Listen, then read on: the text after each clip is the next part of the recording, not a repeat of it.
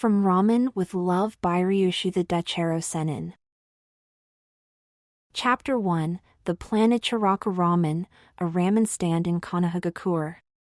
It's the favorite place where a young cheerful blonde shinobi likes to go and spend nearly every second that he isn't on a mission or training. After all, his favorite hobby was chowing down as much ramen as he could possibly afford. However, tonight, the usually cheerful ramen-gobbling Uzumaki Naruto wasn't as energetic as usual. Normally, he would have been to his third or fourth bowl by now, but tonight, Naruto was just stirring the noodles in his ramen around and around, barely taking any of it. "What's wrong? You seem like you've lost all energy in that usual energetic body of yours."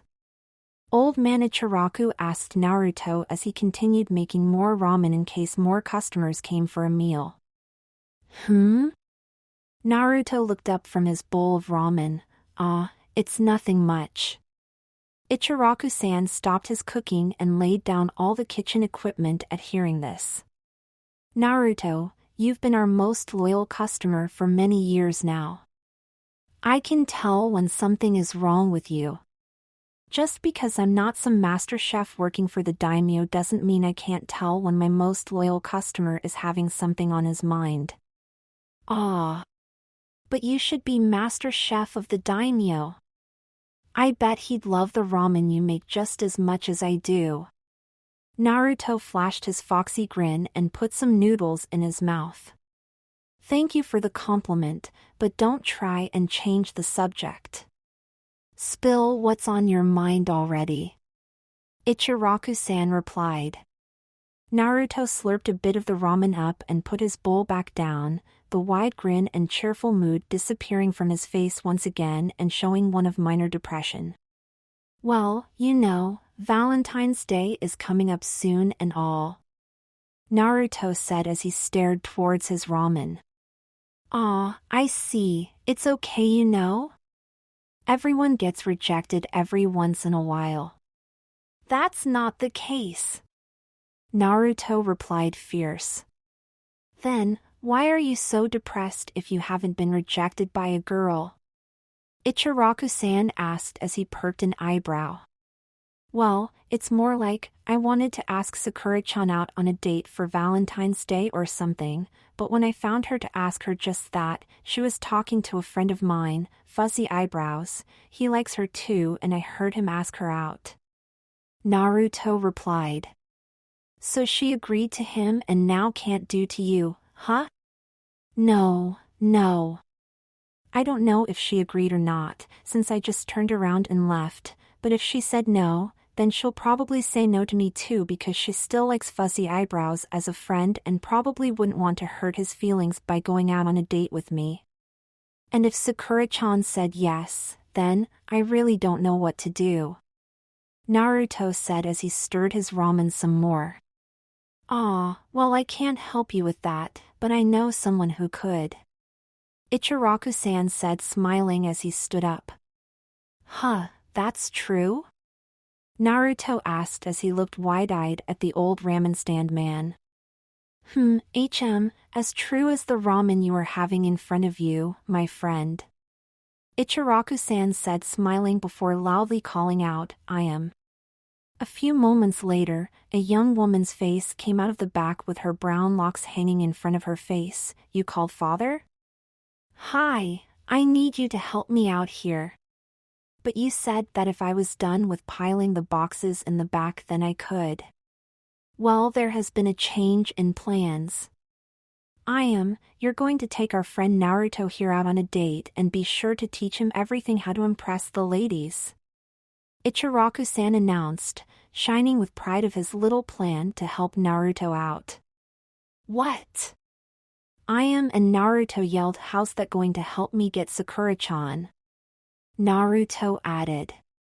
"Father, he's what, 15? And I'm almost 19. What the hell are you thinking?" Added.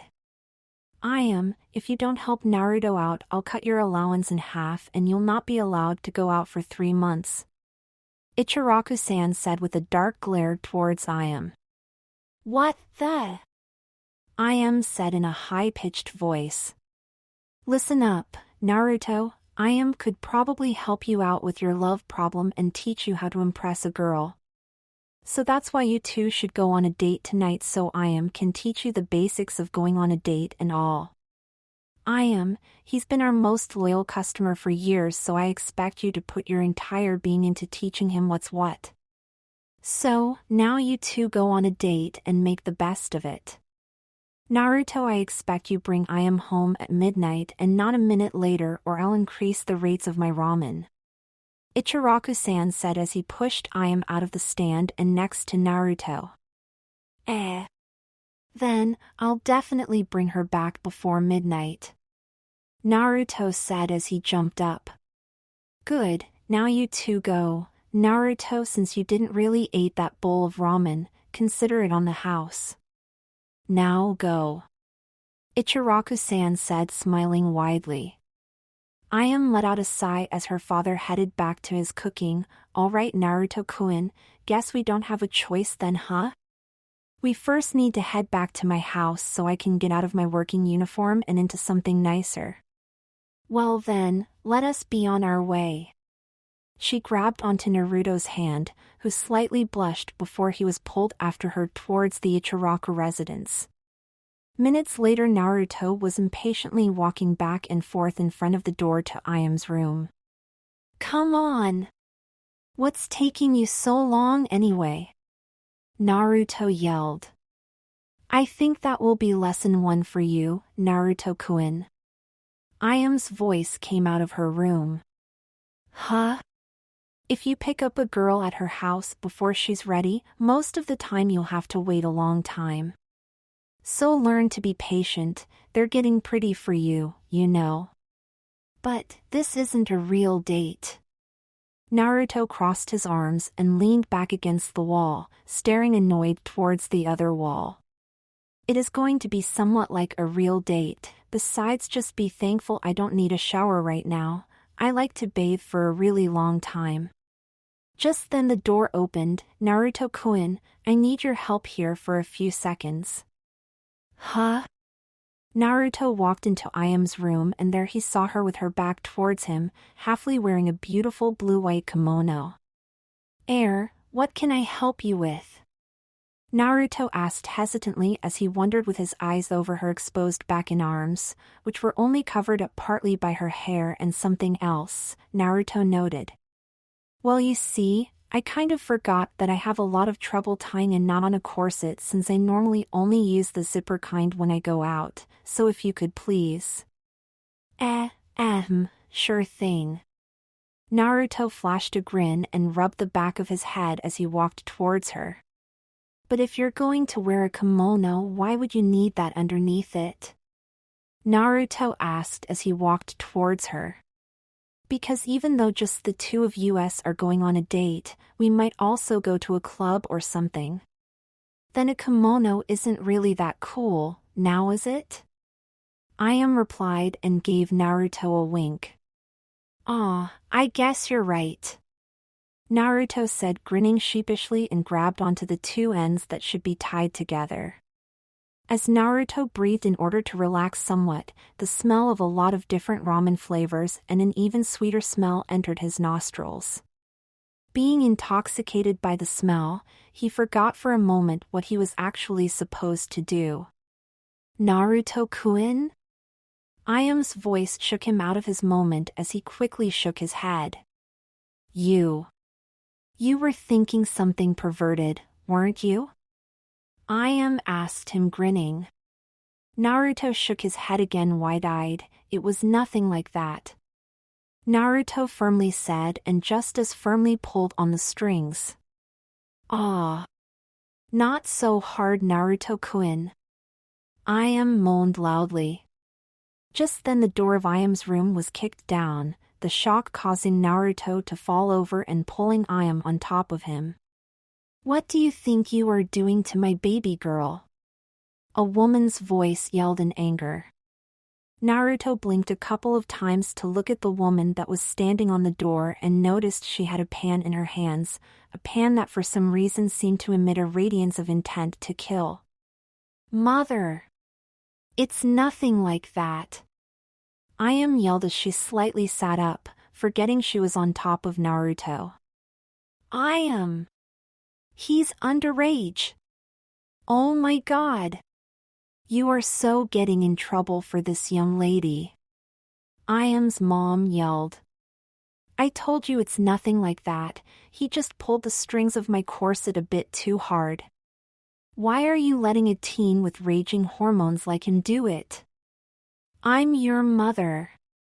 You could have called me. But I didn't even know you were home today. Nei-chan. Naruto's voice barely reached Ayame's ears. What's wrong? Ayame looked over her shoulder to see a blue-faced Naruto. Can't breathe. Naruto managed to say before passing out due to obvious lack of oxygen. Ah. Naruto-kun. Ayame quickly jumped off him. Naruto-kun, Naruto-kun. Hang in there. Ayame said as she shook Naruto a couple of times. Naruto's POV. What happened? I thought as I slowly opened my eyes.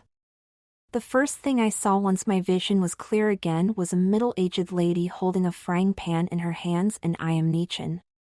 Wait. A middle-aged lady. With a frying pan that radiated killing intent, I think?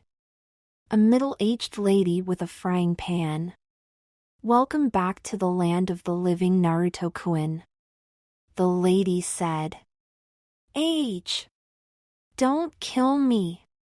I shouted at the top of my lungs as I shot up.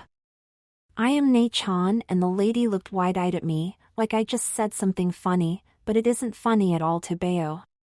That Abakan looks like she's ready to hit me on the head a couple of times with that thing. I am Nei-chan started to giggle and the lady let out a sigh. I'm sorry for the misunderstanding. Anyway, you two had somewhere to go, right? I'll ask your dad to come home early and fix that door. The lady said as she stood up and left. Okay, bye mom. I am Nei-chan said. I still don't get what the heck just happened, normal POV. Like, what in the world happened? Naruto asked as he looked towards the door that was lying on the floor. You don't remember? No, not really. I asked you to tie my corset, you pulled a bit too hard, causing me to say something that had my mom's ears tingling. She came and kicked the door out. Out of shock you fell over, pulled me on you, and I kind of sat on your stomach as I argued with my mom. You weren't able to breathe and passed out. If I hadn't performed CPR on you, you'd probably have died, and that's a short summary of it all. Died? Naruto let out. Probably. Well, let's go then. We'll take it easy with things since I don't know how well you are feeling, but still we made a promise to my dad that you and I have to keep, remember? Ayame stood up from the side of the bed Naruto was lying on and started walking. Come on, get your ass off my bed already. Ayame said smiling. Your bed? Naruto yelled as he jumped off Ayame's bed and straightened the sheets and all. Come on, there's no need for such a thing. Ayame grabbed Naruto's hand and pulled him after her. Again Naruto blushed as they were holding hands, and then something just hit him. Wait, you said CPR. That's right. As in CPR, CPR? Yeah, CPR as in CPR, CPR. But that means... Naruto blushed and touched his lips with his free hand. Means what? Ayame asked as she looked towards Naruto, who was still touching his own lips. Ayame turned bright red, knowing what he was thinking of. It's nothing like that. It was just to, well, why you know. As they left Ayame's house, Both of them were silent for a couple of moments. "Ah. So where are we going to?" Naruto asked, grinning, but still not daring to look Ayame into her eyes. "First we'll just go to a restaurant. And just for this once I'll pay for you." "Ow. That's another lesson, I guess. If you can always pay for your date's meal and make sure that she won't have to pay yours for you," Ayame said, also not looking Naruto in his eyes. "Huh? Why not?" Naruto asked, confused. "Because that just isn't right. A man should always be able to pay for himself and if possible for his date. That's just how it is," Ayame said. Girls don't want to pay for the guys just because they'd rather spend it on other things than on someone who likes them," Naruto said, moderately annoyed. "That's not true." Ayame raised her voice and looked towards Naruto with a slight blush. "Then why won't they each take turns paying? On one date a man could do it and on the next a woman can," Naruto said. "You might have a point there," Ayame said as she blinked at him. "Ah. With all these things happening I almost forgot." "Huh? What?" Naruto asked as he questioningly looked at Ayame. "Why do we need to do this? My dad wouldn't set us up on a date without good reason. He said it was helping you out with something, right?" Ayame asked. Naruto told her about how wanted to ask Sakura out for Valentine's Day but that his friend, Rock Lee, was there before him and asked her out and how he didn't know what she answered because he headed off, followed up with his dilemma of whether to get rejected or have the possibility to hurt a friend's feelings. "That's all? You should have stayed and listened to what she answered," Ayame said once Naruto was done explaining. "Yeah, but even if you say so," Naruto said as he crossed his arms and pondered. "Naruto-kun, just so you know, Haruno Sakura isn't the only girl available, you know? I'm sure you know more girls than just her," Ayame said. "Of course, there's Ino, who is kinda Sakura's rival and best friend, then there's Hinata, she's friendly but for some reason she keeps fainting when I get close to her," Naruto said, counting on his fingers. "Maybe she thinks you have a scary face," Ayame said, slightly giggling. "What? I don't have a scary face. Age. Scary. Scary. Get away from me. That's not funny." Ayame giggled as she pretended to faint. "Any other girls that you let faint or know at least?" She smiled at Naruto. "Goor, it's not funny." Naruto muttered, Then there is Tenten, who is Niji and Fuzzy Eyebrow's teammate. I don't really know much about her. Ow, and then there is my friend's Gaara's sister, Temari. From what I've seen she's quite aggressive." Naruto took a thinking pose and nodded a couple of times. "And any other girls you know?" Ayame asked. "Other than them I only know a couple of women," Naruto replied, nodding. "Well, thank you for the compliment," Ayame said, Naruto looking up in surprise towards her. "You didn't name me when you were naming the girls, which means you see me as an adult woman," Ayame said, sticking her tongue out towards Naruto. He grinned widely and let out a short laugh as he put his hands behind his head. "Well, let's get something eat, huh?" Ayame said once they reached the restaurant. Hee hee. Of course. All this talking and thinking has kind of made me hungry. Plus you can teach me more over dinner, right? Naruto asked. Well, we'll need to see who else you could ask out on a date. Or have a couple of dates before Valentine's Day so you get used to it and all. Ayame replied as they headed into the restaurant. They soon had their own table and had ordered their meals, so they were now waiting for their meals to arrive. But who should I ask for such a thing?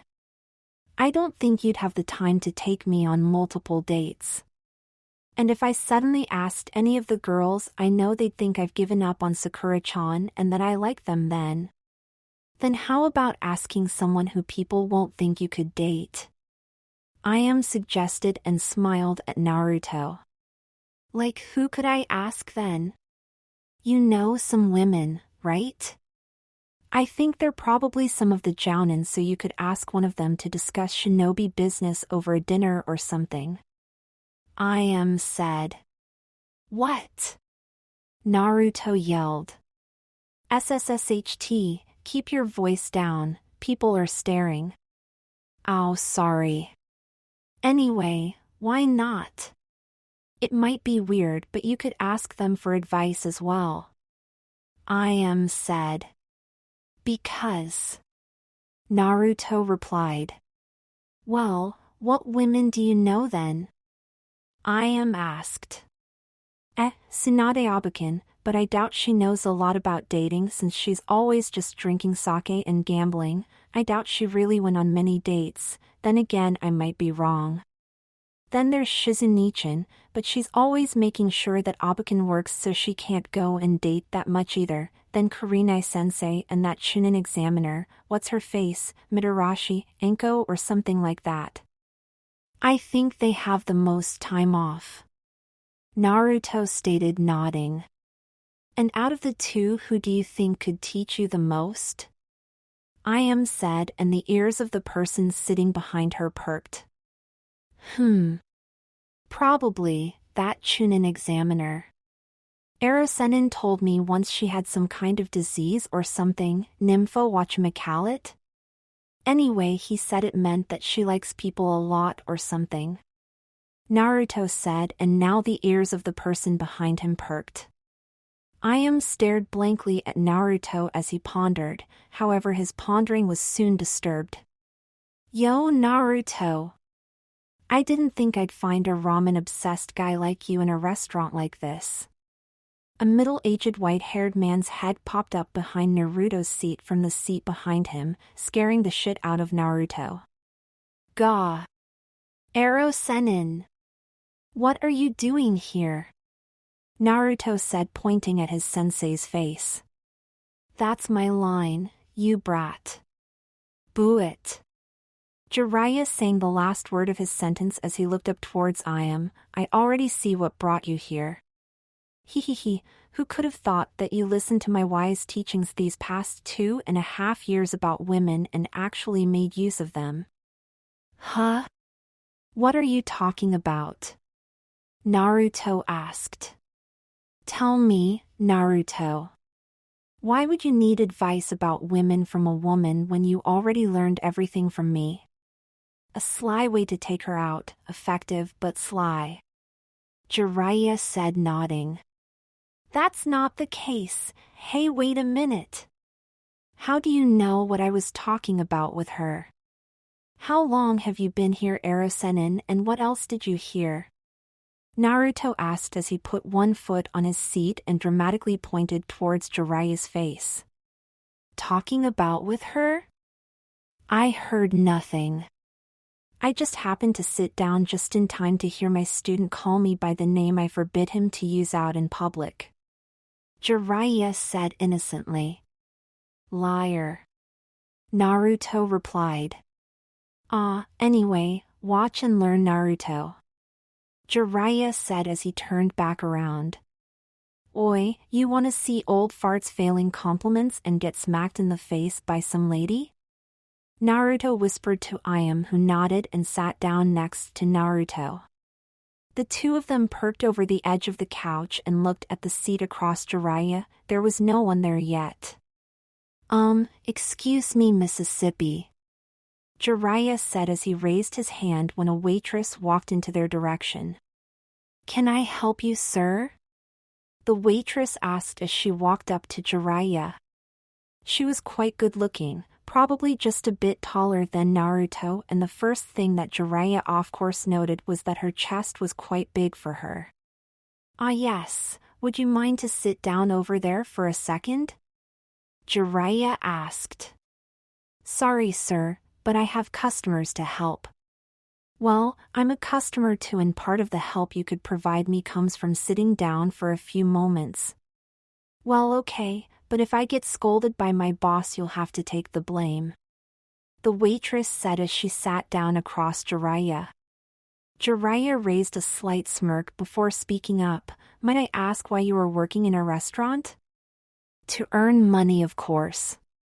The waitress said, smiling sheepishly. I have to keep up the rent, you know. Besides, it isn't so bad.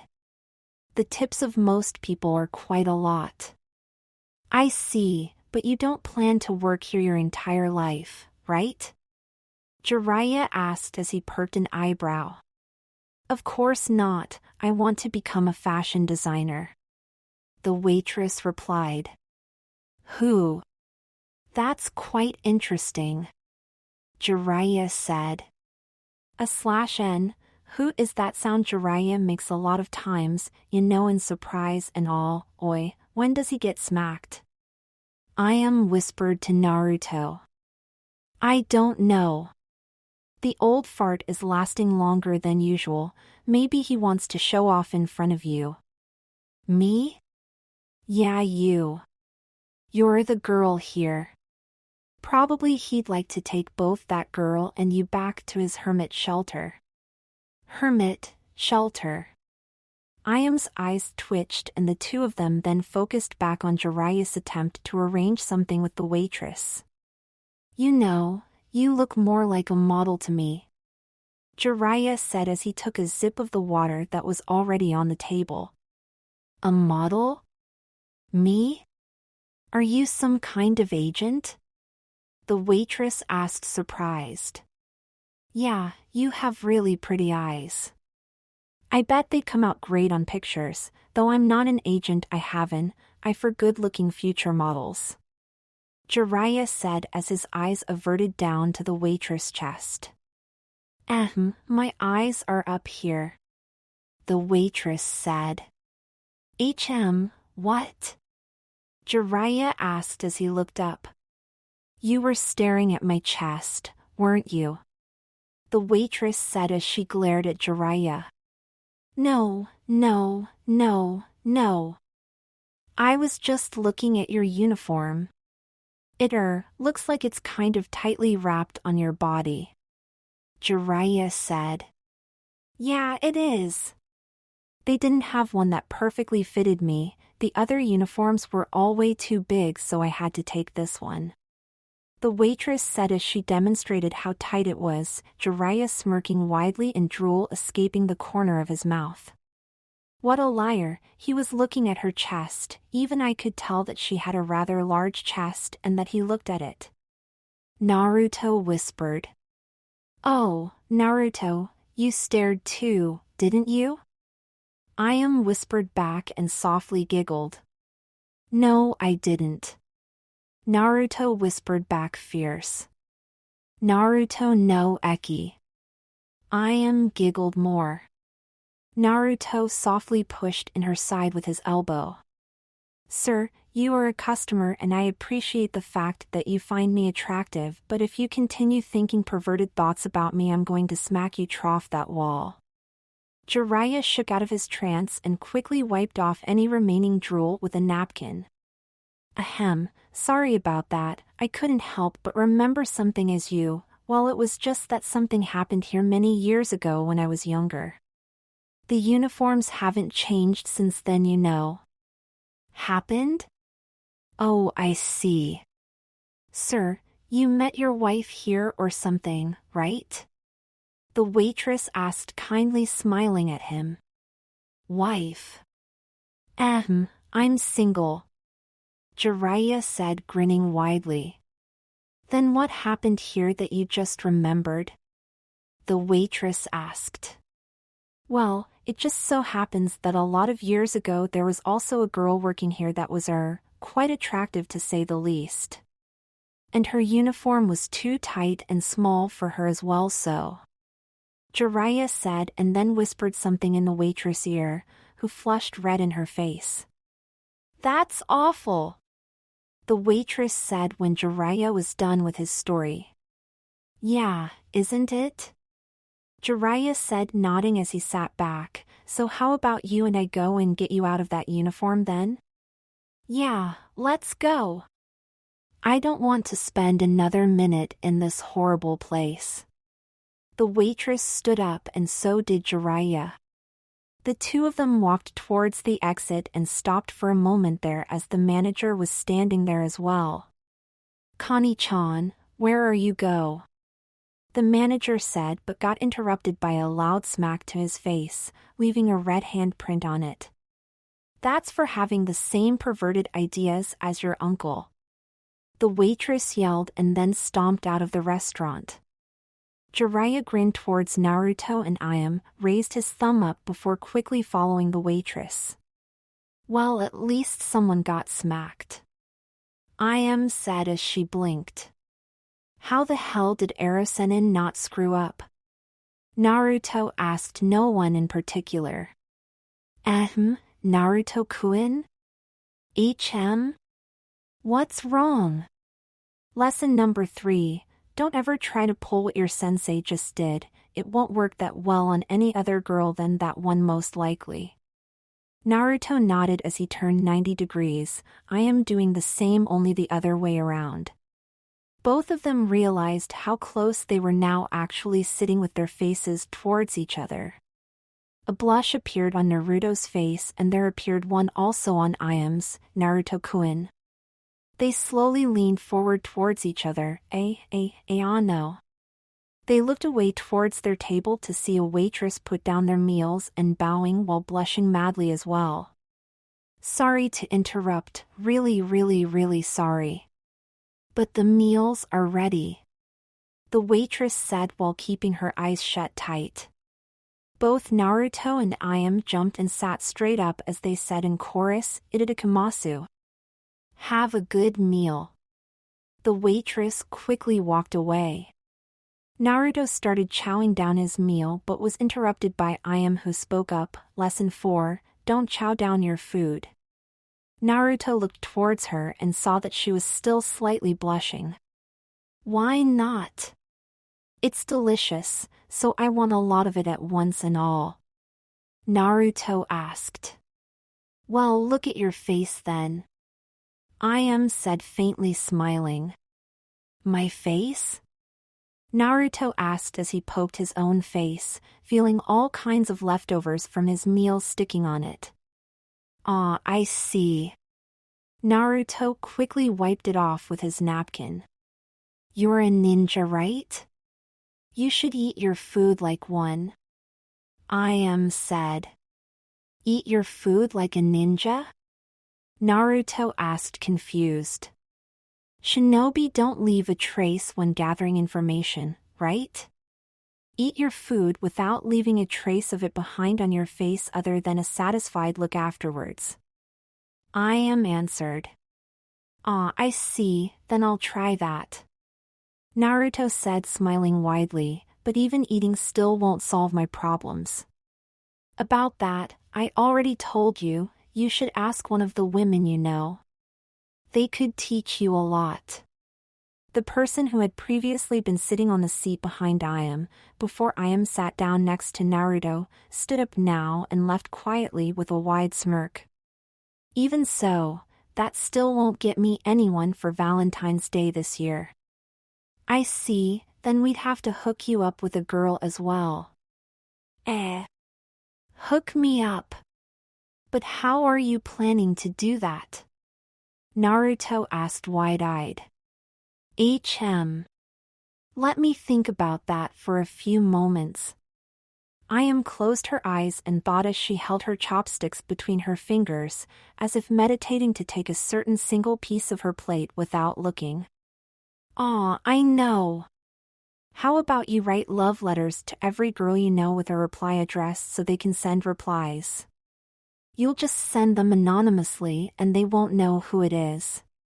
Then how will they like me if they don't know who I am? They'll be curious to who you are and might want to meet you and all then." You'll just have to write it so that they won't know it's you and that you describe what you like about them. I see. Should I even send one to Sakura-chan then? Of course, it will be easier for you to write down your feelings for her than it would be saying that right in front of her. Naruto nodded as he put down his plate and thought for a few moments before speaking up again, but if I put my own address underneath it, people will find out it's me. Ayame let out a sigh and put down her chopsticks. That's why I said reply address. Just put my address underneath it. My mom most likely will start traveling again tomorrow to promote father's ramen stand and to find new ingredients to put into our ramen.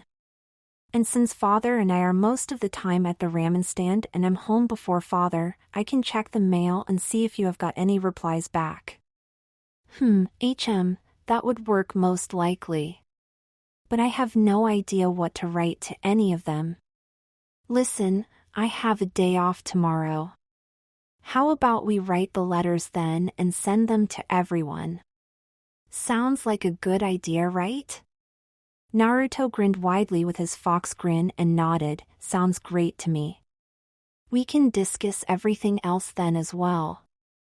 After finishing their meal, Ayame paid the bill and they headed outside, where they were greeted by loud groans of pain from the alley next to the restaurant.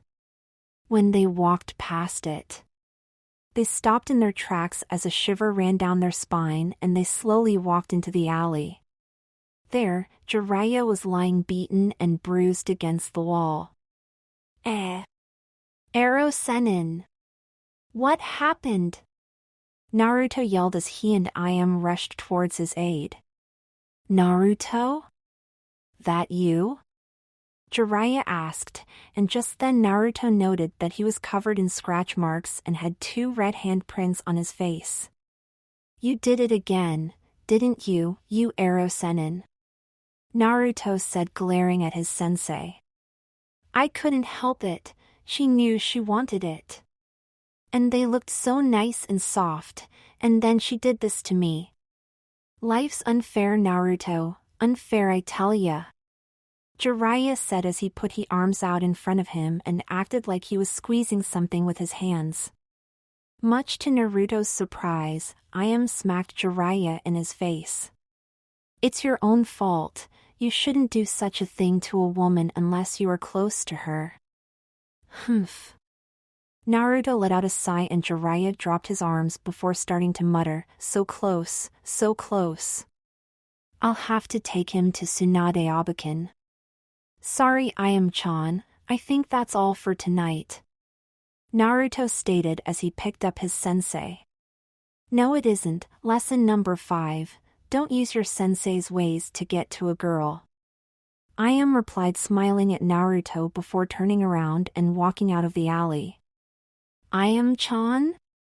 Naruto asked as he looked towards her. Ayame turned her head and looked over her shoulder towards him. Thank you for willing to help me out. Really, thanks. Naruto said, smiling. It's nothing. Just promise me to take me out on another date where we actually can do more than just have a meal. Ayame replied, smiling widely. Sure thing. Naruto said as Ayame headed around the corner. Naruto. Jiraiya said. What is it, Erosennin? Naruto asked as he raised an eyebrow. Jiraiya raised a wide grin and popped off to his normal self, unscratched and unbeaten. You weren't beaten up by that girl. As a matter of fact, I've sent her to a hotel where she's waiting for me. But I just wanted to see how it went between you and Ayame-chan. Jiraiya emphasized the last part as he grinned widely again. We don't have anything. She was just to help me with some things I need help with. Naruto retorted. Aw, you are really my student. Jiraiya said, grinning as he placed a hand on Naruto's shoulder. I remember when Yondaime first used his natural charm to make a lady fall for him just like you just did. Don't underestimate my teachings, Naruto. They'll help you out. When it comes to being a shinobi they do. Naruto muttered, but Jiraiya heard anyway. Don't say such a thing, I'm a man of many wisdoms as some call it. Actually I got it mostly from Sandaime, but that doesn't matter. Anyway, you know my novels, right? Of course I do, but what about them? Well, you're awfully underage, but I think it's time I handed you one to improve your knowledge about women among other things. Yondaime was the first one to read my very first novel, you know? So I'm going to give you the very first Ika Paradise I ever wrote and that Yondaime read. Jiraiya stated as he pulled out a Ika Paradise novel from his pockets. Huh? Just as Jiraiya took it out, it was gone already. If Yondaime read this, then it can't be that perverted.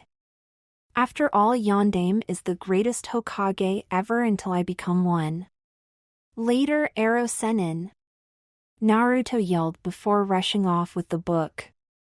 Ah, he's still a cute kid when it comes to certain matters. Jiraiya said, grinning as he rubbed the back of his head. I wonder where this will lead though. Yondaime Hokage read this book and was popular with the ladies. If that's true, then this book must be not so bad, right? Naruto thought as he rushed home. 5 minutes after Naruto had gotten home and started reading Ika Paradise.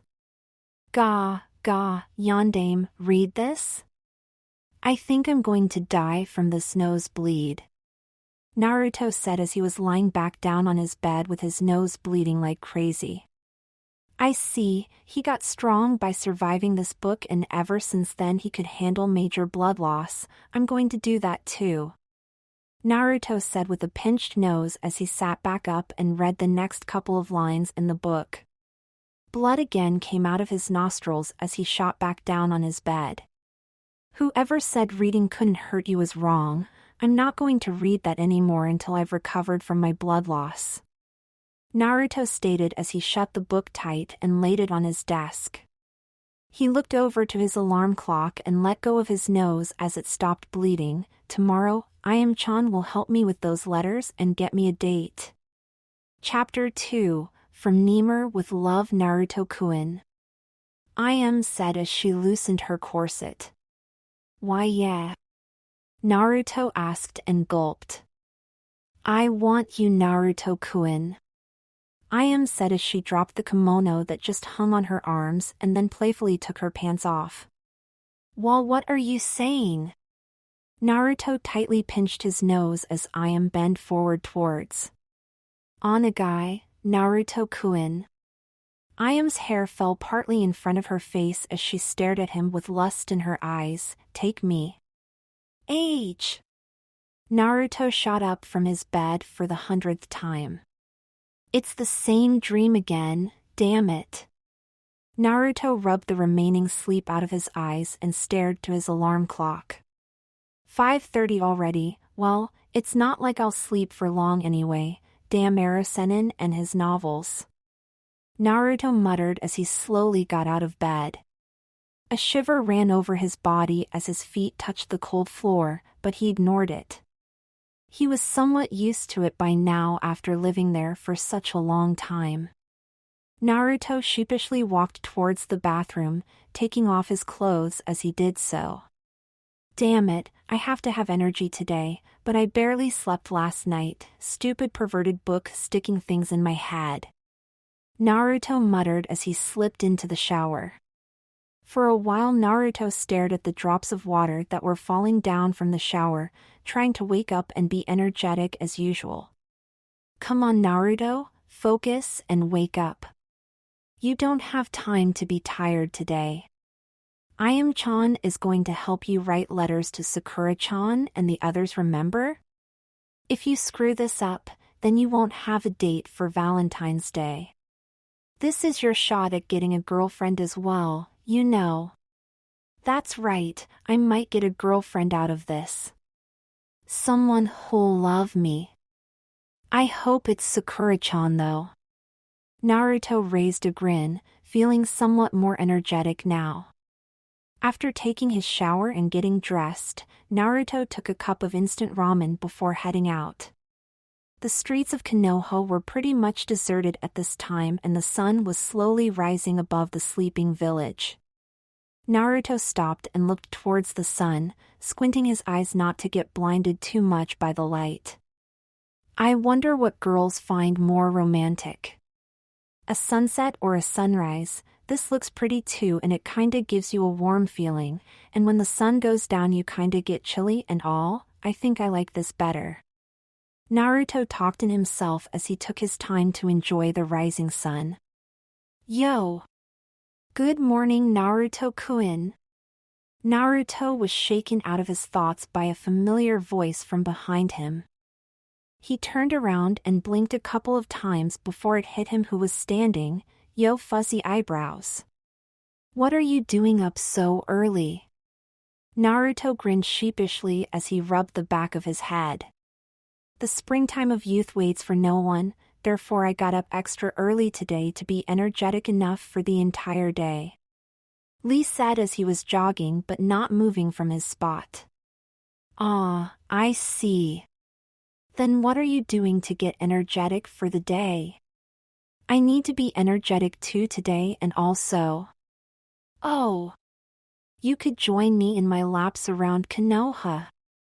I'm currently on number 273 of 500 laps.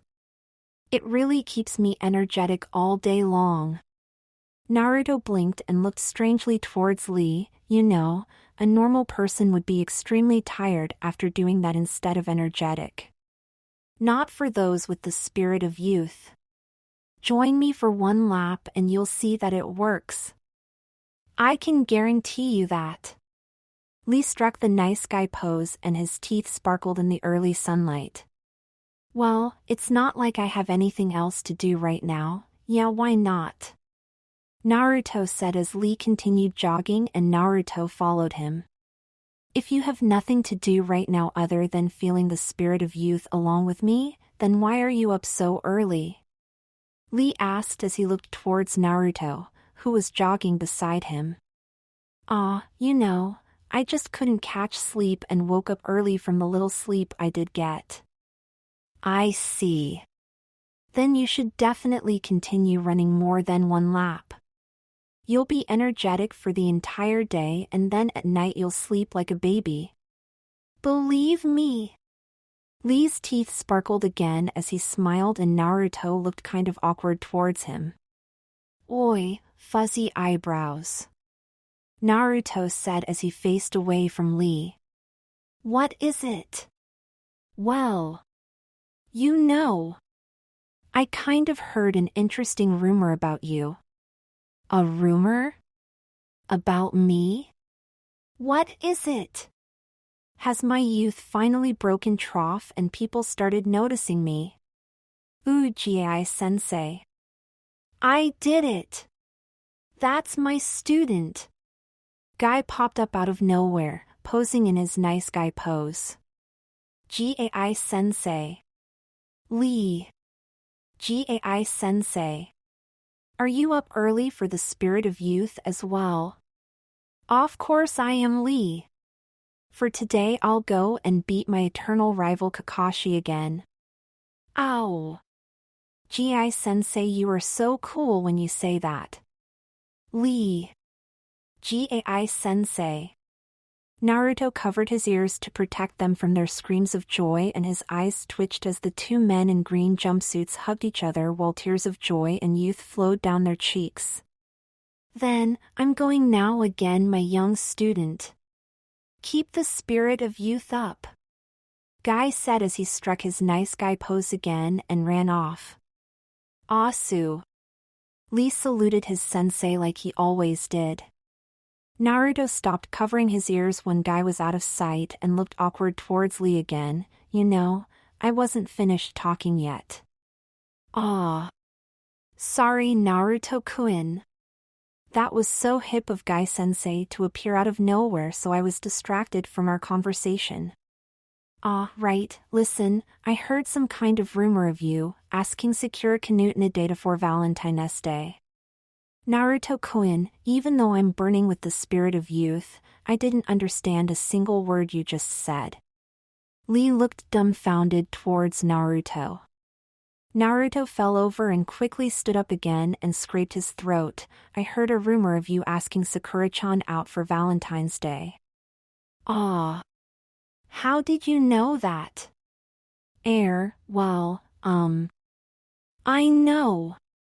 Niji told you, wasn't it? Ooh-hoo. That's why he's my eternal rival. He knew I was getting strong enough to beat him and therefore he wanted to have something to beat me with. By using henge and transforming into Sakura-san so that I'd fall for her natural charm. Yes, something like that. Anyway, what did she answer? Huh? What Sakura-san said when I asked her out. Naruto firmly nodded in reply. Well, I kind of forgot exactly how she said it, but it basically came down to, I have to think about it. Sorry, I can't say yes or no right now, or something. Ah. Is that so? I see. Naruto replied and grinned widely. Naruto-kun. Yeah? We're running behind schedule with our laps. You are. I'm going to most likely quit after one lap. Doesn't matter. We must now run this entire lap because we've wasted too much time. Lee started rushing off as it took Naruto some time to have his brain figure out that they needed to run and started running after him. Oi. Wait for me, fuzzy eyebrows. The spirit of youth doesn't wait, Naruto-kun. After Naruto's first lap, he felt the juices flowing through his body and just as Lee said, he felt more energetic.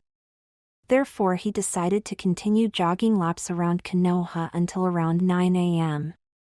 He said his goodbye to Lee, who still continued his laps around Konoha, and headed off towards Ayame.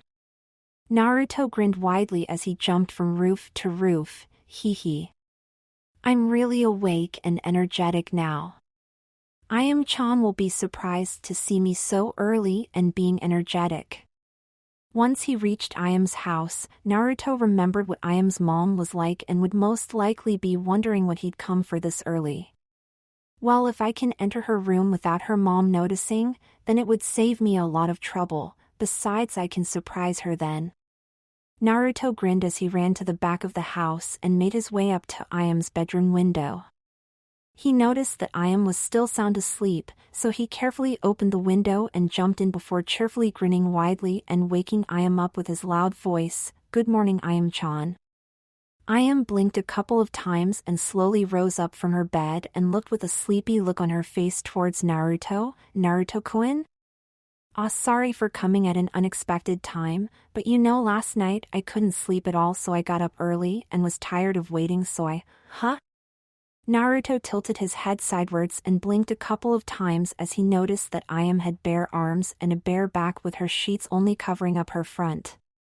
Ayame blinked a couple of times at Naruto as her sheets slowly started to fall of her body before she woke up everyone in Konoha with a loud scream, "Kaya!" Naruto covered his ears and closed his eyes until Ayame stopped screaming.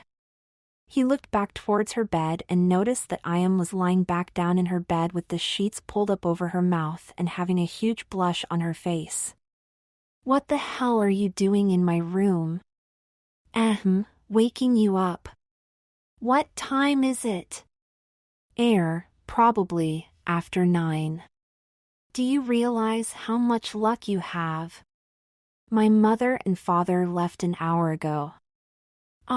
I know, your mother is scary, That is why I came through your window instead of knocking on the front door and all, but why aren't you wearing any pajamas or a nightgown or something, Ayame-chan? Naruto sheepishly grinned and rubbed the back of his head. Because it just so happens that some girls like to sleep fully naked since they don't think anyone will come into her room at night and like to sleep comfortably. Why that? Wait, you said that you were totally naked under there. Naruto yelled as he just realized that the only thing covering Ayame was a bunch of sheets. Ayame pulled up her sheets slightly and looked towards her body. Yep. Totally naked unless you count pubic hairs to be clothing. Naruto was fossilized on the spot with his mouth slightly hanging open as Ayame stared at him, with her sheets covering up over her nose this time, only showing her eyes and some of her hair locks. A breeze came trough the still open bedroom window and blew trough Naruto's hair, who was still unable to move a single muscle. Now go and make me some breakfast to make up for your rude way to wake me up. I'm going to get dressed. Ayame pointed towards the door with one arm and Naruto slowly turned his head towards her. His eyes traced down her arm and noticed that her sheets had slightly shifted, revealing the start of her right breast. Ga-ah-wah. Blood shot out of Naruto's nose and launched him trough the open window, crashing down on the ground below. Ayame stood up from her bed, using her sheets to still cover her up and ran towards the window, looking down below towards the twitching Naruto. Naruto-kun, are you okay? She yelled as she leaned out of the window. I'm okay, just open the front door or something so I can get back in. And please for the love of God, hurry up and put on some clothes that cover you up. Naruto yelled. A while later, both of them were sitting in the kitchen, Ayame fully dressed and Naruto with a couple of paper plugs stuffed in his nostrils. Ayame was busy making some waffles since Naruto probably wouldn't be able to cook or make a decent breakfast anyway. Geez, looks like I was right last night after all. You are a pervert. No, I'm not. It just happened to be the first time to be in the same room with a naked girl and seeing the start of a fully exposed breast. You saw me yesterday in a corset and that doesn't cover up all that much either. Well, that wasn't fully exposed and today I knew you had nothing to cover it up. Naruto retorted and then softly added, and last night I hadn't read that cursed Ika Paradise, stupid Erosennin with his talks about Yondaime being to the first to read it. Oh well, what is done can't be undone. Just remember for the next time you plan on waking me up, that you should make sure I'm covered properly by my sheets or that I'm lying down with my sheets covering me. Ayame said as she gave Naruto his waffles and sat down across him with her own. But when you sleep, you are already covered up properly, right? So I just shouldn't suddenly wake you, right? Naruto asked. Well, I sometimes move in my sleep so my sheets might shift and all. Ayame said and then took a bite of her waffle. Naruto thought about that, picturing Ayame in his head with her sheets shifted and before his thoughts carried him further than that he quickly shook his head fiercely. But, I still don't really get why girls would sleep without clothing. Naruto said as he took a bite of his own waffle. Because bras and panties are annoying to sleep in about 99% of the time. Ayame said as she showed Naruto one of the straps of her bra. Naruto let out a question in response before he even realized it. Shouldn't you not show me stuff like that unless we're really close? Ayame slightly blushed and then looked away with her eyes shut. Baka, I need to teach you about girls and all. Therefore you need to understand certain matters. Ah, about that. Ayame-chan. Can we start right on the letters after breakfast? Naruto asked smiling widely and folding his hands to getting. HM? Yeah, of course we can. Ayame smiled back at him. I for one don't really have anything else to do other than that. All right then. I'm really excited about it since I wonder what the replies will be like. You do remember that we're sending them to all the girls you really know, right? There's no guarantee that you'll end up dating Sakura-chan. Of course. But I can still learn more about them and actually this might be really fun to do. Naruto snickered at the thought of what kind of funny situations this would create. Ow, I was thinking last night, you'll have trouble if multiple of the girls want to go out on a date with you. After all, once they know it's you they could tell others and that would mean you'd gain trouble, lots of trouble. I guess you're right, then what can we do? You're a shinobi.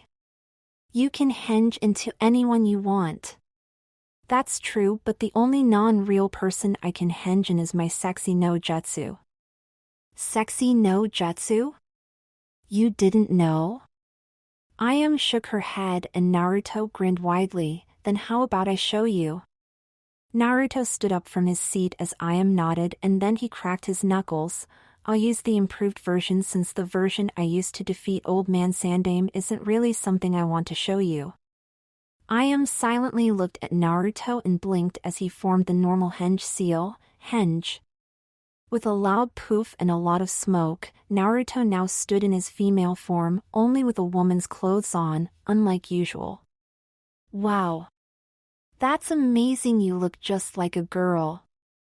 Ayame shot up from her chair and walked towards Naruto. Hee, it didn't take me really long to make this jutsu. But I don't know if I got everything exactly right. You kidding me? You're so cute. Even your voice is that of a woman and sounds very cute. Naruto rubbed the back of his head and smiled awkwardly.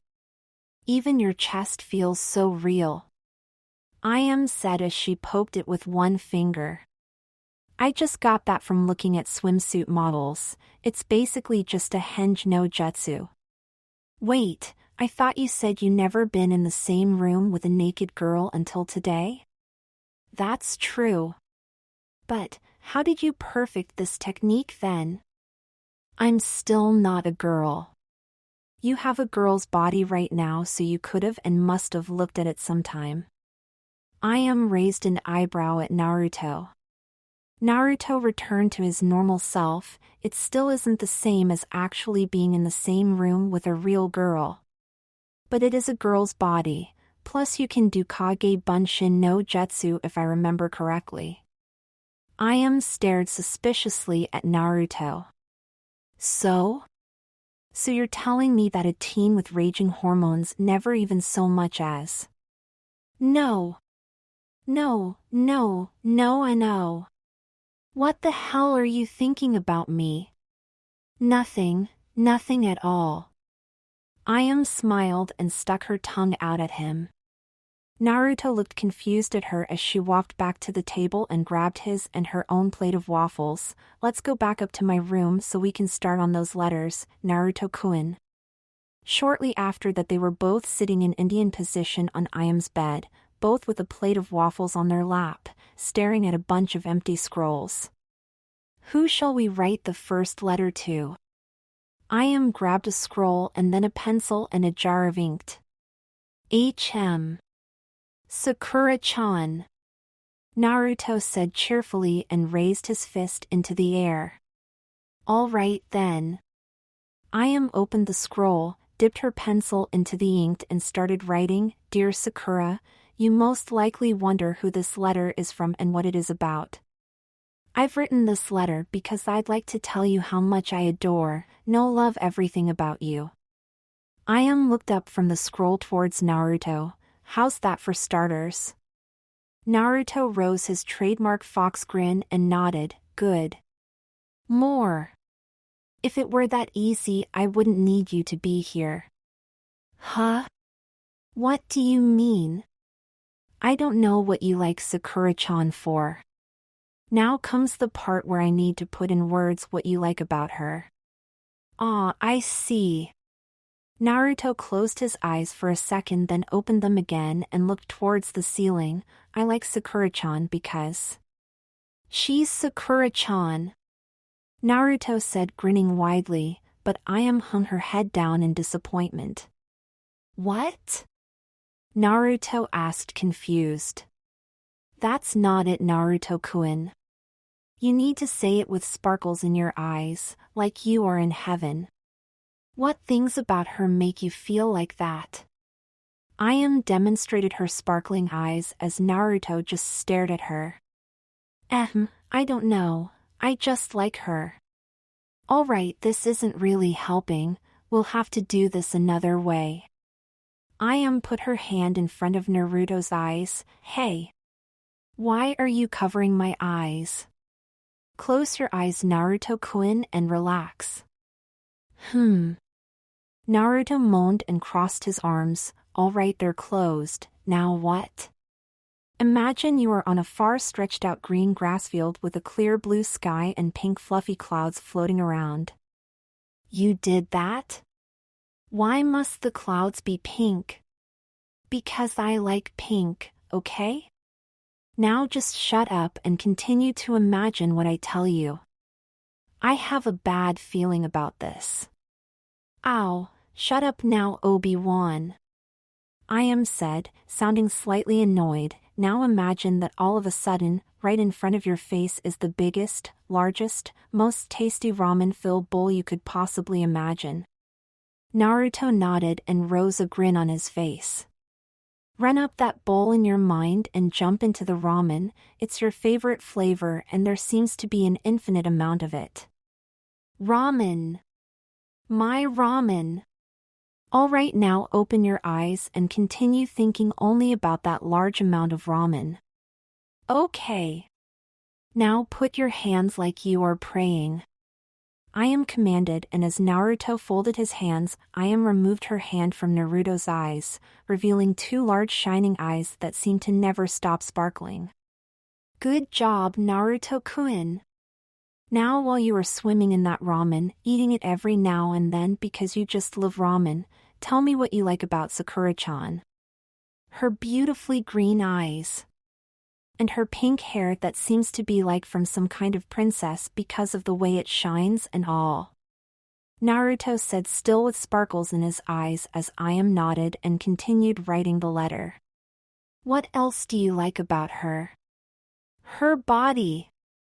Because even though it doesn't stand out from the average girl our age, it still makes her look beautiful and makes her look amazing. What about her personality? She's smart and pretty. Really hardworking, that too. And the way she smiles. Also, I know that deep down inside, she's really sweet. Ayame continued writing and soon had the letter mostly finished except for the last line. From Naruto? What shall we call you? Ayame asked, but to no avail as Naruto continued chanting, Ramen heaven. I'm in heaven.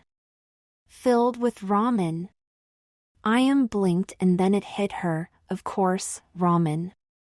She quickly wrote down the last line, from Ymir with love. She continued asking Naruto what he liked about each girl until she had every letter done. Alright, Naruto, stop thinking about the giant bowl of ramen now. Ayame said, smiling as she put the fifth scroll aside and put away her pencil and inked. Huh? Oh, where were we with writing the letters? I finished all of them already. WHAT. You were really thinking hard about that ramen, huh? Speaking of ramen, I'm hungry. Yeah, it's almost lunchtime, but first I want to show you what I've written in the letters. Ayame grabbed the scroll that was designated towards Sakura and read out loud what she had written. Dear Sakura, you most likely wonder who this letter is from and what it is about. I've written this letter because I'd like to tell you how much I adore, love everything about you. The way your beautiful emerald eyes gaze upon the world, the way it seems like I'm being enchanted as I look at the wind blowing through your beautiful pink hair, like you are a princess longing for her prince. And even though it seems like something average to the common eye, when I see your body I see nothing but your outer beauty. But I also know that you are truly beautiful on the inside as well. Your wits stand out from others, and I know you are a hardworking girl, trying her best to live up to Hokage-sama's expectations. Therefore I'd like to ask you, do you want to go out on a date with me? I understand that this is somewhat odd as you've never seen nor spoken with me, but I mean the words I have written in this letter. I have included an address in which you can send me your reply. It is not where I live, for I wish to remain unknown for the time being. My friend who lives there will send me your reply, so don't worry, I'll know your reply when it has arrived. From Nemur with love. Woo, you really are great at this, Ayame-chan. But now I need to learn to talk like that or something. Naruto said once I am finished. Thank you, and yeah, you need to learn how to talk like that. And we need to find out who you can transform into if multiple girls want to go out with you. Ayame said as she put the scroll back and smiled at Naruto. By the way, what's up with this name for me? Nemur. Naruto asked, somewhat confused. Well, you were continuously chanting about ramen as I was finishing that letter, so I thought, why not spell it backwards and use that? Ayame said, smiling. Ah, I see, then they even might have a chance of figuring out who I really am. Naruto nodded and grinned widely. Well, what about the other letters? Here, read for yourself. Ayame said as she handed Naruto the scrolls. Dear Ino, I'll tell you right away, I've been watching you for some time now. Rest assured, I have no bad intentions at all. I just wanted to say what has been in my mind for some time now, and therefore I am writing you this letter. The prettiest among flowers will always catch many eyes, and mine is just one of the eyes directed at you.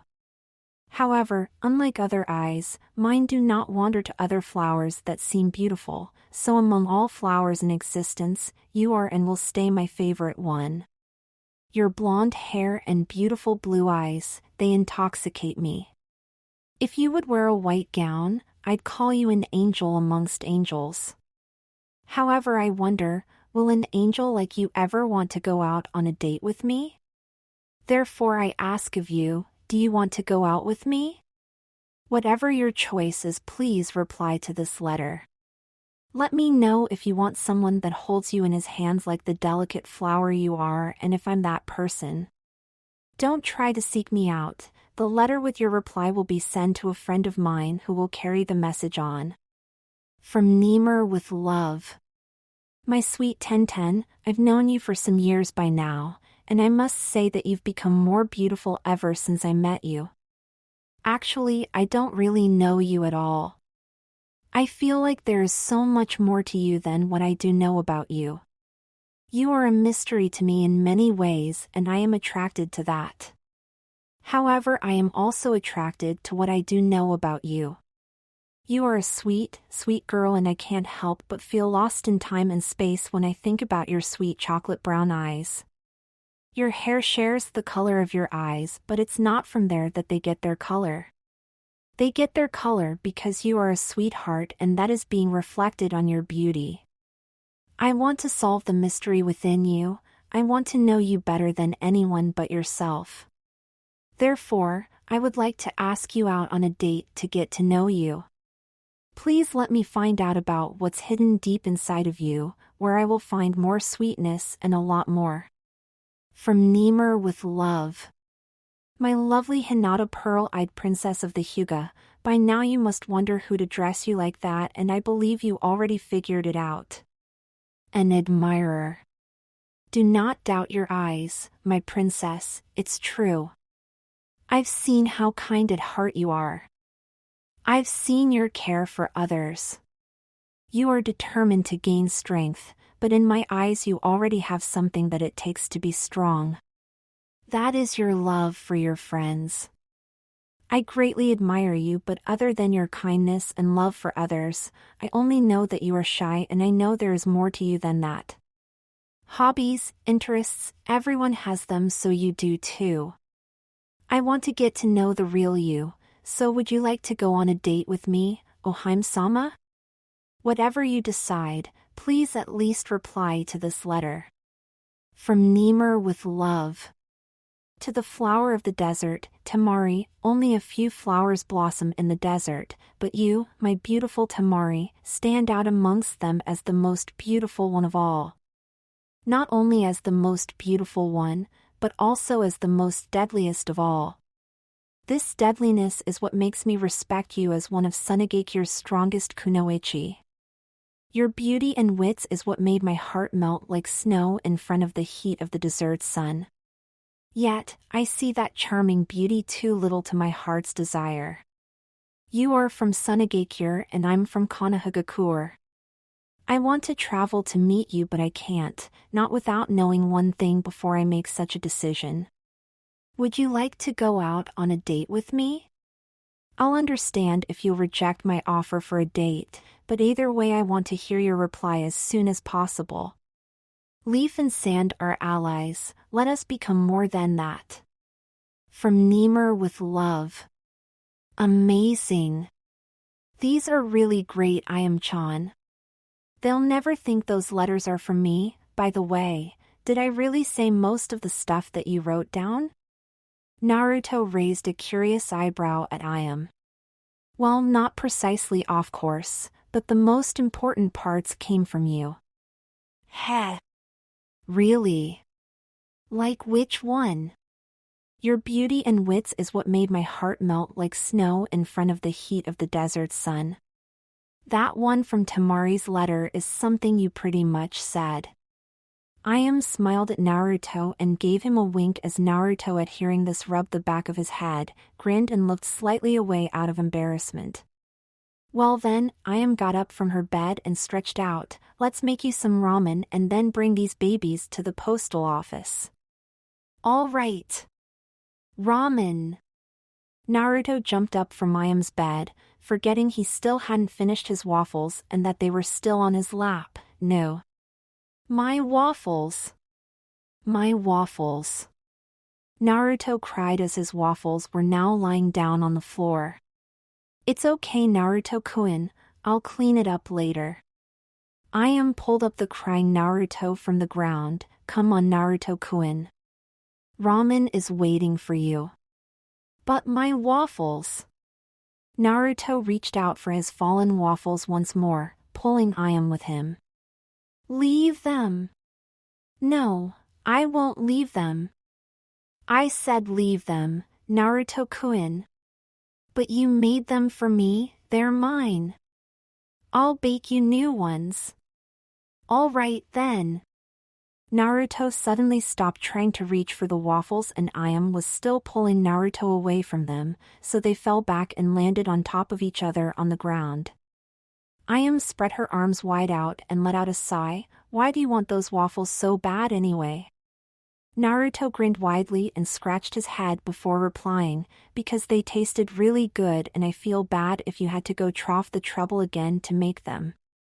Ayame blinked and moved her eyes to her right, in order to look at Naruto as much as she could as he was still lying on her. Naruto-kun, you can get off me now.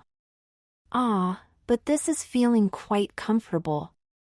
Ayame slightly flushed red in her face before speaking up again. If you don't get off me now, you won't get any ramen from me or my dad ever again. Hey? You know what that means, don't you? No. Naruto jumped off Ayame rather abruptly. That's right, if you didn't jump off me right then, you'd have to go to that dirty ramen stand a block away from ours for the rest of your life. No. Please. Anything but that old dump. I'll be good, I'll be good. Please don't take Ichiraku's ramen away from me. Naruto bowed continuously as Ayame stood back up. She giggled as Naruto continued bowing for her. It's all right, Naruto-kun, it's all right. It was just to get you off me right away. Come on, let's go eat some ramen and then have those scrolls delivered. Ayame cooked ramen for both of them, Naruto helping her out as much as he possibly could. After their lunch, they headed out to bring the scrolls to postal office and took their time to enjoy the sunny afternoon in Konoha as they walked towards the postal office. I wonder who'll reply first. Naruto said as they were nearing the post office. We'll just have to wait and see if any of them decide to reply. Maybe they don't feel like replying or thinking it's some kind of joke. They wouldn't think such a thing. The letters you wrote are just too amazing. Naruto grinned widely and then noted someone up ahead of them. That person is HM? What's wrong, Naruto-kun? That woman in a raincoat is that second Chunin examiner I mentioned yesterday, Anko-san. You sure? Of course. No one else would wear a raincoat on a sunny day. Ayame pointed towards the postal office that was right in front of them. It looks like she also has business at the postal office. HM. Looks like it. Naruto nodded as he crossed his arms. Then, good luck, Naruto-kun.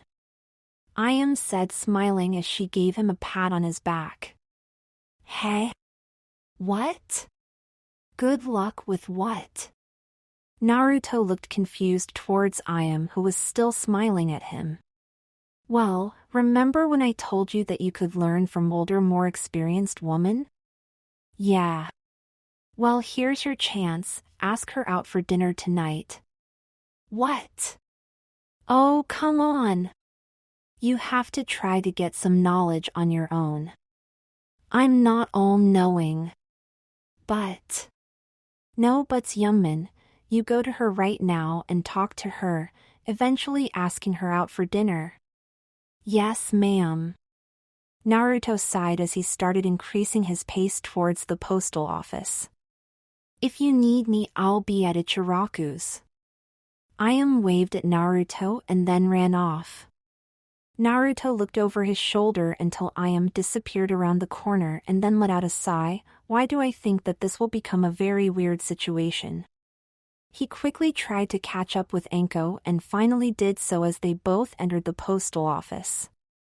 Naruto made sure that he wasn't running into the postal office and that he had a normal breath pace as he walked up to Anko, and then he greeted her. Yo, Anko-san. Long time no see. Anko stopped in her tracks, turned around, noticed it was Naruto and put on a grin. Oh, long time no see indeed. You were training with Jiraiya-sama for a long time, weren't you? Well, that doesn't matter really. What does matter is that I'm wondering why you are addressing me as Anko-san. Naruto grinned sheepishly and rubbed the back of his head. What are you talking about? We don't know each other that well, so I have to add san to it. Crap, this is going to be bad after all. I just know it now. That's true. But I'm a sensei, so you should just address me like that. But like, you didn't have your own students and also you aren't really a sensei, right? It's true that I didn't have any subordinates, nor do I have them now, but I'm still a sensei. Anko said as she walked towards Naruto. I could still teach you things you have never dreamed even of, or perhaps you have. Anko ran a finger over Naruto's cheek and grinned wider. Is that so? Then, I guess I'll have to call you Anko-sensei, right? That's right, Naruto, you can call me Anko-sensei. Anko walked away from Naruto again and Naruto quickly followed. Ano-sa? Why are you at the postal office, Anko-sensei? Naruto added the last part a little later as he had a weird feeling of what her definition of sensei was. Me? I'm here to see if a certain parcel of mine has already arrived. What about you, huh?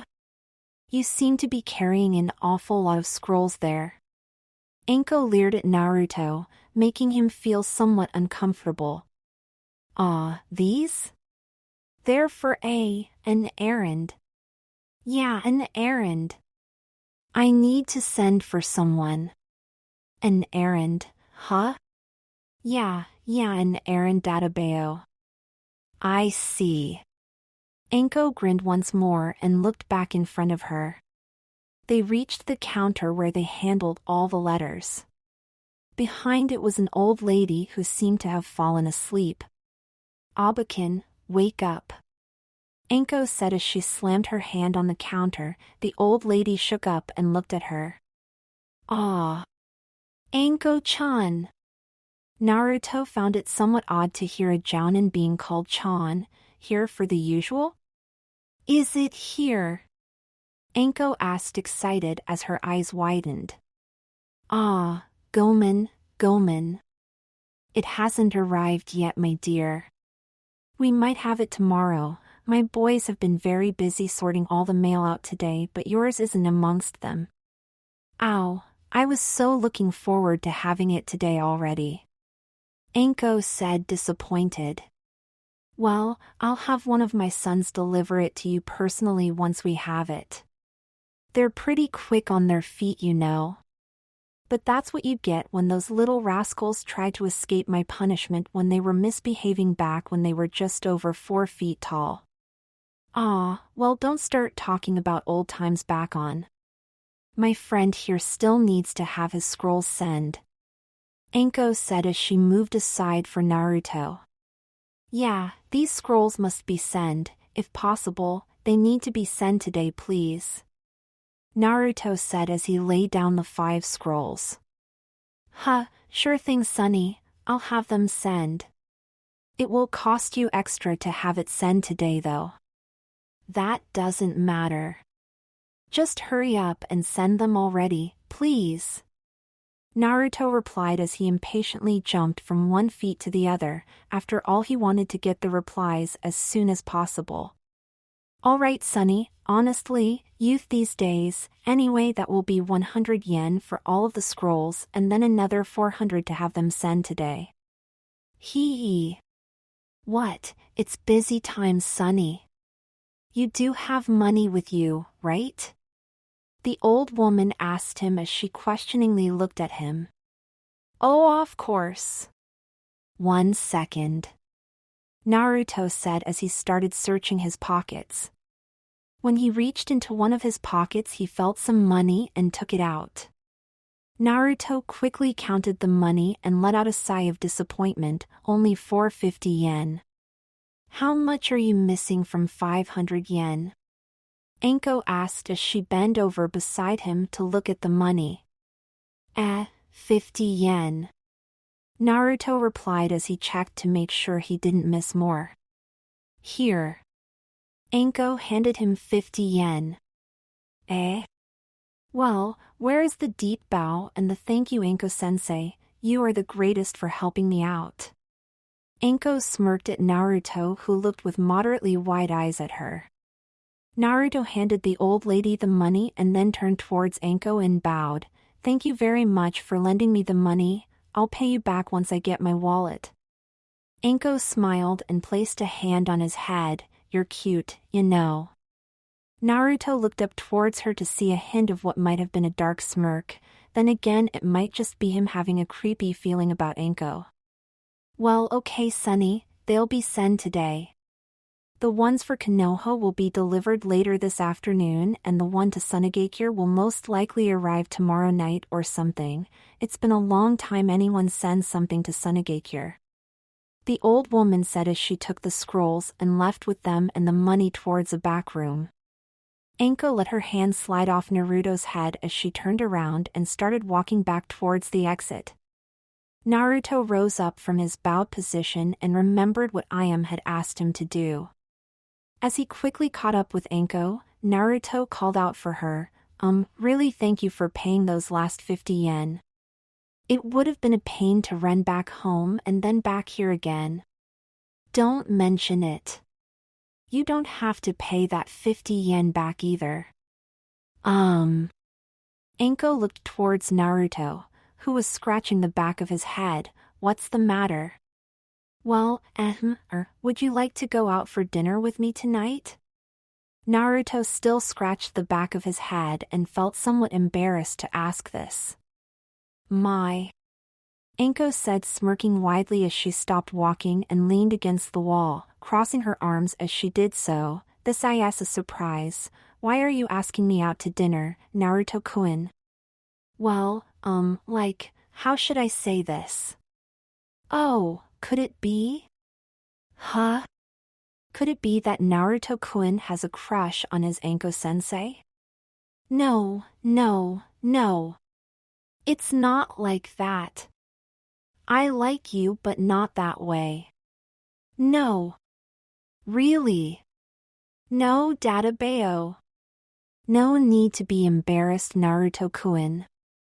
I don't mind a teacher-student romantic relationship. It's not like that. Seriously. Naruto knew he flushed red in his face, making him seem even more unbelievable than before. Well, if it's not that, then why are you asking me out for dinner? Anko said as she slightly bended over to look face to face at Naruto. I need some help getting used to dating and stuff, and someone's helping me out, and told me to ask someone older out for a dinner somewhere so I could know more about women and stuff. Naruto said as he fidgeted with his fingers like he had seen Hinata do 1,000,000 times. Oh, that's it.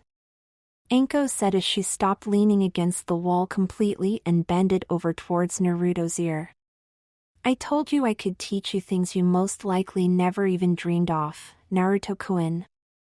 Naruto heard her whisper into his ear as he looked at her from the corner of his eyes towards her and wasn't able to move a muscle. Pick me up in front of the Hokage's tower at 7.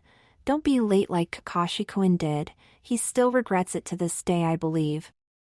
Anko whispered and gave Naruto a kiss on his cheek before walking out of the postal office. Kakashi-kun! What the hell is up with that woman? Naruto thought as he looked towards the door to make sure Anko was out of sight. After not seeing Anko at all in the crowd, Naruto walked out of the postal office and let out a sigh.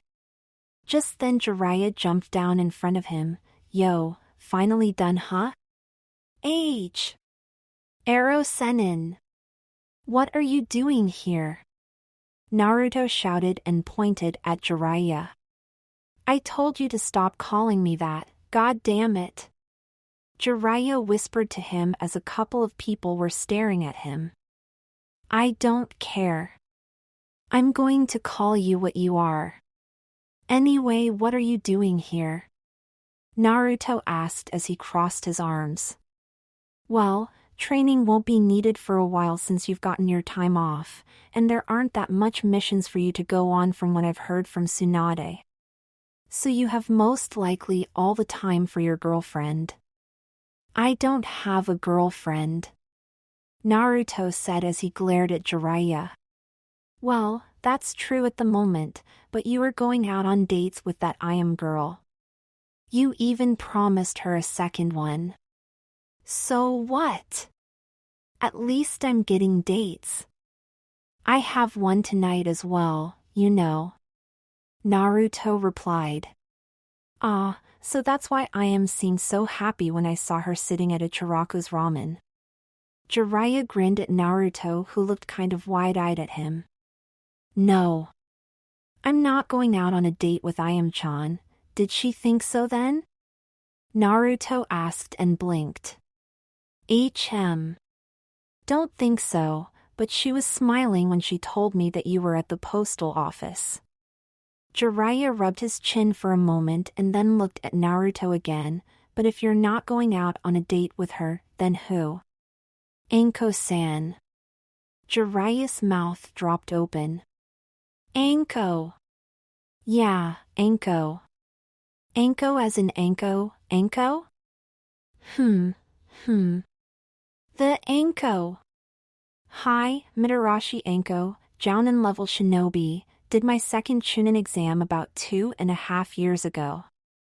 Naruto confirmed, nodding as he summed up everything he knew about Anko. Jiraiya was speechless for a couple of moments, needing to let it sink in that his student, Uzumaki Naruto, container of the feared Kyuubi no Kitsune, had scored a date with Mitarashi Anko. Jiraiya dropped both his hands on Naruto's shoulders and firmly gripped him. How? Really? How the heck did you do it? I just asked her. And how did she answer? Tell me. I'm not going to tell you. Jiraiya pouted and let go off Naruto. Naruto, why not tell me such a thing? Because then you'd know when I'm having my date exactly and you'd come screw it up like you did last night. Not to mention give me a night without sleep again. Naruto nodded firmly. A night without sleep. Jiraiya asked and raised an eyebrow before raising a wide grin. You read it. Huh? What? You read my book. You read Ika Paradise. No. I didn't read that perverted book. It's full of stuff I wish I didn't know. I see, you read it, you just said so yourself. You wish you didn't know the stuff in it, but you do know it, meaning you've read it. Jiraiya said, grinning. Ah, it's okay, you should have seen Yandame's first reaction to it, though he could actually pull something like that off, unlike you. Wah? What did Yandame do? Ahaha, let's not talk about such things in public, shall we? Let's just say that I've never seen his female teammate smiling that widely after he had done that, and it's all thanks to my book. It's so good for the world. Jiraiya said, nodding. Right, what you want, Erosennin. While I'm off now, I've things to take care of before going out on a date with Anko. Naruto said and walked off. As Naruto was out of sight, Jiraiya rubbed in his hands. Hehehehe, finally I can get that little nymph thanks to Naruto telling me the secret to get a date with her. Hehehe. Later that afternoon, mail was delivered throughout Konoha and Hinata received the mail for her family that day. There's 2 scrolls for father, then there's Nijinizan, and... Hinata said to herself as she took a look at the scrolls and her eyes widening at the last scroll. Me? I received mail? Hinata quickly went to her father to deliver his mail. Father, mail has arrived for you again today. Hinata said as she found him meditating in one of his many meditation chambers. Thank you for bringing the mail. Hayashi said without opening his eyes or moving any muscle other than what was needed to speak up. Hinata laid down her father's mail in front of him and backed up a bit. Ayano, father? Do you know where Nijinizan is? Garden. Hinata bowed for her father. Thank you, father. She said before quietly leaving his chamber. Once she had closed the door behind her, she let out a sigh of relief, as her father had scolded her often enough when she interrupted his meditation before 4 trivial things, and she was glad that this time it wasn't like that. Hinata quickly headed onwards towards the garden, where she indeed found Niji, and as usual he was training. Ah no, Niji-nizan. Hinata said as she stepped off the porch and onto the grass of their beautiful garden. Niji stopped his jukin training, lowered his hands, and without looking directly he spoke up. Mail for me again, huh? Hinata shyly nodded and Niji let out a sigh. Fine then, throw them to me. Why throw them? I mean, they could be important, and such. Hurry up and just throw them. I have an appointment with Tenten for training in a while and I'd like to finish my daily jukin exercises before that. Oh, okay then. Hinata said and threw Niji's 3 scrolls at him. Jukin! Niji let out as he activated his Byakugan and hit the 3 scrolls with a couple of jukin strikes, knocking them back off the air. Hinata followed the scrolls with her eyes as they landed straight up in a pattern along with more scrolls that were already standing there. Konoha's mark? How come you have made it here in our garden out of scrolls? Oh, or rather, where did you get them? And not F from my room, alright? Hinata asked as she noticed that Niji had a bunch of scrolls lined up in a pattern that created the mark of Konoha. No, I wouldn't do such thing as go trough your room. A bunch of Jounin Kunoichi came by earlier and all of them decided that they wanted me as their Valentine for Valentine's Day, so I decided to make good use of the scrolls instead of reading all their cries for wanting affection from me. Ah, I see. Hinata said, I'm saved. If he got my scrolls he might have read things I wrote about Naruto-kun, then he'd tease me and Naruto-kun forever with it. Something wrong, Niji-nizan? You forgot one scroll. Niji pointed towards the scroll still in Hinata's hands. Ah, this is one for me. Hinata said as she looked at the scroll. You got mail? That's a surprise. Niji smirked before continuing his jukin exercise. Ah, yeah, I guess. Hinata said as she looked at Niji before looking back at the scroll. See, could it be that it's from Naruto-kun? No, he'd never write to me. Why do I even think about that? Hinata walked back to the porch and sat down with the scroll. She hesitantly and carefully opened the scroll. Once she had it fully open, Hinata began to read what was written in the scroll, and after she had read the second sentence, she fainted. Niji, who noticed Hinata fainting, quickly ran towards her. Hinata-sama. Oi, what happened to you? Hang in there. Niji said as he shook Hinata a couple of times, and then he looked towards the scroll. That scroll, it must contain some kind of toxic. Niji knocked the scroll out of her hands, and just then Hinata woke up again. No. Hinata jumped up, grabbed the scroll midair and crashed into Niji's mark of Konoha piece of scroll art. Niji stared at blankly at her before speaking up. Why did you just faint exactly? Aw, well, that is, Hinata blushed as she stood back and dusted herself off with one hand while tightly clutching onto the scroll with the other. What's in the scroll? Niji asked as he raised an eyebrow at her. Nothing, that's your business.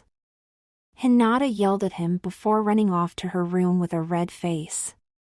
What's up with her? Niji thought as he stared after her. Once Hinata had stormed into her room, she closed the door behind her, quickly sat down on her bed in case she'd faint again, and looked at the scroll again. Could it really be from Naruto-kun? Hinata thought as she continued reading. No. It isn't Naruto-kun. Hinata said, disappointed as she finished reading the letter with a flushed face, trying not to faint. What should I do? Hinata pressed the scroll against her chest. Someone likes me, but I like Naruto-kun. I need to reply to him and tell him that I like Naruto-kun. But if I write that, won't he get mad and maybe try to hurt Naruto-kun? No. I don't want him to hurt Naruto-kun, then, maybe. Hinata stood up from her bed, walked to her desk, grabbed an empty scroll, some ink and a pencil before sitting down and looking at the scroll, starting to think what to write in reply to the letter. After about half an hour, Hinata was finally satisfied with her letter and rolled the scroll up. Hinata-sama? Niji's voice came from the other side of her bedroom door. Hi. Just checking up on you if you had not fainted again. I'm leaving for my meeting with Tenten now. Ah, Niji-nizen? Do you happen to walk past the postal office before heading towards the training grounds?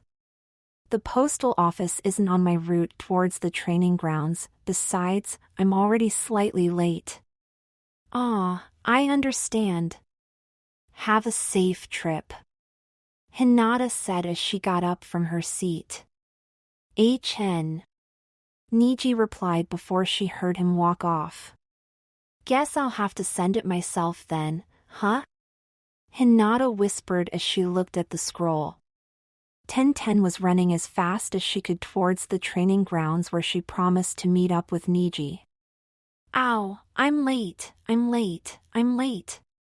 Niji is going to be mad again, damn it, I hate it when he gets mad, he's always going extra rough on me then during training. Then again, it is probably his fault that I'm late in the first place, after all he could like me that way. I mean, he's kind from time to time, and he does look like a person that would write the first part of his name, then decide it's too embarrassing to write his own name and change the last part so it's a different name. Ow, I wish I knew if he really wrote that letter. Tenten's face pouted. She still was wondering who could have wrote her a love letter and asked her out for a blind date. She thought it could be Niji, as the name seemed something like Niji could think of and she didn't really know who else could have sent her a letter like that. But, how am I going to find out whether it's him or not? It's not like I can ask him something like, "Hey, Niji. Were you the one that sent me that love letter?" He'd deny it anyway. Ow. I know. Let's see how he reacts when I hug him when I see him. Tenten was just then nearing the training grounds, and even though her plan to find out if Niji had sent her a love letter put a smile on her face, once she saw the training grounds coming up, her smile turned to a frown, though I hope he isn't pissed off for me being late. Tenten landed on the training ground and instantly spoke up, "Sorry Niji that I'm late, but, huh? He's not here?" She looked around and saw no one around, not even a single sign that showed that Niji was here before she came. "What the hell?" she said as she crossed her arms, pouted and turned around. A couple of seconds later Niji landed in front of her. "Sorry Tenten, I am." Niji stopped talking as Tenten suddenly embraced him, shocking him moderately even though he didn't show it. "You are late," Tenten whispered in Niji's ear with a smile on her face. "Yeah, sorry, Tenten? Are you feeling well?" Niji raised an eyebrow as he was unsure what to exactly do right now. "Yeah, of course. Why wouldn't I feel all right?" "Then what's this for?" Niji asked, still confused by his former teammate's sudden embrace. "It's called a hug. You do know what that is, right?" "Of course I do. Might I know why you were giving me a hug?" "I believed you were feeling unwell or giving me a hug, but even though the latter seemed unlikely, it's true. Which has me now wondering. I needed a hug." Niji blinked and decided just to let Tenten hug him as he assumed she just needed it. However, after 2 minutes of Tenten not letting go of him, Niji was feeling somewhat uneasy if a random person came and saw them. Tenten? You can let go off me now." "Why? I thought you didn't mind if I gave you a hug because I needed one?" "I didn't say that I didn't mind." Tenten slightly pulled back to look at Niji's face, who had an expression of utter confusion. "Do you mind then?" Niji raised an eyebrow and closed his eyes, thinking over how to answer this.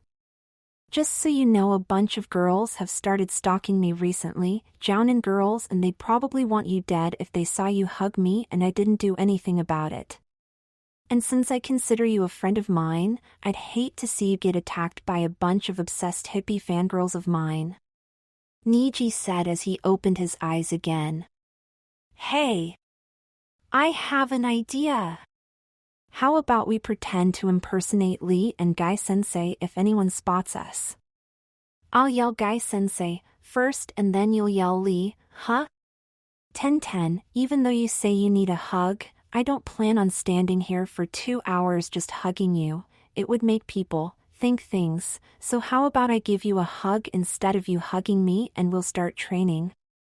Niji asked as he raised an eyebrow at her. "Okay, sure," Tenten said, smiling widely, and threw herself on Niji again, who wrapped his arms around her, giving her a hug. "Women, what's up with them today? Hinata-sama fainting from and acting strange about a letter, Tenten wanting to hug me, and a large gang of fangirls stalking me at the mansion. I don't understand it at all," Niji thought as he hugged Tenten, who tightly hugged him back. Chapter 3, a teen's most crazed date. Ino was leaning with her head on her hand as she stood behind the counter, staring at everything yet nothing at all, lost in her thoughts. She was constantly thinking about a letter she had received earlier, a love letter as far as she could tell. At first she wasn't impressed at all, but after he started describing how he thought about her, she couldn't help but melt for his words. "Maybe I'm overreacting a bit, but it's been a long time since I liked a guy, not after Sasuke left the village, and it's been even a longer time since a guy actually liked me. I should really try to go out more often." Ino closed her eyes and let out a deep sigh before opening them again. Even though I don't know how that Nemur guy looks, he sounds like a dream come true. He's probably a guy that would take a girl in his arms and then as he held her, he'd whisper in that girl's ear how much he loves her and all, and he wants to go out on a date with me. Ino let out another deep sigh and just then her mother came back into the store. Honey? Are you feeling all right? You don't look so well. Ino looked dully at her mom, who looked worried at her like she always did when she thought something was wrong. No, mother, nothing's wrong. Well, you still don't look so well. Take a break, I'll watch the store while you're gone. All right, I'll go. Ino said as she walked away from the counter. Just because you won't stop questioning me until I do, it's not like I have anything else to do today than watching the store. Then, I'll be gone for a while, Oka-san. Ino said as she reached the door. Have a safe trip. Hi. Ino silently wandered around Konoha for a minute or so, not listening to anything and just thinking about absolutely nothing. I guess I'll write Nemur-kun back. He sounds perfect even though I know he probably isn't. He didn't write what kind of date he wanted to go on. I guess I could propose a picnic then, so I could eventually lean against him as we'd enjoy the sunny afternoon and listen to the birds chirping. Ino smiled softly at the thought of spending an afternoon like that, but then she frowned at her next thought. But what if he's like Chuji? I mean, sure, he'd be nice and all, but leaning against him would be less nice and, well, a whole lot softer. I guess I'll have to write him to ask how he looks and that if lies to me that I'll ditch him on our date the instant I see him. Ino's eyes widened as her thoughts drifted off even further as was just about to turn around a corner. More importantly, what if he's like 11 or something? Oh my god, no! That just ruined my dreaming.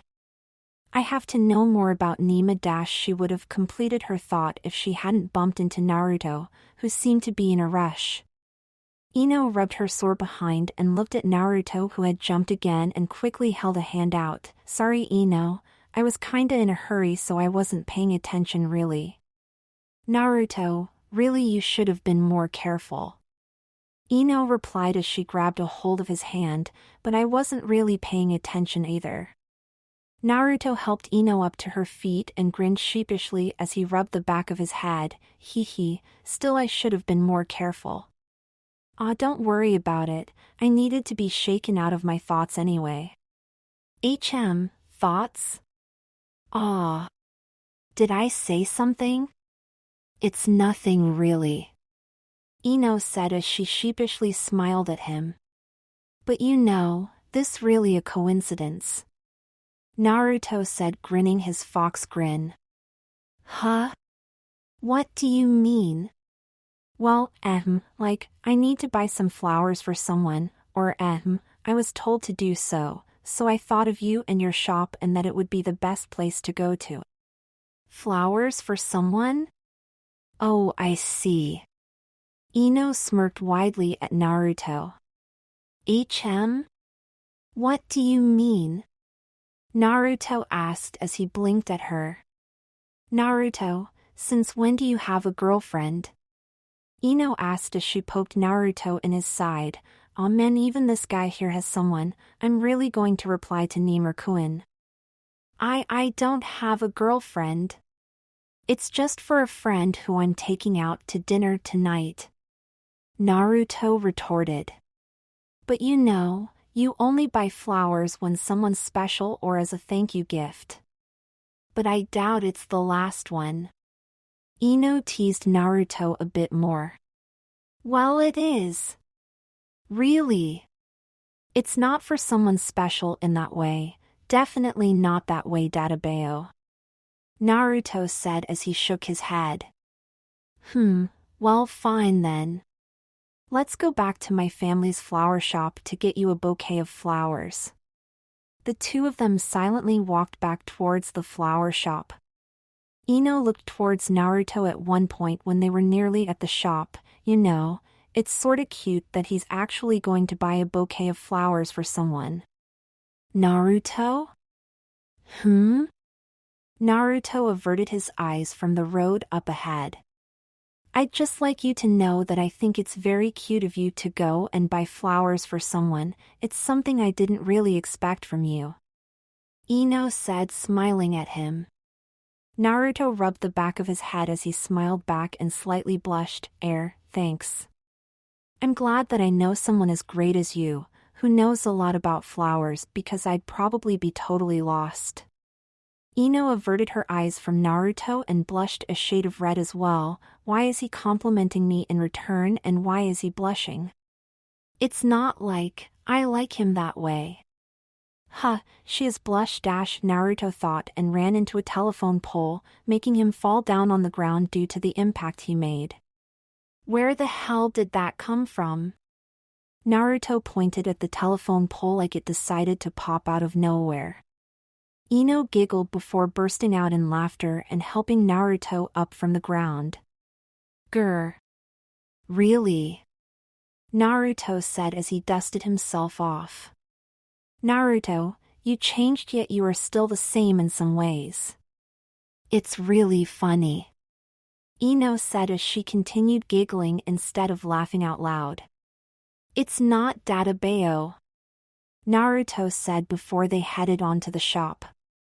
Later that day, at 7:10, Naruto was running towards the Hokage's tower as fast as possible with a bouquet in his hands. He had exchanged his normal white t-shirt and orange-black jacket for a black shirt and left his jacket back home.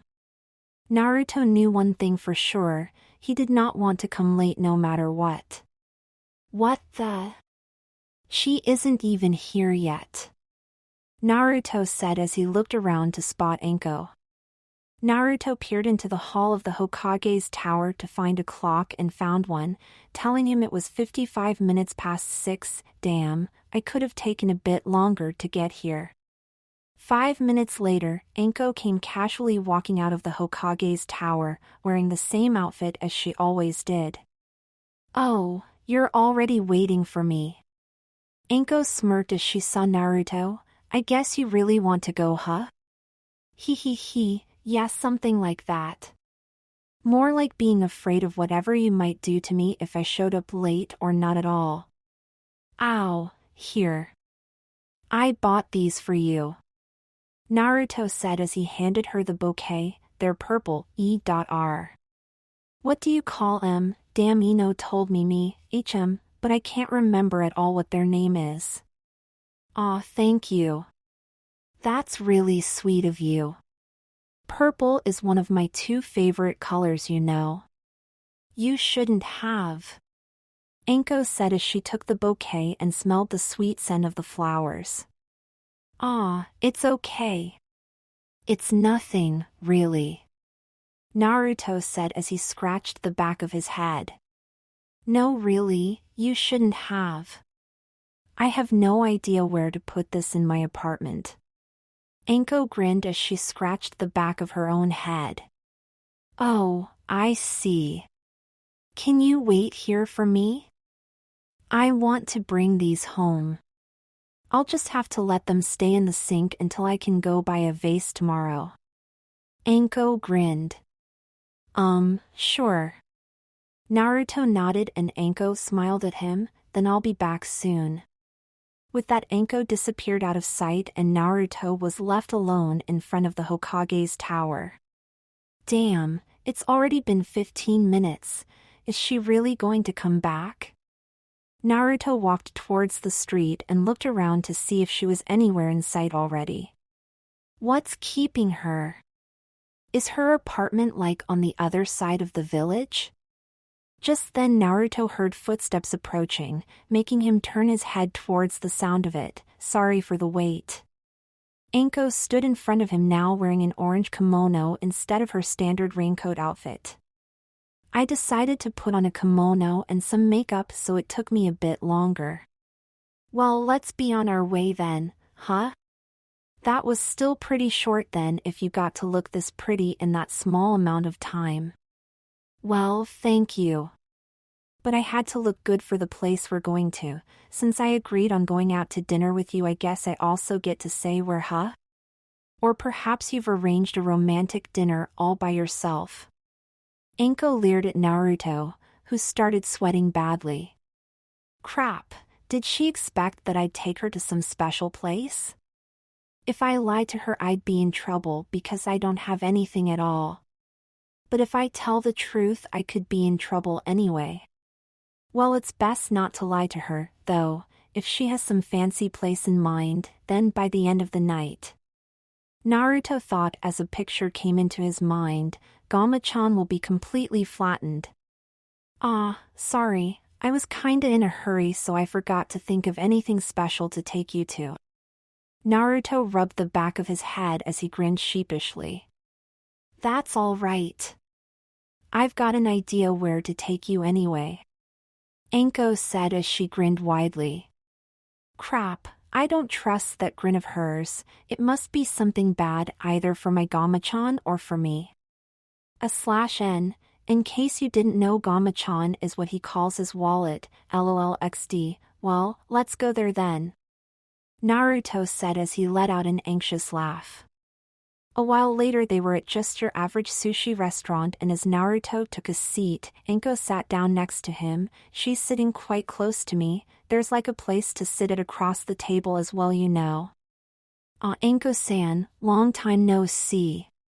What shall it be tonight?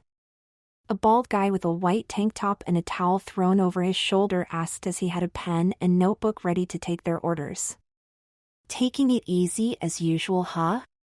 Anyway, the usual, and don't forget the regular amount of sake. Anko said, smiling politely at the man. And for your little friend there? I'd like to have some. For him the same as me. Anko interrupted Naruto and ordered for him instead. The man looked at Naruto before speaking up again. And what would the young man like to drink? He'll have some sake as well. Anko said as she winked at the bald man. The man looked questioningly at Naruto. He's underage. Is this a test ordered by the Hokage or something, Anko-san? Of course it isn't. As long as you stick to our deal, no one would hear about such a thing. So just get some sake for my little friend here as well. Anko winked at the man as she wrapped an arm around Naruto's shoulder and pulled him towards her. Gotcha. The man said as he walked away. Naruto was sweating like he was spending a day in the desert with 10 sweaters and 3 pairs of pants on as Anko had pulled him so close that his face was nearly pressed against her chest. Anko noticed Naruto's look and let go of him. Sorry, I didn't realize I was pulling you that hard. She smiled at him, that just seemed to emphasize the thought, like I didn't realize that. Naruto blankly stared at her chest before staring at Anko's face. Trying to get me drunk, huh? Damn it, if I get drunk with her I'm so going to get raped. So while we wait for the old man to bring us our meal, what did you need help with, Naruto-kun? Anko leered towards Naruto again as he looked normal towards her again. Like, stuff with women and all. Naruto said, grinning nervously, wondering what she'd answer. Oh, I see, what do you want to learn? I can learn you how to do about anything with a woman. Anko leered again towards Naruto. Yeah. I bet you just love teaching guys about women how to do anything. Naruto thought as he stared blankly at her again before switching back to his normal look, well, like, how to do stuff. Oh, stuff, you say, huh? Anko looked amused towards Naruto. Oh shit, now she's thinking that kinda stuff. What's next? She'll just rape me in the middle of the restaurant. What kind of stuff, Naruto-kun? Anko grinned. Naruto was speechless for a moment, trying to come up with a plan. Crap, if I'm not careful she will rape me. Oh god, I'm gonna be so screwed. No pun intended, Kami-sama. Well, how to do things with women. Naruto answered Anko's question. Oh shit, I did it again. I gotta be more specific about these kind of answers.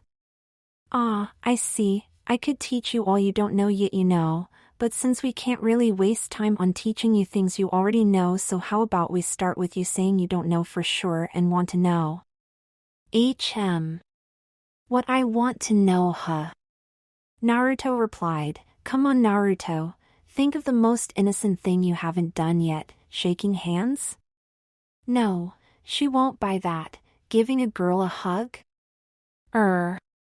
Naruto thought back at the time he tried to give Sakura a hug for his Kuchiyos no Jutsu training, even though it was more for unleashing his potential to use the Kyuubi's chakra, and then at the times he almost hugged a girl when he was out training with Jiraiya the past 2.5 years he was away from Konoha.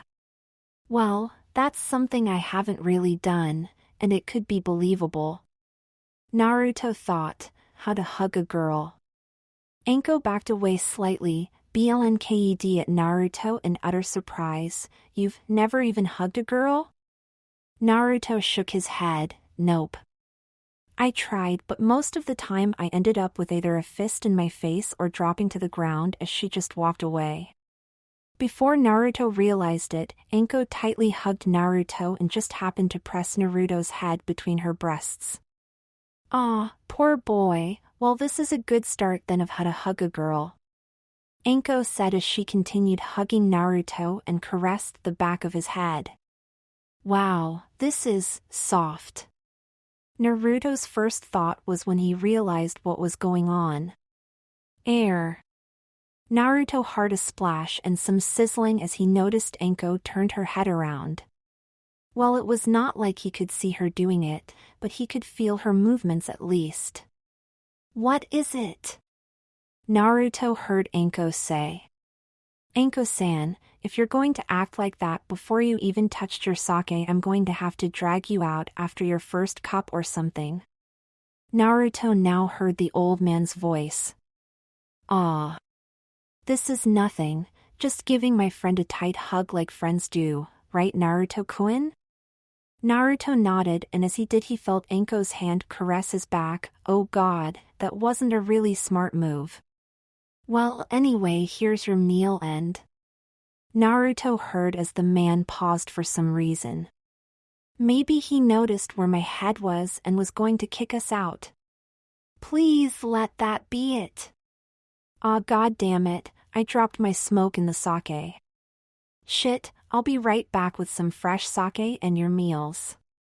As Naruto heard the man walk away again, he figured this might be the best chance to get out of Anko's hug. Can you let go of me now? Anko clutched onto his sweater before speaking up. Why? Naruto could just feel the hints of amusement and pleasure in Anko's voice, but he really wanted normal air, thus he said the first thing that popped into his mind, I have to go to the bathroom. She let go of Naruto and he decided to hold the sigh of relief when he actually was inside the bathroom. As he stood up from his seat and walked around the table, Naruto noticed Anko was leering at him again. Need a helping hand when you go to the bathroom? No thanks, I think I can take a crap on my own just fine. Naruto quickly replied and saw Anko's smirk fall down in disappointment. Naruto quickly went to the men's bathroom, picked one of the toilets there to do his business and closed the door behind him, making sure it was locked in case Anko felt like entering the men's bathroom. He was glad that the toilet had no opening at the top or something. The only way in and out would be the door, meaning Anko couldn't get in. This is going to end up bad, I just know it. Naruto said to himself and let out a sigh. Just then a cold breeze ran over Naruto's back, and as he looked up, he found a window planted at the top of the wall behind him, used to ventilate the toilet. It wasn't really big, but it wasn't that small either, so Naruto quickly formed a plan. Looks like I have found a way to escape from Miss Nymph Whatchamacallit for a while here. Naruto flashed a grin as he finished his business on the toilet. I can use that to escape for a while and then come back the same way since no one else can enter, since I locked the door. He, I'm the best. Naruto said to himself as he put down the toilet seat and made his way up to the window. As he had warmed half his way off the window, he heard a voice he found rather familiar. So don't tell him about anything I just asked you, okay? Naruto looked towards where the voice came from, where he found Tenten and Hinata, who were now also looking at him. Naruto-ku, Hinata said and fainted, falling into Tenten's arms. Naruto, were you eavesdropping on us? Tenten demanded to know, but then her eyes then widened. Oh my god. Is Niji there with you? Naruto noticed that Tenten gaped at him with wide eyes, but he really needed discretion right now no matter what. SSHHT. SSSHT. No, Niji is not here with me, Databeo. Why? Are you looking for Niji? And no. I'm not looking for Niji at all. Tenten flushed bright red in her face. How long have you been listening to me and Hinata? Looks like I could have an interesting position here, if she buys it. Naruto thought and flashed a grin. He, long enough.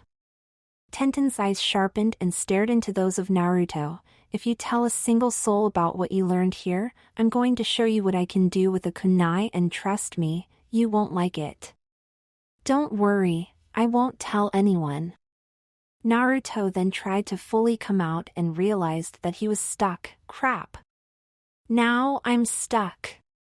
Want me to push you back in? Tenten asked as she blinked at Naruto. Naruto let his arms fall down in defeat. Nah, if you don't mind, I'd like to talk a bit longer before heading back inside. Tenten carried herself and Hinata to the wall, leaning against it, as just standing with Hinata in her arms was quite heavy. After all, she was carrying an entire extra body. What do you want to talk about then? Tenten asked as she looked up towards Naruto. Well, why are you looking for Niji? I'm not. Tenten's face flushed red again. You can deny it all you want, but if you aren't, why does your face flush red? Naruto put on his wide grin once again as he looked at Tenten. You swear you won't tell anyone I'm about to tell you? Tenten said, still red in her face, as she pulled Hinata up, making it seem like they were hugging each other. Yeah. Shinobi's honor. I received a letter today. Tenten started as her face turned brighter. Hey? Naruto's eyes widened. Is she talking about my letter?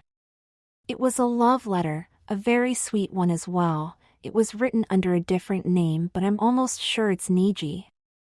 Tenten averted her eyes from Naruto.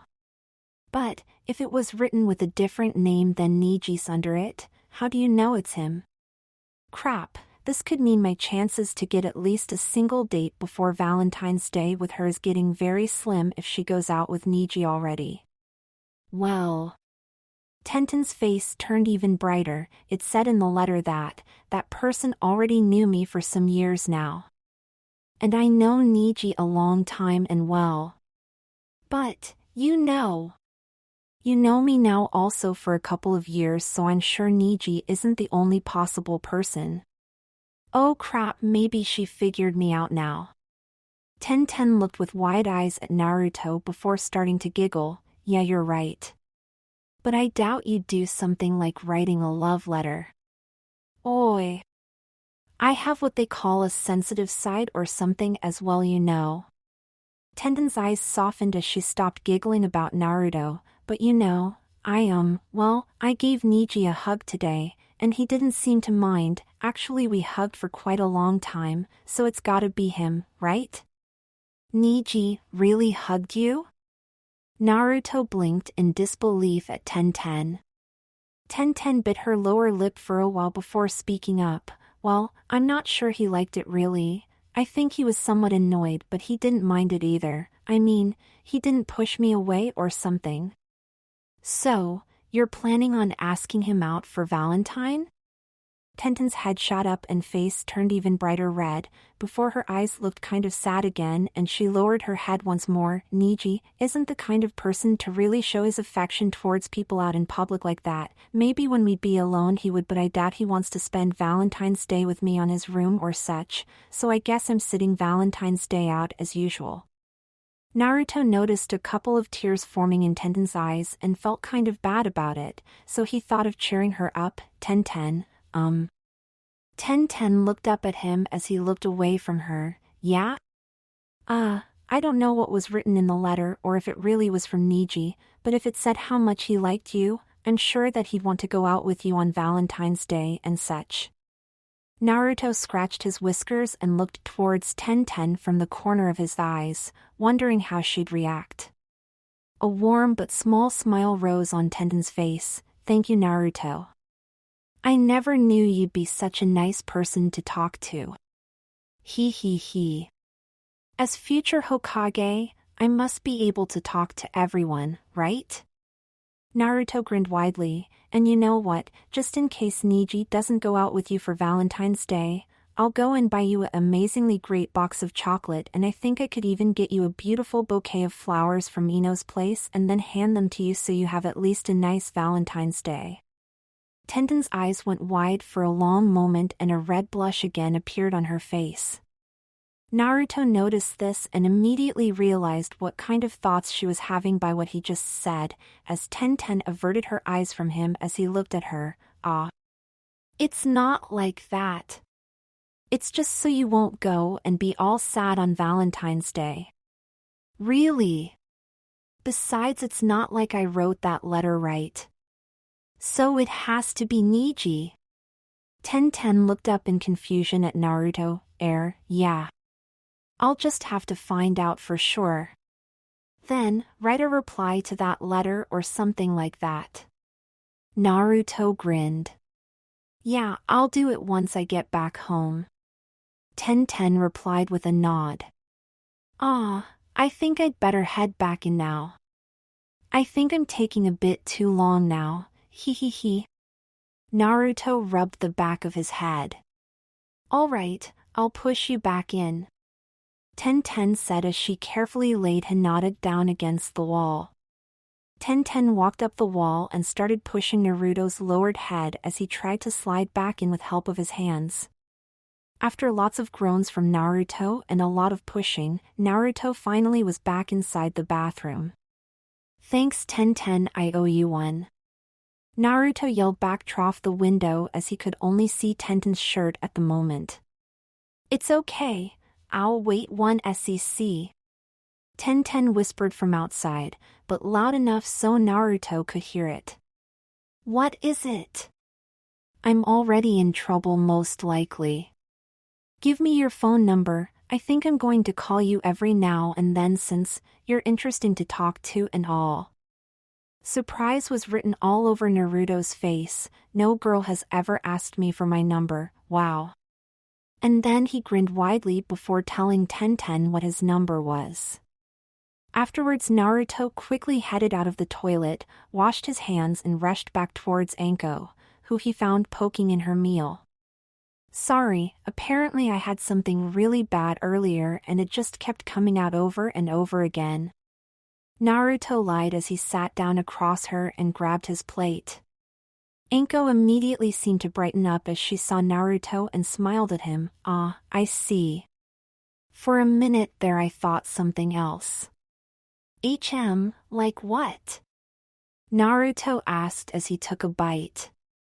Anko smirked at him as she slipped her foot out of her shoe. That you ran away from me. Naruto felt her foot moving back and forth over his inner thigh, and at that point Naruto felt like he was being tested. Of course not. Who'd do such a thing? He picked his plait up and moved back next to Anko, afraid that she might accidentally let her foot slide a bit too far and a bit too fast. Anko leered at him as he did so and placed her foot back in her shoe.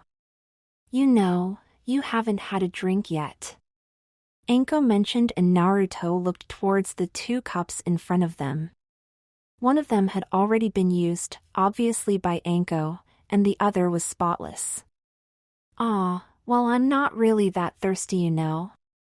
Naruto grinned sheepishly. Anko wrapped an arm around Naruto, pulled him closer towards her, pressing his arm against her chest as she moved her mouth to his ear. "Will you do it for me then?" It sounded more like a command than a question. Sure, why not then, huh?" Naruto grinned and took a cup and filled it halfway up. "Damn her, she's really trying to get me drunk. I'm not going to drink too much though." "Well then," Naruto said as he looked at the cup and he noticed that Anko was looking at it as well. "Cheers." Naruto poured the liquid into his mouth, finding it to have a strange taste to it but not really unpleasant, so he gulped it as soon as possible. Anko grinned widely as Naruto placed the empty cup back on the table and gave him a kiss on his cheek. "Good boy." Naruto couldn't help but flush red. After all, he didn't expect that. "Then I'll have another one as well." "Naru-chan, will you be so kind as to fill it up for me?" Anko asked with a nonchalant smile on her face. Naruto eyed her awkwardly at her newly made nickname for him and then filled her cup. "Hey, I know, Erosennin always falls asleep when he drinks too much sake. But, like, what will she do before she actually falls asleep?" Naruto thought. Anko swallowed her cup in one go and held it in front of Naruto again as she pressed her cheek against his with a smile on her face. Seconds. Naruto carefully filled her cup once again and it was empty again within a second. "Now it's your turn again." Anko smiled at Naruto. Naruto was about to fill his own cup, because he really didn't want to find out if he disobeyed a drunk Anko. She was scary enough sober, let alone what she'd do with a decent amount of sake in her. However, just as he wanted to tilt the bottle and fill his cup, Anko held out hers in front of her. Naruto looked at her, uncertain what she wanted exactly, but she clarified it with 2 words, "Fill it." He let out a sigh and filled her cup and she brought it to his mouth. Naruto put down the bottle and his own cup and blinked at the cup that was in front of his mouth. "Come on, drink up." "Why?" "Because if you won't drink it I'm going to scream out loud that you touched me inappropriate and have all these guys here beat you up." Naruto looked into around what he could see from the restaurant. He was sure they couldn't beat him up badly, he'd be long gone before that. But then again, he didn't really want to become known as a pervert among the other shinobi like his sensei was known for. He figured that he could at least satisfy Anko a bit more at the moment, so she might want to stop after this cup. Naruto turned towards her and smirked. "Drink it to me." Is something like that actually a normal phrase? I mean, feed it to me is like normal, but drink it? Anko gasped at him, her mouth literally fell open when she heard that, but she regained her composure as much as possible and smirked at Naruto. "Close your eyes then and say ah. Like I have a choice in that matter." Naruto thought as he regretted his action to make Anko more satisfied than just drinking the goddamn sake. Naruto obediently opened his mouth and closed his eyes and expected to find the strange tasting liquid in his mouth called sake. However, it wasn't exactly that which he found a moment later in his mouth. Ow, it tasted like sake all right, but it sure as hell wasn't sake, Naruto noted. Naruto opened his eyes and looked down towards Anko, who was still kissing him. Alright, never thought my first real kiss would be this way, Naruto thought as he continued looking at Anko, who continued doing her thing in his mouth.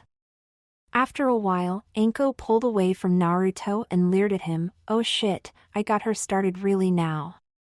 "Naru-chan," Anko said. Naruto gulped before she continued. "Could you help this little girl back to her house?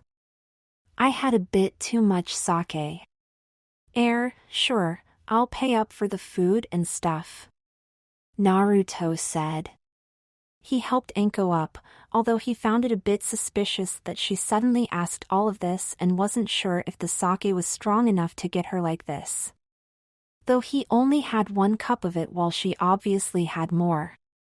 Old man, thanks for the meal, but she doesn't feel so good right now, so. Naruto said as he paid up.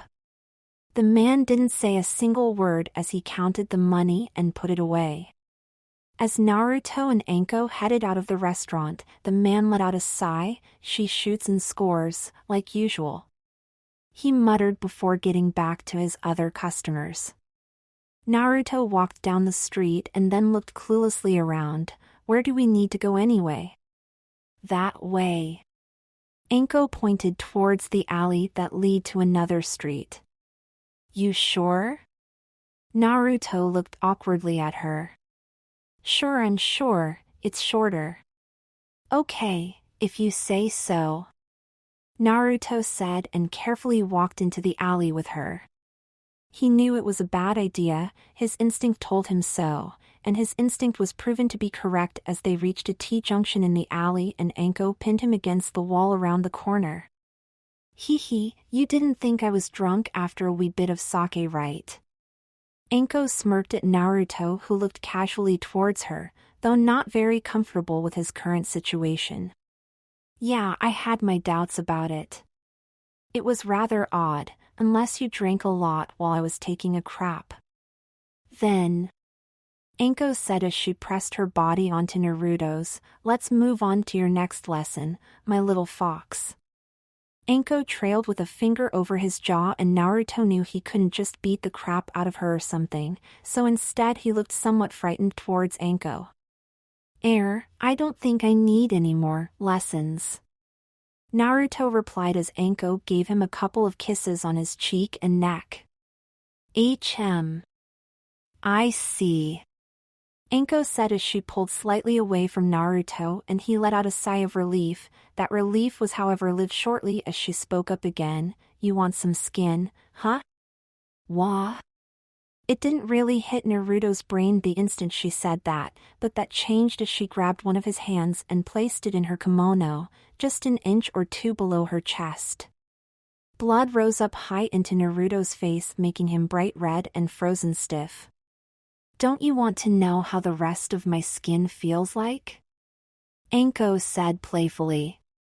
Naruto slightly trailed down with his hand as sweat broke out on him. God damn, she's like so soft and not one flaw on her skin or something. What the hell am I thinking? Why am I doing this? 'Cause I'll be screwed to get a date with Sakura-chan if I won't. She'll probably go and shout that I'm violating her, though she's the one that's commanding all of this. Hold your hand still for a moment. If you move it while I'm going to do this, then you'll be in a lot of trouble since you'd kill the suspense. Suspense, she says. Holy crap. I think I understand why Erosennin wants to go out for dinner or something with her. She's the dream of every pervert in Konoha, no, in the world. Anko opened the top half of her kimono enough show a lot of skin yet still somehow managed to cover up the most detailed parts. Now. Anko put her hand on the one of Naruto that was on her body. Move a bit more up with your hand, Naru-chan. She tried to move Naruto's hand up but he refused to move a muscle. Anko looked confused towards him as he gritted his teeth. I won't do it. You want me to all these things but I barely even know you. I'm not going to do it. Naruto yelled and looked fiercely into Anko's eyes.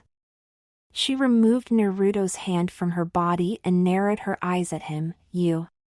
Naruto was prepared to face her if she planned on fighting or something, but again Naruto was taken by surprise. Anko pushed him against the wall again, rose him slightly up and passionately kissed him.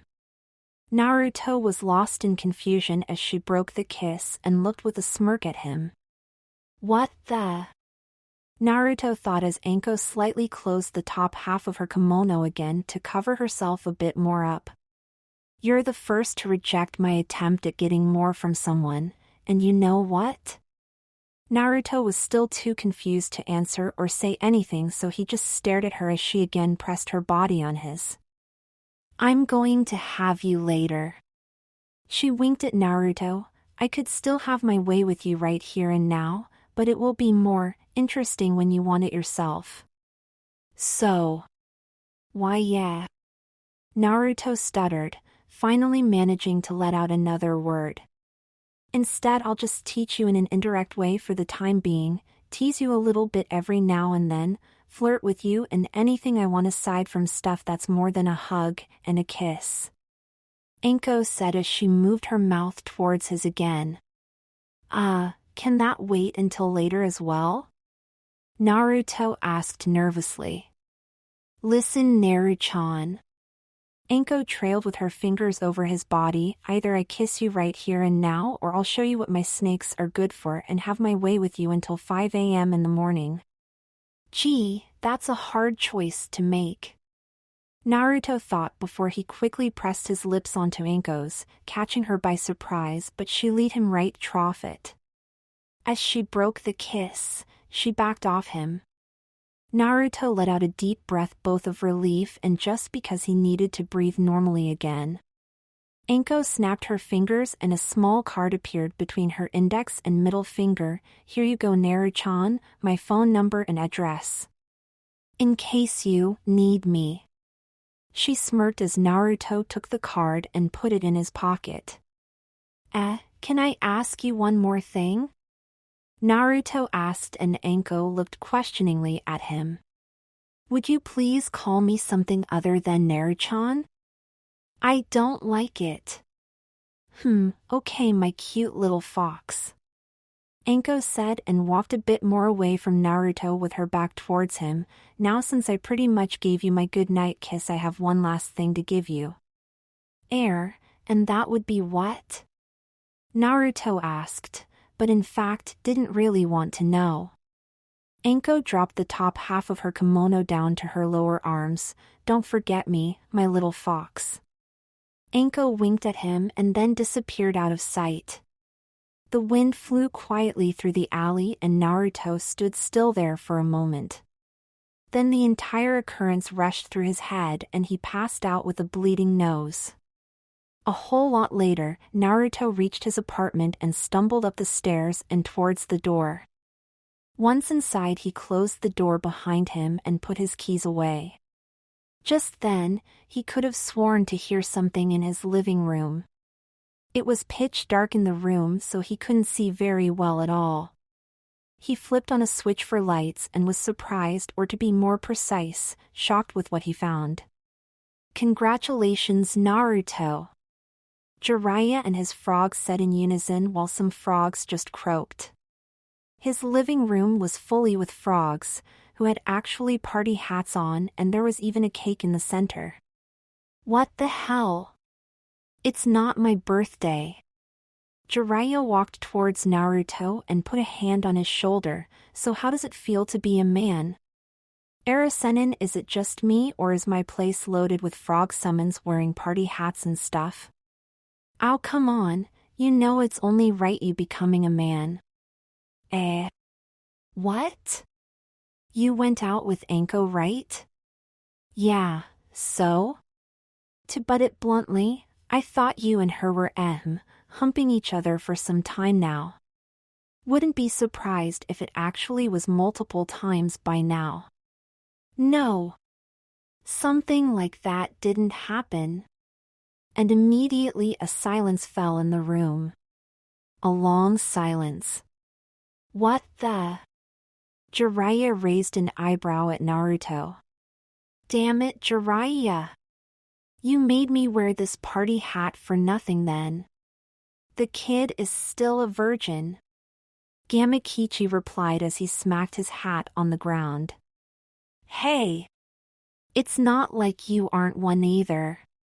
What are you blabbering about, kiddo? My wife's pregnant from me.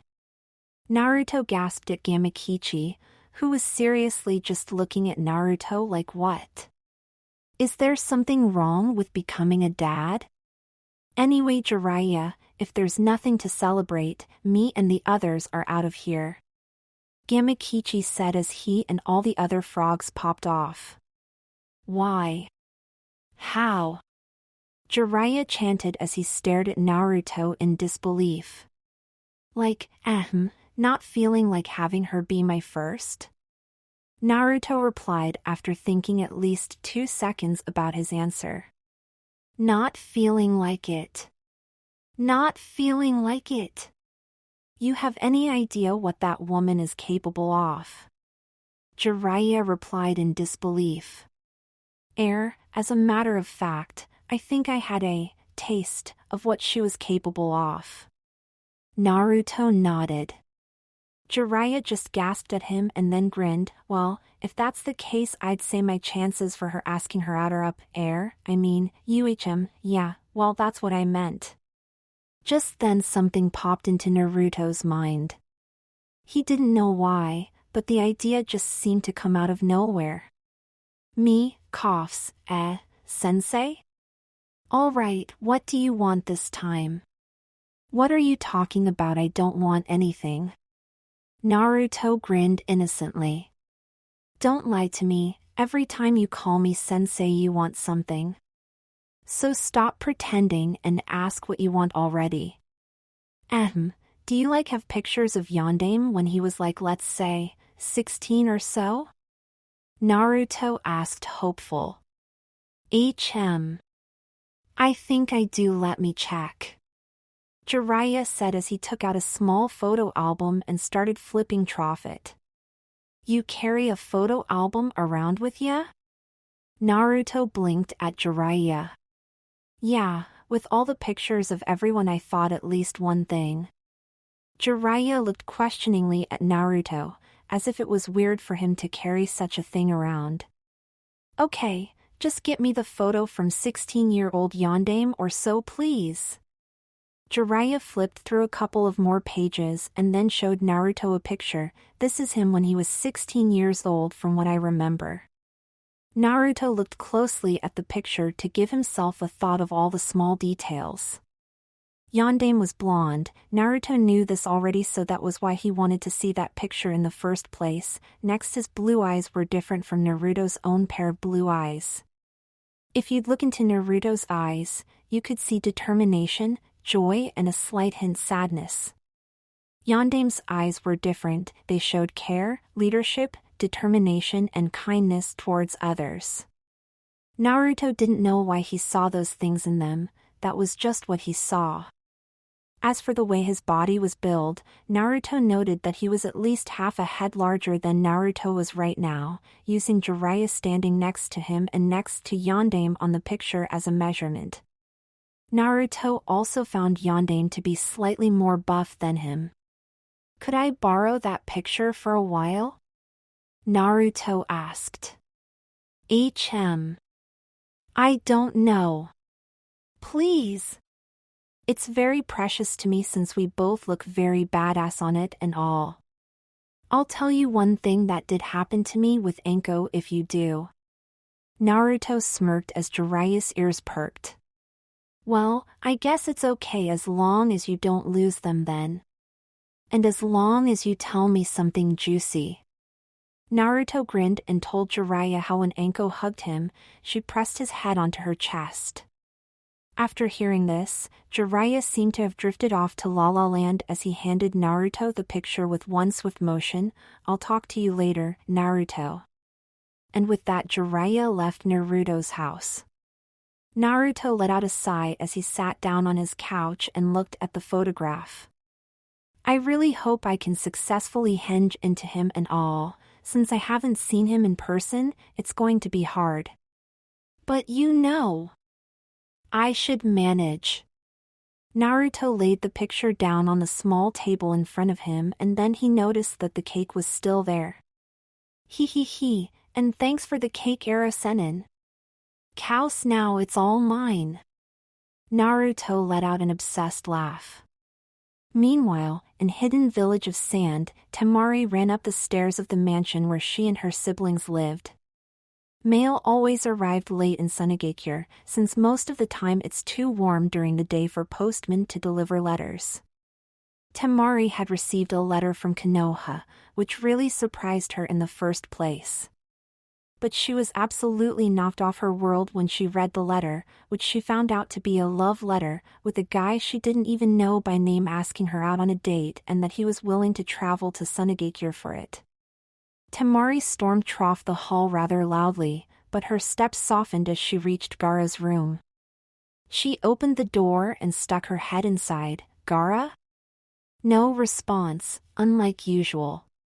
Ever since Gaara's encounter with the Akatsuki, he had lost the demon inside him but still managed to control his sand. It was some knowledge he hadn't forgotten when he lost his demon. But with the demon gone, he could also sleep for the first time in his life. And he was quite fond with sleeping, as Temari had noticed. After his first night of sleep, Gaara came down into the living room whistling, gave her a hug, patted her brother on the shoulder before making breakfast for both of them. It bothered her at first, sickness she wasn't used to it at all, but now she enjoyed Gaara being cheerful in the morning. So most of the time she'd rather have him sleep trough the entire night, even though he was the only person to listen to her problems at night, since he was the only one up late aside from her. Temari walked into Gaara's room and over to his bed, where she lightly shook him. "Gaara, sorry to wake you up, but we're going to head for Konahagakure right now." Gaara groaned and then looked at her. It didn't take long for him to wake up at all. "Why?" he asked, sounding slightly annoyed. "Because someone there really likes me and all." "Fine, we'll go meet the person who likes you, as long as I can sleep on the way there," Gaara said as he got out of bed, threw his teddy into his gourd. Temari headed out of her little brother's room so he could change his clothes and pack, like she was going to in a second. "I wonder what he's like," Temari said dreamy and then loudly squealed of excitement.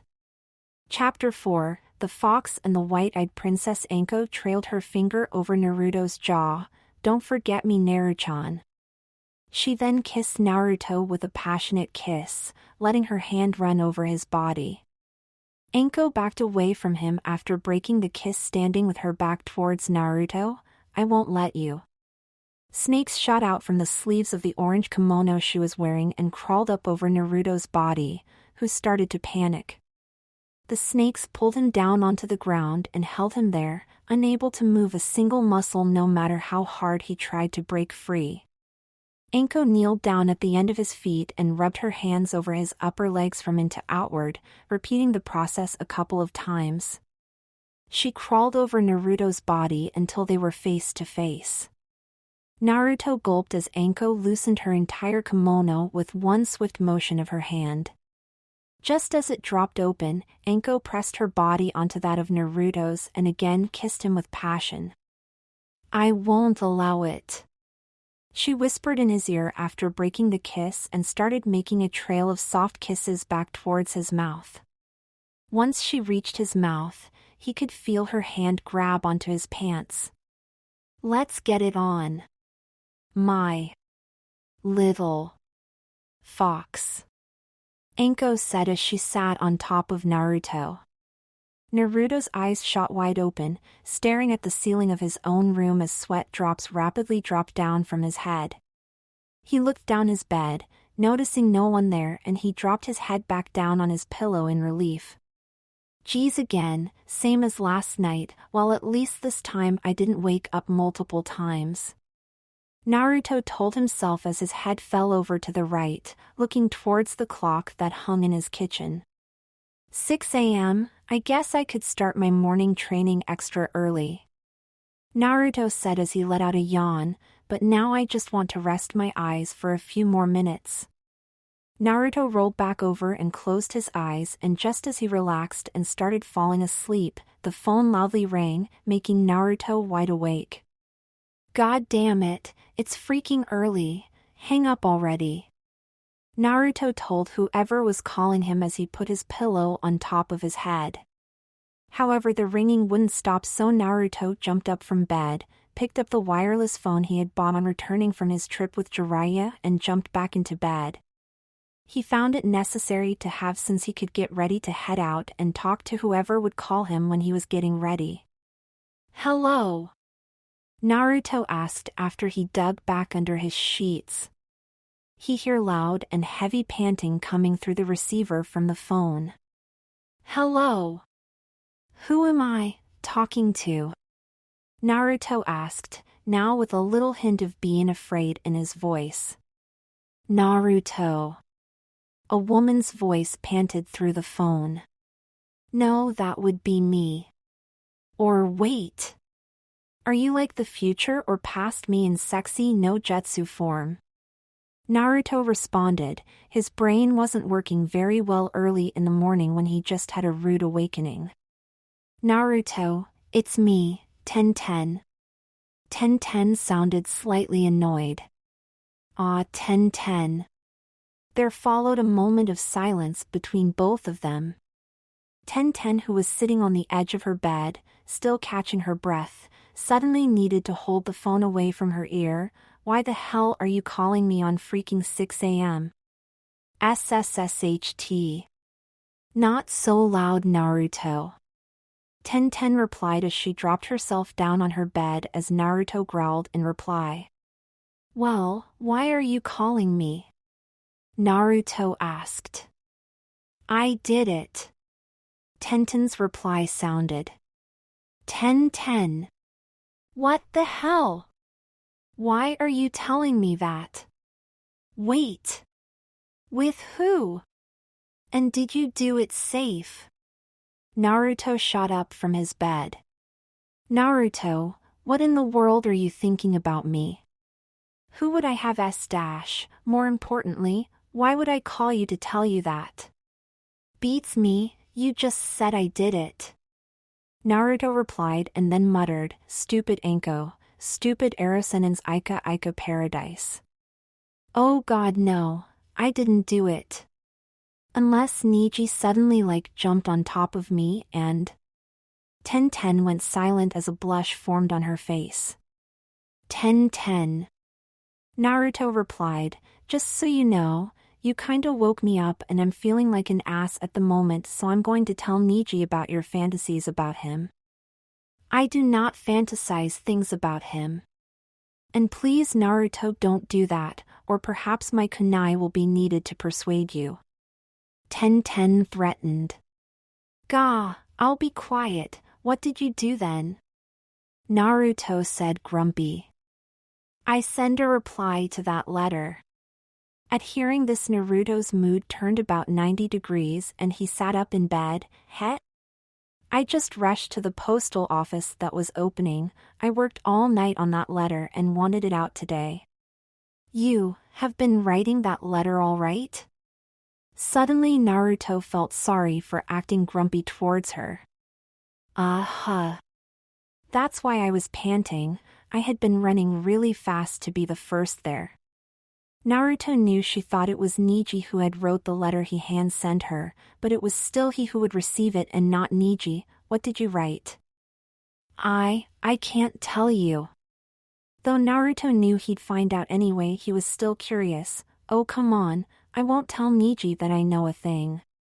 Well, okay, I wrote that. I was really flattered by how he thought of me. Then, I wrote about the hunch I had that it was Niji and asked if he could tell me whether it was him or not by now. If he wasn't, then I wanted to know what he looks like and stuff, you know, so I knew him a bit better before agreeing to going out on a date or something. Then, I wrote that whether he was or wasn't Niji didn't matter because his words make me warm up inside and… Naruto was silently listening to her, even after she didn't continue talking. Naruto? Are you still listening? Huh? Yeah, I was just waiting for you to continue. Really? Of course. You were saying that his words make you feel warm inside or something, right? Yeah, Naruto. Can I ask you something? Yeah? Naruto replied, somewhat insecure about what she was going to ask. Do you think Niji likes me? Tenten asked, staring at the ceiling, wondering how Naruto was going to answer. I don't know, he doesn't show emotions other than just what shows that he cares about someone as a friend at least, but he hugged you yesterday, right? And you two are always seeing each other, training together and stuff. Naruto replied as he laid back down on his bed. Yeah, but he only hugged me because I asked him. Tenten said, disappointed as she rolled over onto her right side. Hey, I think I just had an idea to help you, at least, somewhat of an idea. Naruto replied. Huh? Help me? What is it? Tenten asked, excited as she slightly rose up from bed. You and Neji either way are close friends, right? Naruto scratched his whiskers. Then, you can ask him about almost anything and he's willing to do a lot for you as a friend? Naruto continued his questioning. I think so. Then why won't you have him promise he'll speak the entire truth when you ask him a couple of questions and then ask things you want to know from him, including the way he thinks of you? Naruto grinned proudly of his plan. Tenten blushed. She knew it would be hard to have Neji do such a thing. Thank you, Naruto. I'll give it a try, though I'm almost sure it won't work. If it does, I owe you one though. Well, at least you could always try to find out some interesting stuff about him before asking him that. Naruto grinned widely. Tenten let out a small giggle. Yeah, then I could always tease him a little bit here and there. Thanks for the idea, Naruto. Are you home tonight? I want to call you when I have tried to get it out of Neji and let you know how it went. I don't know. Most likely I will be, but I'm not sure, otherwise you can call me tomorrow morning, though not as early as today. Tenten laughed a little bit again. Alright, I'll see when I call you. Bye, Naruto. Bye, Tenten. Naruto said as he hung up and let out a sigh. His words make me warm up inside, huh? According to Ayame-chan, I mostly said what is written in the letters. So, Tenten likes me? I really need to learn how to talk like Ayame-chan writes. But you know. Naruto said, cheerful to himself, at least I know I'll be getting one reply. Can't wait to read it. And since I'm wide awake now, let's eat and start morning training. Naruto cheerfully threw a fist into the air and snickered. Feeling rather energetic at the moment, Naruto jumped out of bed, took a quick shower, quickly cooked some ramen for himself, then headed out with the cup and a pair of chopsticks, and as he ran down the stairs, he ate as much ramen as possible, and once he headed out of the apartment the cup was nearly empty. After quickly finishing what remained of his lovely ramen, he threw away the cup and the chopsticks and headed onward towards the training area. Yo, Naruto-kun. You seem energetic today. Your spirit of youth is burning wildly. Both Lee and Guy exclaimed as they ran along with Naruto. Fuzzy eyebrows? Super fuzzy eyebrows, sensei? What are you two doing? Naruto blinked at the two green spandex suit-wearing men. Isn't that obvious, Naruto-kun? Morning training to help Guy-sensei keep his youthfulness. Lee answered and struck the nice guy pose while running. I promised Kakashi that if I had lost this time that I'd go and follow my young adorable strong student Lee for an entire day to get the feeling of his youthfulness and then definitely beat Kakashi next time again. Guy said as he struck the same pose, blinding Naruto now that both beasts from Konoha made their teeth sparkle in the sunlight. So, you lost, huh? Naruto asked, just because it didn't seem like he normally would also do such a thing anyway. Guy pouted before beaming up again, but I will definitely beat him next time. His teeth sparkled again for a moment before both of them stopped their posing and continued on running normally. What about you, Naruto-kun? Lee asked as he looked curious towards the blonde shinobi.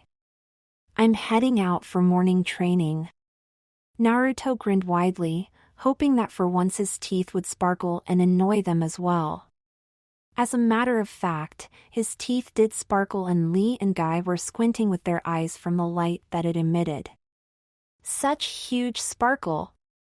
Naruto-kun! I must beat that sparkleness of yours! Lee exclaimed as Naruto's teeth still sparkled. That's the spirit, Lee!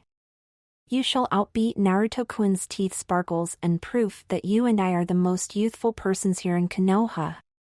Asu. Let's go, Lee! Guy dramatically pointed out forward into no particular direction as his teeth sparkled again. Asu. Lee exclaimed as his teeth sparkled for a moment as well before both of Konoha's beasts ran off at an unfollowable speed. Naruto shrugged and let out a sigh. I really don't understand what's up with them. As Naruto steadily started getting closer towards the training grounds, he saw Lee and Guy again. However, they weren't running this time and Naruto could see why. Ooh, that's gotta hurt. Naruto thought as he looked at the telephone pole that now had the print of Lee bend into it and Lee who was now lying down on the ground. Lee. Hang in there, my youthful student. My nose. My beautiful youthful nose. Naruto heard Lee crying. All he hurt was his nose from that, what the? Don't worry, my adorable student. I'll get you to Tsunade-sama to have your youthful nose restored into its previous youthfulness. Guy picked Lee up and sat him onto his back and rushed towards the Hokage's tower, assuming to find Tsunade there at this time in the morning. Really, those two get weirder every time I see them, and to think I have one of their suits lying in my closet back at home. Naruto shook his head and headed on towards the training area. After running a little while, he finally reached the training area where I'd first become a genin, and there he found Sakura leaning on one of the 3 tree logs facing away from him. "Ohayou, Sakura-chan." Naruto cheerfully greeted Sakura, waving his arm energetically in the air. Sakura turned around towards Naruto and he noticed the somewhat sad look on her face before she flashed a smile at him and waved back, "Ohayou, Naruto, you're up and bright early in the morning." Naruto ran over towards her. "I could say the same for you, Sakura-chan. I thought the training area wasn't being used at this time, so I headed out extra early." "Aw, I'm not using it really, just thinking and all. You looked sad before you saw me, I could tell." "Sakura-chan, what were you exactly thinking about?" Naruto asked, realizing it might be about Sasuke since she was standing at the training grounds where the 3 of them had become genin. Hi. Sakura giggled and stuck her tongue out at Naruto. "Nothing to worry about really. Ever since I've become Tsunade-sama's student, I've grown in popularity. At this time I've been asked out by several guys for Valentine's Day. I even received a love letter, so I was just reflecting here on some past decisions and all." Damn it! Naruto hung down his shoulders in disappointment. Tsunade-Abakun's students get respected and popular, and Erosennin's students mostly get 0 popularity until they reach a certain level, like the Yondaime Hokage. Maybe I should have tried to convince Tsunade-Abakun to train me or something. Sakura whacked Naruto around the head. "Baka, Jiraiya-sama might be a dirty old pervert and a lot of other things according to Tsunade-sama, but he's still one of the legendary Sannin. He is the one that brought forth the most powerful shinobi Konohagakure has ever known. You shouldn't just say things like that." He. I know. He has taught me a lot while we were away. But he isn't really good if you want to be popular and all. Sakura slightly laughed at hearing this. "Don't worry, Naruto. I'm sure people will still like you even with Jiraiya-sama as your sensei." Well, I've got to go now. I still have a letter to bring to the postal office. Good luck with training, Naruto. See ya, Sakura-chan. I'll show you my new jutsu once I'm done with it. Naruto yelled as Sakura headed off. Looking forward to it. Sakura replied before facing back forward and heading off.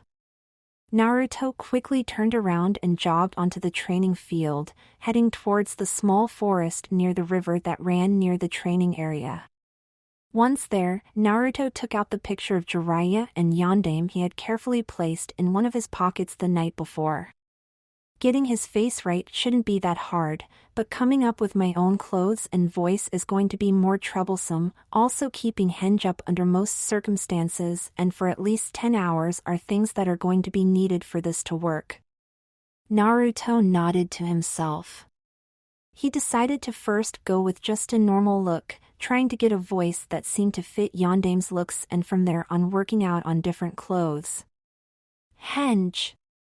Naruto exclaimed, performing the single seal. When the smoke cleared up, Naruto noticed that he was slightly taller than usual, just as he wanted. The first thing he examined then were his clothes. Alright, a dark blue shirt, dark red Konoha mark on it, blue pants like Kakashi-sensei wears and most other shinobi in Konoha. Casual clothing set, success. Now let's have a look at how I did my face. Naruto walked over to the river and glanced down on the water, looking at the image the water reflected. He took out the photo and held it next to his reflection in order to compare the two. Alright. Another success. Now all that's left is my voice. A cheerful "I have nothing to worry about in the world" like voice came out of Naruto's mouth. Aw crap, that wouldn't fit Yondaime one bit, nor would it really fit his looks. Naruto hung his shoulders down out of disappointment and let out a sigh as he released the Henge no Jutsu. Alright, let's come up with a different voice. Naruto spoke confidence into himself and used Henge again to change into the same looks as he just had, hoping to have it all right this time. Yo, I'm Ymir. Naruto said with a laid-back and relaxed voice. How the hell did I think up a Kakashi-sensei voice? Naruto tried to get a different voice once more. Yo, I'm Ymir. Oh my god! Now I sound like Erosennin. Just then Naruto heard someone approaching the training grounds and quickly shot back behind a tree. Guy-sensei! Naruto-kun isn't here. Lee sounded like he had a broken nose. I know, my adorable yet now injured student. I guess we'll have to use our youthful spirits to find Tsunade-sama on our own now that we didn't find her at her office early in the morning. Guy-sensei. Lee. Guy-sensei. My nose. My nose. Age. Lee. My student. What have I done to you? Let's find Tsunade-sama quickly and heal your nose. Once Naruto heard the two rushing off with their youthful spirits, he headed back towards the river. Again he tried to perfect a voice that would seem to fit Yondaime's looks. Yo, I'm Ymir. Age. Now I sound like fuzzy eyebrows. Damn it! Naruto exploded in his mind as he heard what voice he used for Henge this time. Alright, this time I'll get it. A voice that deep and dark, focus, focus, focus. Naruto closed his eyes, focused on Yondaime's looks and a voice to match it. Henge no Jutsu.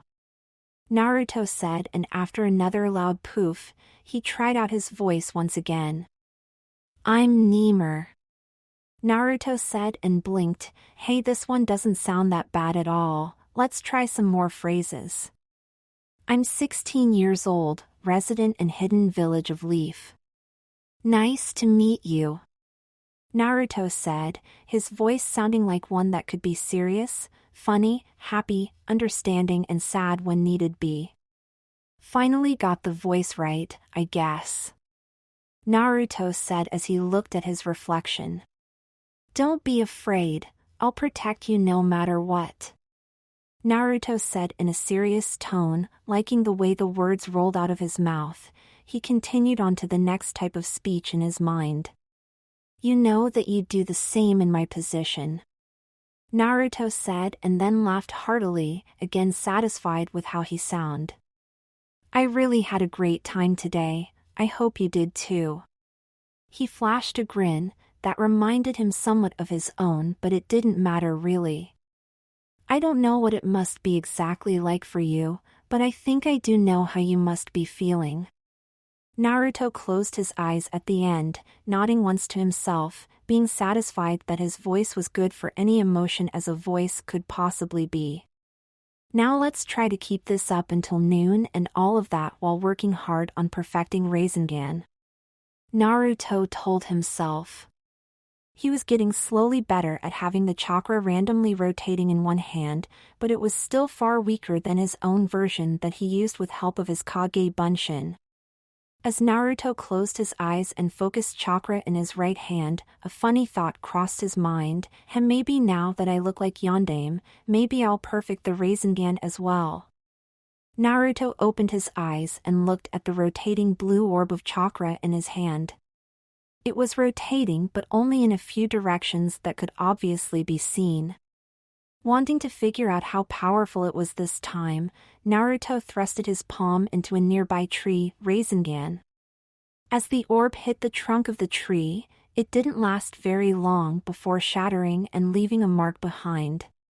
Just as I thought, I still suck at controlling it with just one hand.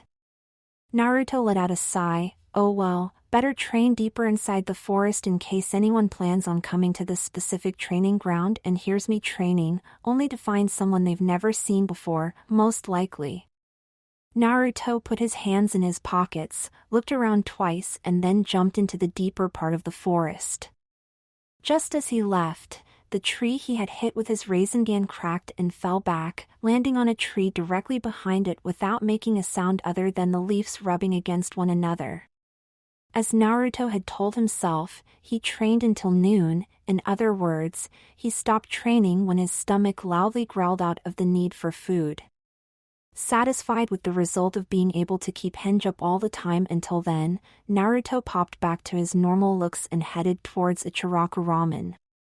He arrived there soon enough, being greeted by the old man as usual. Welcome Naruto, the usual I presume? He asked jokingly as her new Naruto would most of the time order his favorite ramen. Of course. How's business today? Naruto asked grinning widely. Aw, we've made enough profit in the morning. Surprisingly, because usually you are one of the few that come and eat ramen in the morning. Ichiraku-san said as he rubbed his chin in thought. Well anyway, let's get your ramen up and ready. Naruto will have his usual ramen.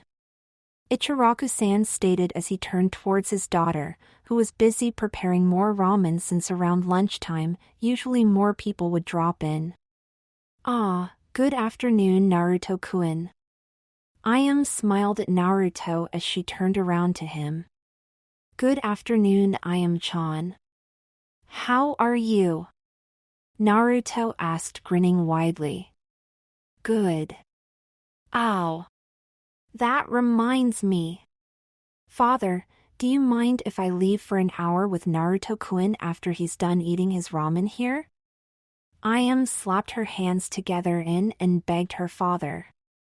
Ichiraku-san looked towards Naruto, who looked slightly dumbfounded back towards him, and then Naruto's stomach loudly grumbled. The old man flashed a grin at Naruto. Well, it looks like Naruto plans on staying here for a lot of bowls, so you'd better get to work then. Though that hour is coming out of your pay, of course. Thank you.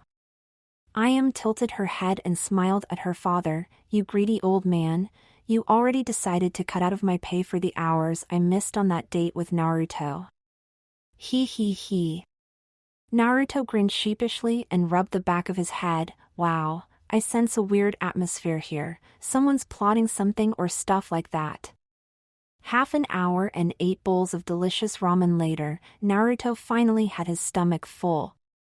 Ah, I'm stuffed. Ramen is extra good after training.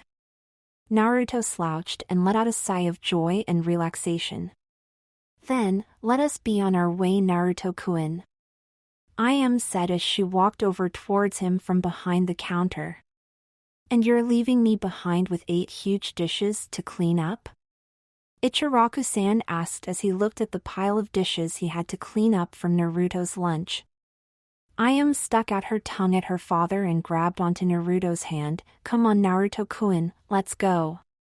As Ayame abruptly pulled Naruto from his seat, he needed to start running after her. Oi. Take it easy Ayame-chan. After pulling him after her for a block, they slowed down a bit. What's the rush anyway? Don't you want to see if you've gotten any replies? This fast? Naruto said before the thought came to his mind that he'd at least be able to read. Well, I'm certain there is one reply, but I don't think we need to hurry for it so much, right? Well, I want to read them too, you know. And besides, we need to write replies to the replies. Then, will an hour be enough? Let's hope so, else you are on your own. Ayame winked and playfully stuck her tongue out at Naruto. As soon as they arrived at Ayame's house, the mailman did as well, handing a bunch of scrolls to her before heading on to the next house. Naruto-kun, could you open the door for me? Ayame asked, as she had her hands full on multiple scrolls. Sure, where's your key?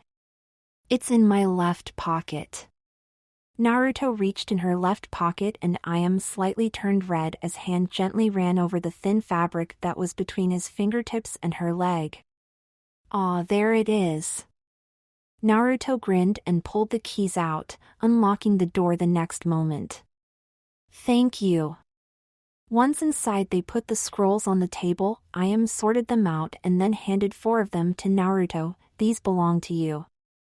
Looks like it's more than you expected, Naruto-kun. Let's go up to my room so we can start writing as soon as we finished reading all of them. Wow, I got 4 replies. Naruto blinked at the scrolls, and as he followed Ayame to her room, he wondered what was written within them. They sat down across each other on Ayame's bed. Well, open the first one then. Ayame smiled at him, wanting to know the replies herself as well. Naruto took a scroll and let the others just rest on Ayame's bed. With a quick and swift movement, he opened the scrolls and read the first few lines. It's from Tenten. Well, come on, tell what it says. Ahem, all right, here goes. Naruto replied and scratched his throat. Dear Nemur-kun, to sum everything up what your letter did to me, I melted instantly. However, I do not know what to reply really. I have an idea about who you are, but I might as well be dead wrong about that. Either way, whether you are him or not doesn't really matter. I still like the way you are from what I could tell from reading your letter. I never really thought someone would think like that about me. I even cried after I finished it. Isn't that just silly of me? He. But I just want to know this first. I want to know if you are Niji, because I think you are Niji. If so, Niji, I'd love to go out on a date with you. All you had to do was ask me in person. Oh God, now I'm starting to cry again. Sorry, kind of emotional at the time I'm writing this, don't really know why. And, Nemur-kun, even if you aren't Niji, I want to meet you then. I want to see if you are just as kind and sweet and, well, all the other things I think about you at this moment. If you really are someone like that, then I'd gladly go out with you on a date at least once. After that we'll see what happens, right? Please write back soon, I'm anxiously awaiting your reply. Love, Tenten. Well, it looks like she really likes that Niji person as well. Ayame's first reply to the letter sounded. Yeah, I guess so. I didn't expect her to cry at the end of reading that letter though. Naruto scratched the back of his head. I kind of feel bad for making her cry. Oh, come on, Naruto-kun. She cried out of joy that the letter was so sweet and directed at her. Even though I wrote it, it were your thoughts and feelings for her as well. Yeah, I guess you're right about her crying out of joy rather than being hurt or something. Still, I don't really like to see a girl cry or something. Naruto grinned widely. All right. So we'll have to set something up for you and Tenten to meet then. But we'll discuss those matters later. On to the next letter, Naruto-kun. Ayame said as she shuffled over to his side, leaned her head on his shoulder so she could read the next letter with him. Ah. Naruto looked over to Ayame's face next to him. Wow, she really looks pretty. Naruto-kun, what's wrong? She asked as she looked with worry in her eyes at him. Ah. Nothing at all. Let's open the next letter. Naruto waved his hands energetically and grinning sheepishly before opening the next letter. All right, this one is from Ino. Naruto stated as he looked at the sender's address information. Dear Nemur-kun, just so you know, I'm going to give you a couple of questions right away that I want answered. Why? Well, because it's important for me to know, and so you instantly can write that in a reply to me. Well, let's start the questioning then. How tall are you? I don't want to go out with some giant guy that scares the crap out of poor little old me. How old are you? If you're some perverted old man, I'm going to hunt you down and have arrested. What color are your eyes? What color is your hair? How much do you weigh? Sorry, but if you're too fat then well, we wouldn't just match. I'm kind of thin, you know, and I don't believe really in the whole opposites attract thing. What size shoes do you wear? And since we're on the topic of clothing, what are all your other clothing sizes? Maybe I could get you something cute then on our date and all, hee. Ow. And what is the size of yo? Holy crap!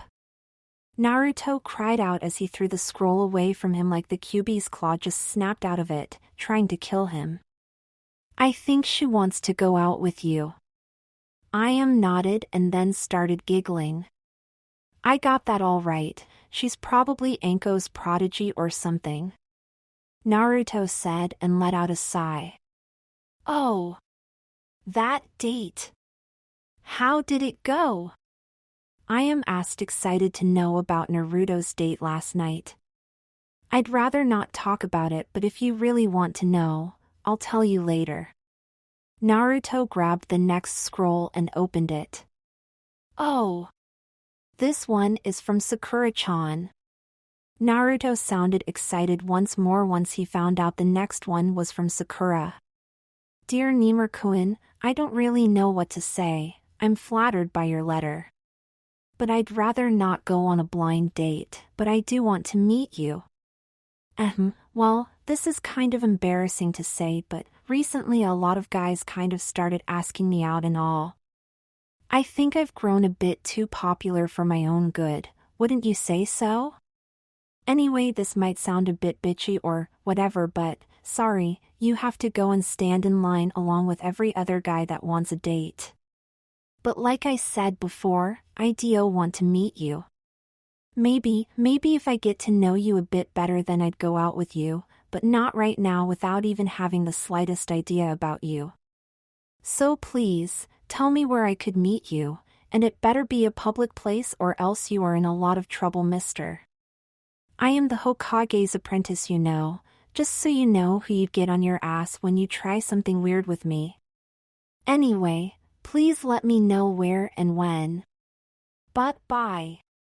Harino Sakura. Ow, Sakura-chan doesn't want to go on a date with me instantly, also I have more competition than 3 years ago. Naruto pouted. But she wants to meet you. If you give her a good first impression, she might reconsider about whether or not to have a date with you. Ayame said reassuringly to Naruto. Yeah. Then I'd better get ready for such a thing. I'll show you my amazing jutsu after this last one. Naruto cheerfully picked the last scroll. It's probably from Hinata. A letter from Sunagakure takes a bit longer to arrive here. Naruto stated as he opened the scroll, confirming that he was right and that the last letter was from Hinata. Dear Nimar-kun, I'm truthfully honored that you think of me this way. I was surprised when I got the letter. No one ever sent me a letter like this. I even fainted just because of, well, who I thought it was. I'm sorry, please forgive me, but I cannot go out with you. I really hope you aren't hurt too bad by this, but there is someone who I already love with all my heart. And no matter what you say, I won't change my mind about him. I love everything about him. His beautiful blonde locks, his shining blue eyes that are filled with joy most of the time, his strong will to become strong and protect his loved ones. But I just faint every time I'm near him. I doubt he even thinks of me as more than just another friend. I really love him no matter what though. Even if he. So that's why I can't go out with you, Nimar-kun.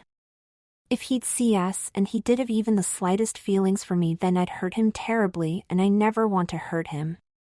Please forgive me, and I hope we can still meet each other and be friends if you want to. Sincerely, Hyuga. Hinata likes someone? Wow, I never thought of that. Naruto rubbed his chin in thought. Naruto. HM? What's wrong, Ayame-chan? Naruto looked confused towards Ayame, who was rereading the letter again. Think about it for a second. Who do you know with blonde hair and blue eyes? Yondaime Hokage has that, but I don't know him personally and he's dead. Naruto tapped his chin in thought. Naruto, didn't you used to say Hinata always faints around you? Ayame emphasized the last part, hoping to get through to him. Yeah, she does that a lot, don't really get why though. Ayame placed her hands on his cheeks, turned his head towards her mirror and tried to ask him again, look in the mirror, Naruto-kun, who do you know with blue eyes and blonde hair? And who does Hinata faint around? Me? That's right. You. Naruto blinked at his reflection a couple of times and then he slightly jumped up. Are you telling me Hinata likes me? Correct. Ayame stuck her tongue out at Naruto in the mirror. Naruto jumped up from her bed and started freaking out. But how? When? Why? What should I do? Oh God. Hinata. She likes me. What the? When Naruto, calm down. Ayame got up from her bed and held Naruto still. It's obvious, isn't it? You can go out on a date with her. And if all goes well and you like her enough, you two can go dating. But what about Ino and Sakura-chan and Tenten? We need you to meet all of them as Nimar-kun so you can still go out with them if needed be and all. Listen up. We'll just write one letter that is directed at all the girls and tell them you'll be meeting them on a certain time and place or something. Also, if Temari sends in a reply later, we have always the chance to have Nimar-kun meet her later since she's in Sunagakure anyway. Understood? Naruto nodded and Ayame let go off him as he had obviously calmed down. Then, I can meet all of them tomorrow. Naruto flashed a grin. Huh? How so? Ayame looked confused at Naruto, who was still grinning. I already figured out who to henjin and all. That's what I wanted to show you. Ayame smiled warmly at Naruto. Well, go ahead then. Naruto cracked his knuckles. All right, here goes. He smirked and formed the henge hand seal. Naruto didn't even need to speak out the words anymore and just transformed into Yondaime Hokage with his own set of clothing. Ayame blinked and stared at him as the smoke slowly vanished. I'm Nimar. Nice to meet you, Naruto said, and instantly, Ayame's eyes seemed to sparkle as she slowly stumbled forward towards him. Is something wrong, Ayame-chan? You look different. Ayame got as close as her body could to Naruto, who eyed her kind of awkwardly as she stared into his eyes. Ayame-chan? Naruto placed a hand on Ayame's arm, something he regretted a moment later as Ayame squealed as loud as humanly possible and then fainted into Naruto's arms. What the? Naruto thought as he picked Ayame up and carefully laid her down on her bed. A couple of moments later, Ayame slowly opened her eyes again. Ayame-chan? Are you alright? You just passed out just like that. Naruto blinked at her, still being in his yondaime form. Naruto. Naruto nodded in reply. Ayame squealed again, this time less loud than the last time, jumped onto Naruto and brought him down on the floor. Kawaii! Ayame exclaimed as she looked at Naruto's face again, before dropping her body onto his and tightly hugging him. You're so cute! Not to mention extremely hot. Ayame gave Naruto a kiss on his cheek. Hug me, Naruto. Kiss me, Naruto. Anything. Ayame squealed again and rubbed her cheek against Naruto's. Naruto slightly pushed Ayame up, so he could breathe normally at least. Ayame-chan? Do you know what you are saying? Ayame stared into Naruto's confused eyes, that were looking awkwardly at her as well, and she flushed red. Of course I do. You're the hottest guy right now I've seen in a long while. Well, I guess Yondaime's was as good-looking guy as Erosennin said then. Naruto grinned sheepishly, not really sure where all this would lead. Really, you look so cute, Naruto-kun. Ayame let out a sigh and rested her head on Naruto's chest. I wish that guys like him were more common. Oh no, Ayame-chan? Ayame tilted her head up and looked at Naruto. Yeah?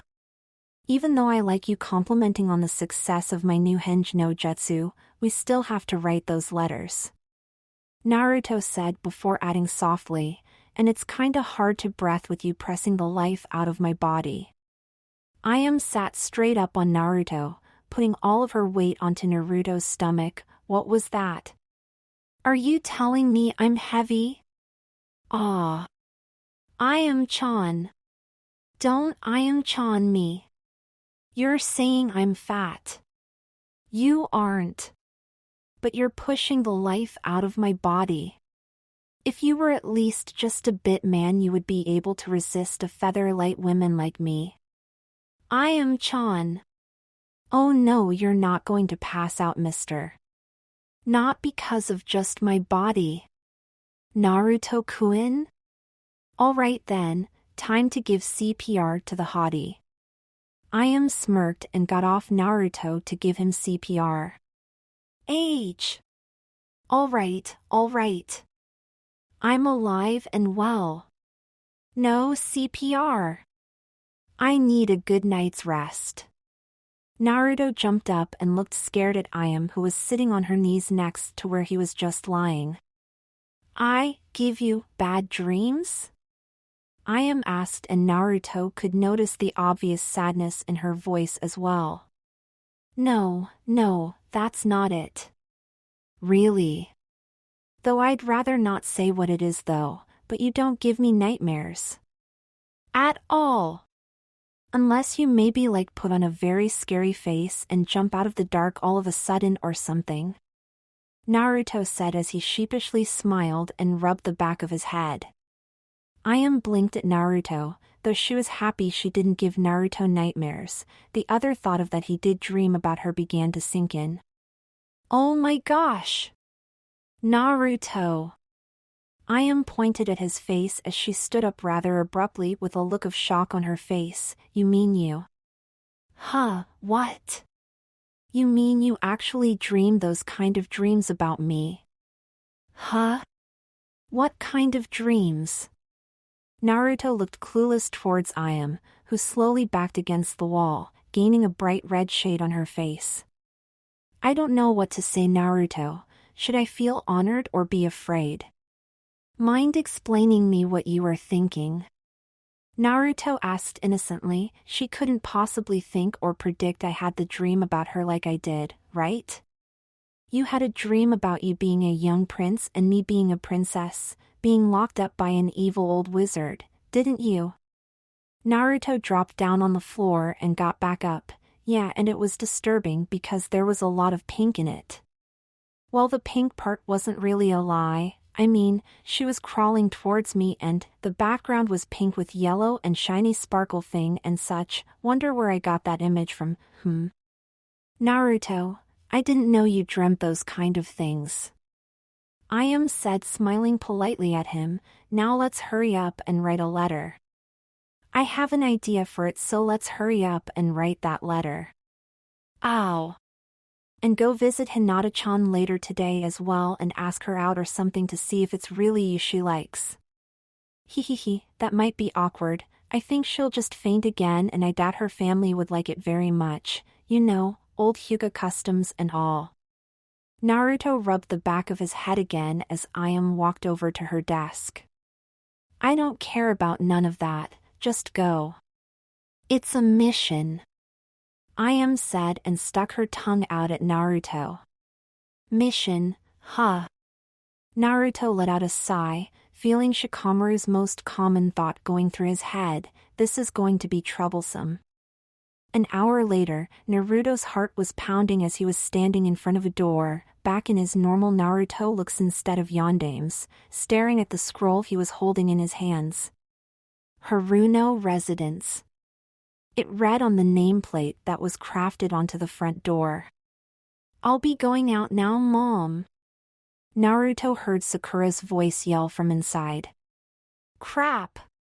Naruto quickly dropped the scroll onto the floor and quickly ran away. Just as the door opened, Naruto disappeared around the corner and Sakura noted the scroll lying on the floor as she nearly stepped on it. Huh, a scroll? For who is it? Sakura said as she picked it up from the ground. For Haruno Sakura, Yamanaka Ino, Hyuga Hinata and Tenten. Sakura read out loud and blinked at the scroll. Naruto ran as fast as he could, in case Sakura still noticed him going around the corner. His pace did not slow one bit until he was far away from Sakura's house, to be precise, near the Hokage's tower. Damn, that was scary. If she had seen me I'd be in lots of trouble. Two particular green-suited men then got Naruto's attention with their loud voices. Hokage-sama is amazing with medical jutsu, isn't she, my adorable student Lee? Hi, Guy-sensei. She is truly amazing. I barely feel pain in my broken youthful nose. Lee saluted his sensei. And she's burning with youth as well. Lee. I think I'm going to ask her hand in marriage so we can have many youthful children.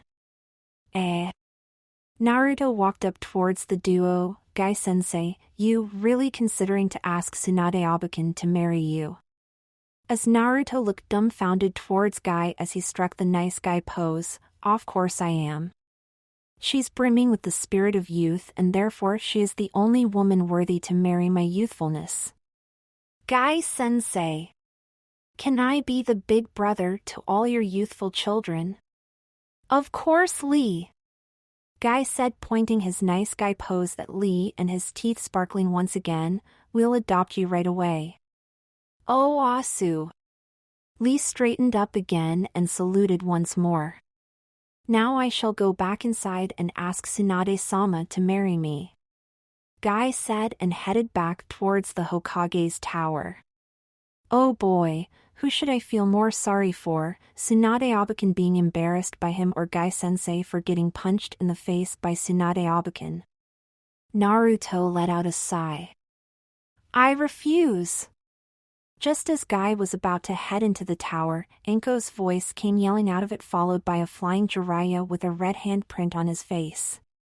Jiraiya knocked into Guy, sending the youthful noble blue beast of Konoha fly back as well, gasping for air, and soon they both landed on top of Lee, who fell hard face down on the ground as he tried to turn around and escape the flying men. As they lay down on the ground, steaming off from their high speed and Anko's slap to Jiraiya's face, said female Jounin took a step out of the Hokage's tower and pointed towards Jiraiya. "I'd never go out for dinner with a dirty old lek like you." Naruto blinked at the pile of men in green and the Erosennin lying on top of both of them, only to realize a second later that Anko could see him. Before he knew what happened, Anko was behind him with her arms wrapped around him. "Yo, Naru-chan. Do you feel like having a second date with lil old me?" Naruto carefully turned his head towards the widely grinning Anko. She had his full attention, but that was mainly because he thought he felt some crawling over his back. "Jiraiya-sama. What are you doing?" "I was just about to declare my pure and youthful love to Tsunade-sama and ask her hand in marriage," Guy shouted, drawing Naruto's attention back to the three men. Jiraiya jumped off them and pointed at Guy. "You were about to what?" "Like Tsunade would marry a guy like you." "Of course. She's burning with youth and so am I." "You'd drive her nuts." "No, I wouldn't. I'd have her carry my youthful babies. Even though she looks like 20, she's over 50. She can't have babies." "Oh yes, she can. Her youthfulness will make sure of that." "My nose. My nose. It's bleeding again." Lee wailed in between the two arguing men. "My, they're so loud," Anko said as she looked with one eye towards the men and held her other one shut. "How about we go to Naru-chan?" Anko noticed that Naruto was missing from her hold and thus she was holding nothing at all and saw Naruto running for his life. "Sorry, Anko-sensei. I have something else to do. Maybe we'll chat again, like in my next life." "Naru-chan. Don't leave me with these goofballs," Anko cried out. "Sorry, can't hear you," Naruto yelled and ran around the corner. Meanwhile, the heated argument between Guy and Jiraiya reached its climax. "All right, that's it. I'll show you that Tsunade wants someone that isn't some crazy lunatic." "What was that? Am I crazy? I'm burning with youth." "I cannot be crazy." "The hell you are." Jiraiya quickly formed a couple of hand seals as the soil underneath Guy's feet began to soften and sink the noble blue beast of Konoha into it. "Ah, that's unfair," Guy said as he tried to pull his feet out. "Like I care," Jiraiya said and then quickly ran into the Hokage's tower, passing by some Chunin and Jounin that were on their way to do their own business. As he reached Tsunade's office, he slammed the door wide open. "Tsunade." Shizune jumped at the sudden entrance of Jiraiya while Tsunade just looked dully at him. "What is it this time, Jiraiya?" Jiraiya jogged over towards her in Sennin style, surprising Tsunade when he kneeled down beside her and took her hand. "Will you marry me?" Shizune gasped in shock, as did Tsunade, and a cold breeze passed through the room as Jiraiya awaited Tsunade's answer. Meanwhile, Naruto had run all the way to his next destination, the Hyuga compound. Catching his breath from his escape from the, for him at least, ever-scary Anko, Naruto glanced into the Hyuga's courtyard to see if he could find the Hyuga heiress. Unfortunately, Hinata was nowhere to be found, but Neji was making his through the courtyard, which was a plus for Naruto. "I'm lucky. I'd hate to go and ask Hinata's father for being accepted into the compound. He looks so strict and perhaps like overprotective or something," Naruto thought as he quickly headed towards Neji. "Yo, Neji." Neji, who was just about to enter a different part of the compound, turned around to face Naruto. "Naruto? That's a surprise. I never thought I'd find you visiting the Hyuga compound." "Ah, well you know." Naruto sheepishly grinned and rubbed the back of his head. "I kinda came here to see Hinata. Do you know where she is?" "Hinata-sama." Niji blinked a couple of times at Naruto. "She's in the second garden. Most likely taking a swim in the small lake we build there, as it has become her second favorite activity. I'll show you the way." Second garden. Naruto looked dumbfounded towards Niji as he followed him to where Hinata was. "Yes. We have 2 gardens, and as a matter of fact also 2 courtyards. One is open and is able to be viewed by the public that climb over the compound walls, the other is more concealed from nosy outsiders and is a place of recreation for most of us. Hinata-sama likes to go and take a swim there from time to time." "I see, your uncle must have enough money for such a thing." Naruto nodded. Niji glanced towards Naruto. "We're here." Naruto looked forward and saw a path leading through various vines. It looks like a jungle there. How am I going to find her?" "Don't worry, it might not look like it, but we used some spray from the Aburame clan to keep annoying and dangerous insects away. Also the plants there are all harmless. The small lake Hinata-sama is most likely at is easily found. And since I have some matters to attend to, I'll leave you to find Hinata-sama on your own." Niji stated and headed off. Naruto gulped and then walked the path ahead of him, pushing away the vine that obstructed the entrance to the garden.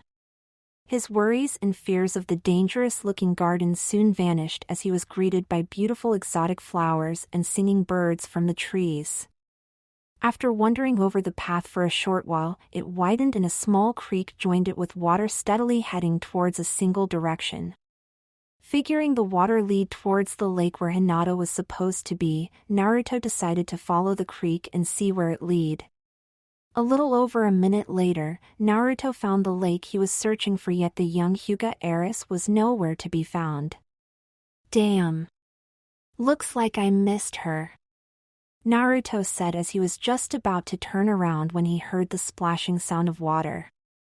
Hinata rose up in the center of the small lake, water still dripping of her hair from her dive out of it. The water drops that fell off her shined in all the colors of a rainbow due to the sunrays that managed to pierce through the roof of vines and leaves, Naruto being amazed by the sight and spoke his thoughts out loud. "Wow, how beautiful." Hinata's face turned into a state of surprise at hearing the familiar voice and she turned towards the direction of which the sound came from. Naruto-kun? "Yo, Hinata." Naruto grinned sheepishly at the young lady from the Hyuga clan and rubbed the back of his head. Her face flushed red as she realized Naruto was really standing there. "Naruto-kun, he's really standing there, I'm not dreaming," she thought, and then something else hit her in her mind. "Kya!" Hinata screamed, yet not too loud, and quickly dropped down into the water until it covered all the way up to her mouth as she blushed a deep shade of red. She followed him with her eyes as Naruto walked around the shore of the lake. "Wow, this really is a pretty sight. Hope you won't mind if I'll just jump in." Hinata let out as Naruto grinned widely at her with his usual grin. "Naruto-kun is going to, oh my."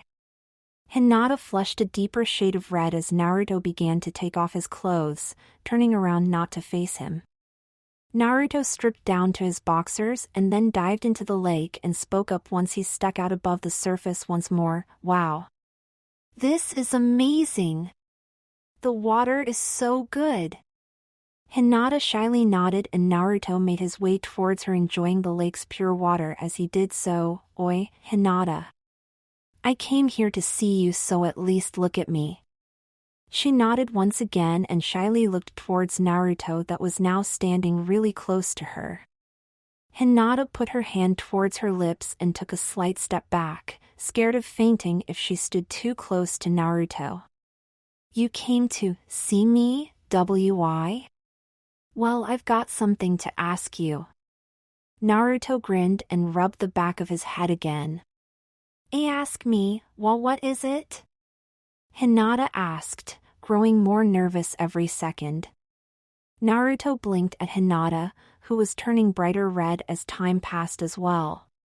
Listen, it's really important to both of us, so please don't faint around me like you usually do. Naruto grabbed a hold of her hands, pulling her look up towards him as she blushed so badly that she felt like fainting, but she refrained from that by biting on her lower lip. I'll try my best, what did he do? Hinata stumbled over her own words as Naruto still held her hands, and her mind was longing to find out what it was he wanted to ask her. Her mind had already imagined the possible situation being her overreacting to something like this, while the question would be, could you lend me some money? And short of my regular 9 bowls of miso ramen, and then her reply would be disappointment, yet only saying his name. Naruto stared into her eyes and knew that she was about to faint as she averted her eyes and trembled ever so slightly. I wanted to ask if... Naruto started, hoping she really wouldn't pass out halfway during his question. Why, yes. If you wanted to go out with me, tonight. Hinata's mouth dropped open, her hands fell out of Naruto's, and she felt her entire body go numb. The red shade on her face disappeared and she felt light-headed as her entire face went pale white and her body swayed back and forth, before her eyes shot towards the heavens and she passed out. Oi! Hinata! Naruto had caught the out-cold Hyuga girl in his arms, hoping that she heard his question at least and remembered it. Come on, let's get you back to solid ground so you won't drown, huh? I can't hold you here forever if you're going to pass out continuously or something. Naruto whispered to Hinata, who was still passed out, as he wrapped an arm around her and started swimming back to the shore with her. Onizen, I've come to.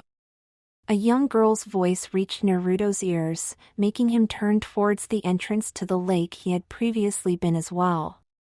There he found a girl that resembled Hinata a lot, only with sleek long hair and a more slim body than Hinata's. She stared towards Naruto and he stared back at her until she yelled loudly, "Oh my god!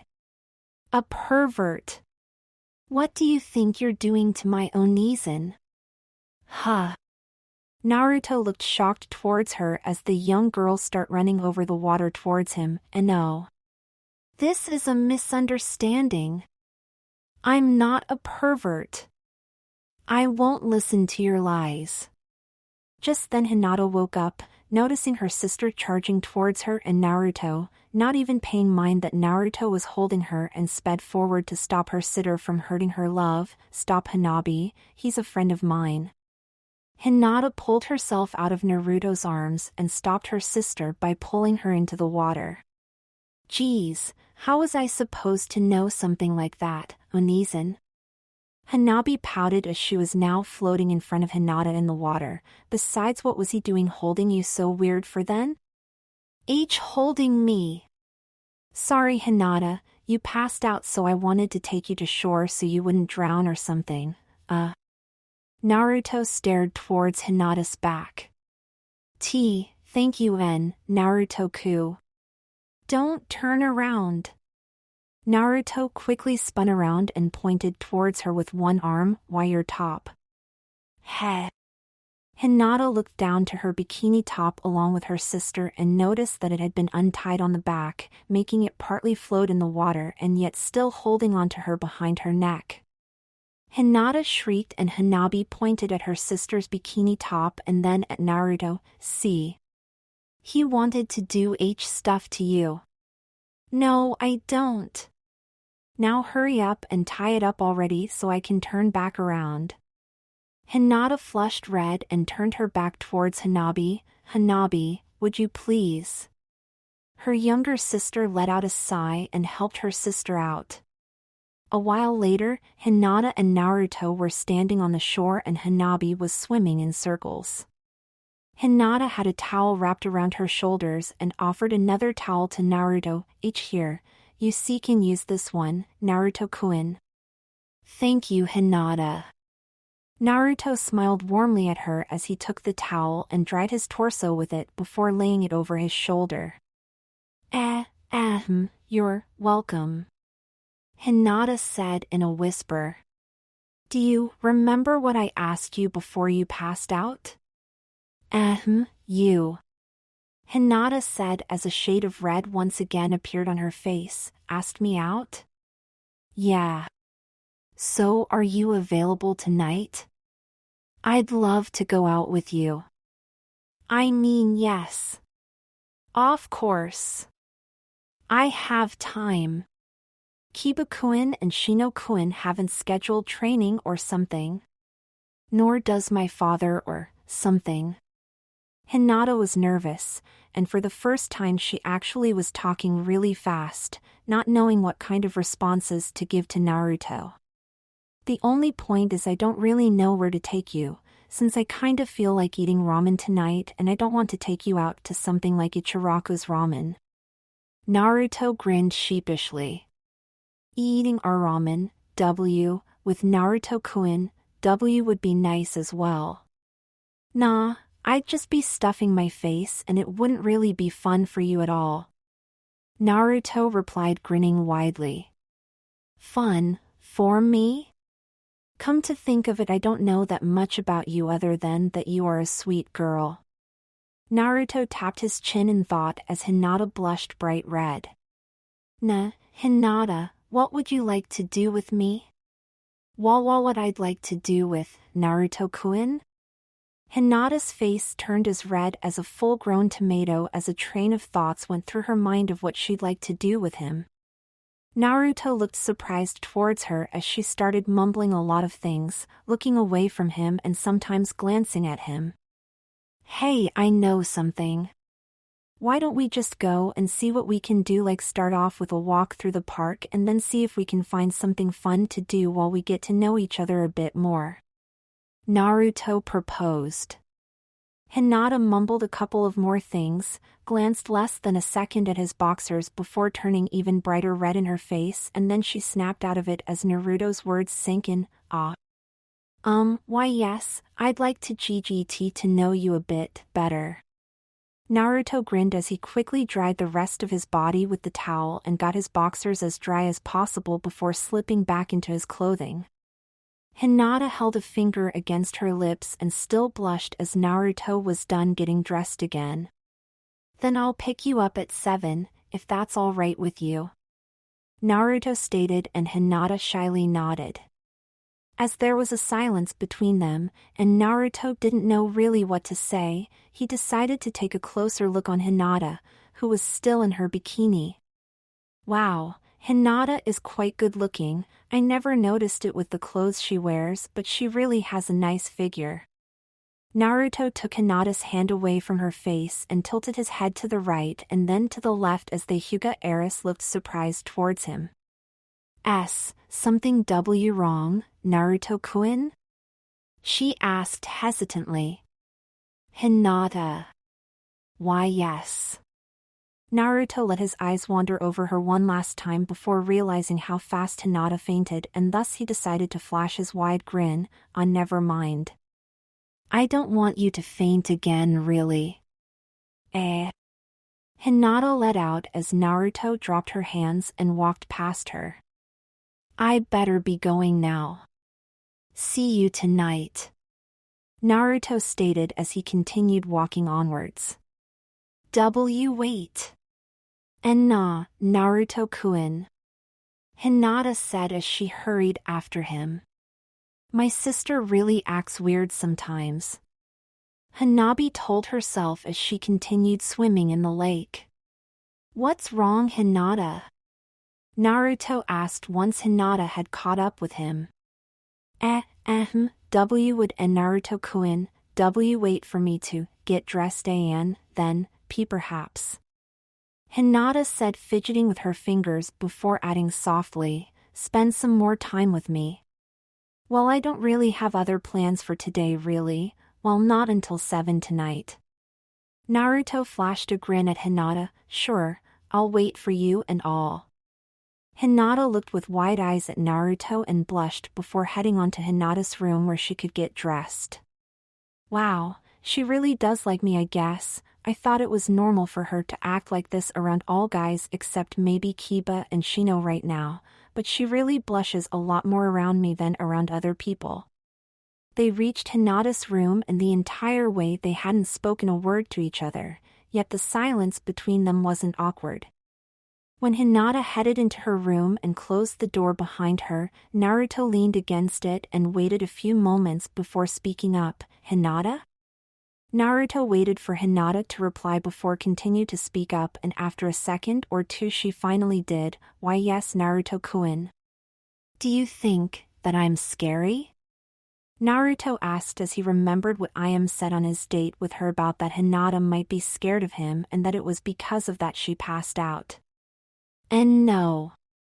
Of course and not, Naruto-kun isn't scary. Did Naruto-kun think that I thought of Naruto-kun as a scary person? No." Naruto smiled widely. "It was just that might be the reason why you faint every time I'm near you, that or the other thing I had in mind. And since you don't find me scary, it is the other thing, right?" In her room, half-dressed Hinata flushed red and waited for Naruto to say more, wondering what he'd say. "I know what it really is, but it's still too soon to let you know, so sorry, Hinata." Naruto grinned to himself and spoke up, "That you faint because the power I'm radiating. Must be a lot of pressure to feel for some girls." Hinata hung her head down in disappointment. "Naruto-kun." Naruto chuckled for a moment and then Hinata smiled to herself before giggling a little bit. "Oi, what's so funny?" Naruto asked, grinning, though Hinata didn't see the wide grin on his face and thought he was mad at her. Sorry, and Naruto-kun, I didn't mean, I wasn't, please, don't be mad on me." Naruto blinked at hearing Hinata almost burst out in tears and then knew exactly what would cheer her up. Laughing heartily before speaking up again would most likely do the trick, "Weird girl. I wouldn't get mad at you for being happy. I guess it's one of the things I like about you. Always wanting to spread love through the world and make sure everyone's happy." I'm sorry," Hinata said in a soft tone but loud enough so Naruto could still hear it. "Ba kaka." Naruto said playfully, "No need to apologize. Just hurry up and get dressed. If you take too long I'll have to go again." "Done," Hinata said as she quickly pulled the door open. Naruto, who was leaning against it, fell back by loss of the support to his back and fell on top of Hinata. "Geez, that was quite a surprise. I didn't expect you to be in such a rush," Naruto said as he got off Hinata and rubbed his sore butt before flashing a grin at her. Sorry." "Aw, don't worry about it. I'm more worried about hurting you than getting hurt myself from such a thing," Naruto said as he got up and dusted himself off before helping, although she didn't really need it, Hinata up from the floor as well. Hinata flushed red, still feeling the warmth of Naruto's body on her own as Naruto just grinned at her and rubbed the back of his head. "Well, let's get going or something, right?" Hinata only shyly nodded in reply. As they walked back out to the courtyard, a silence hung between the young heiress and the blonde as it did before. "Oi, Hinata! Naruto! What are you doing here?" Sakura yelled from the entrance of the Hyuga compound. "Sakura-san? Sakura-chan?" Naruto said at the same time as Hinata, the only difference being the addition to Sakura's name and Naruto's eyes widening. "Ow crap. I forgot that she'd go and visit all of the girls." Just then Ino walked up next to Sakura, looking rather annoyed at the world of some reason, and followed behind her was Tenten, who looked constantly at the ground. "What are you all doing here?" Naruto asked, pretending not to know why they were here. None of your business, Naruto. Ino said and stuck her nose up in the air.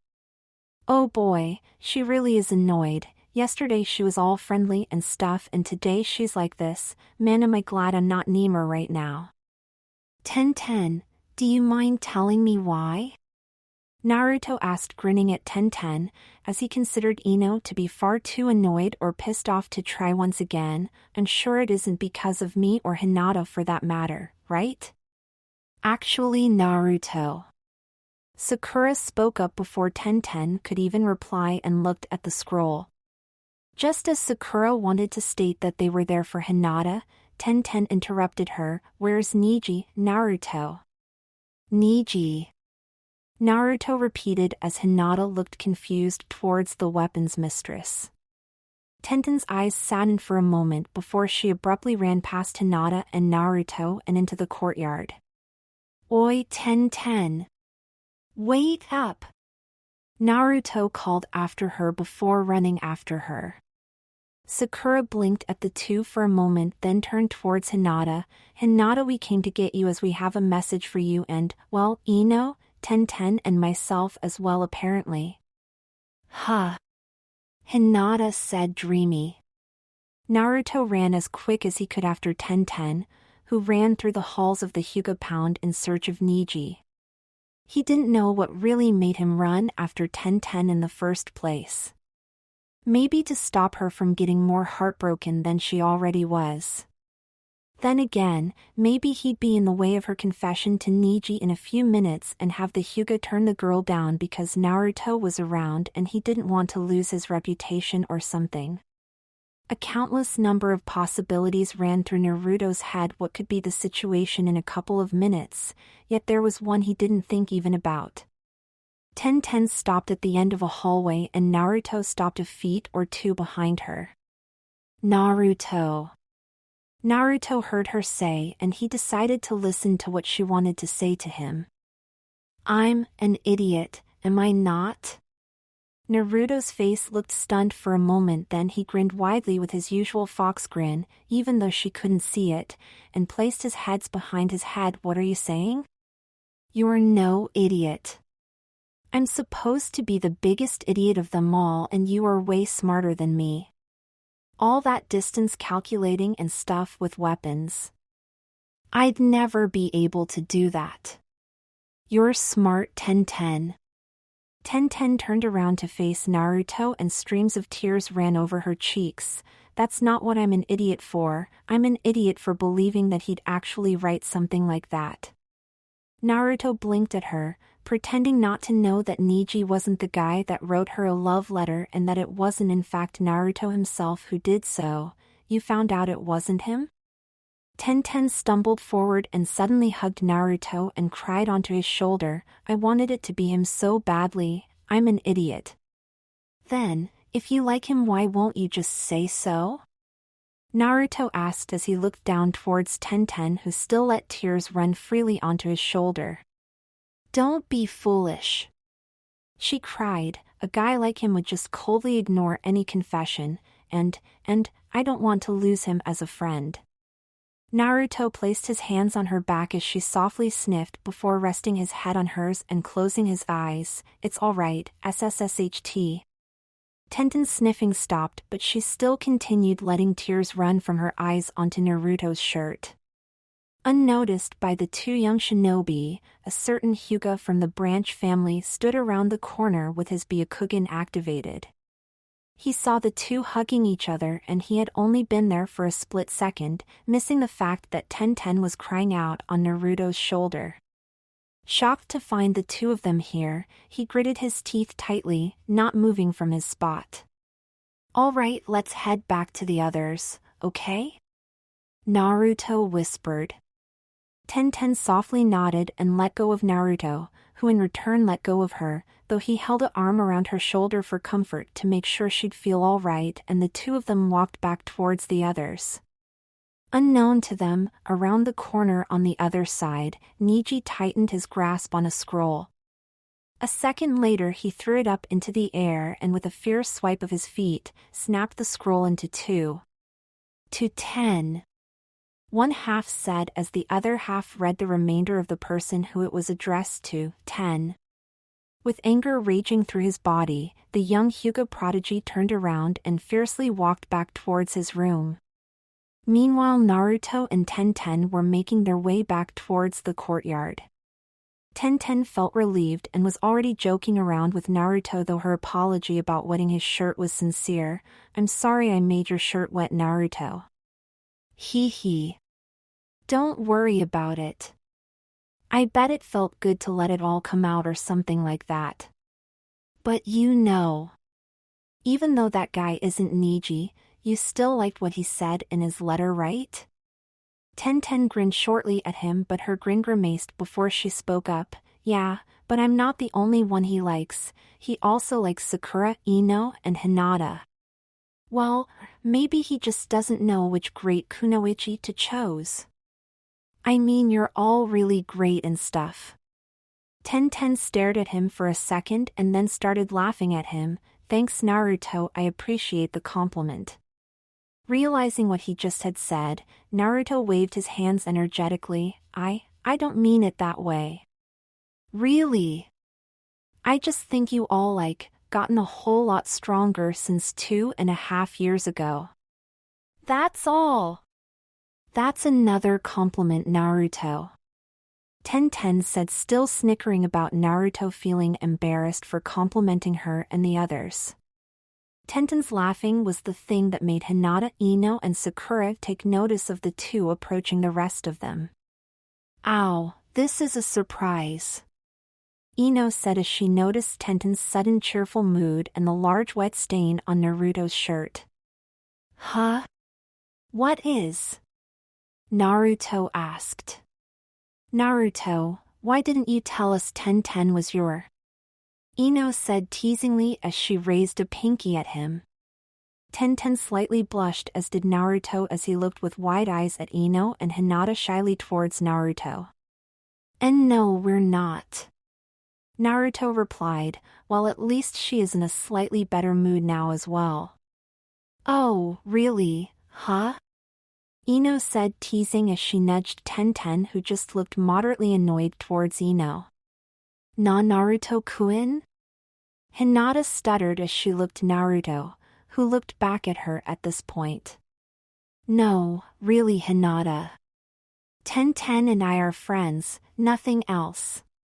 Sakura decided to join Ino in teasing her blonde teammate, as apparently he was getting quite embarrassed from the situation. "Ow, why are you apologizing like that towards Hinata? Maybe do you like Hinata then?"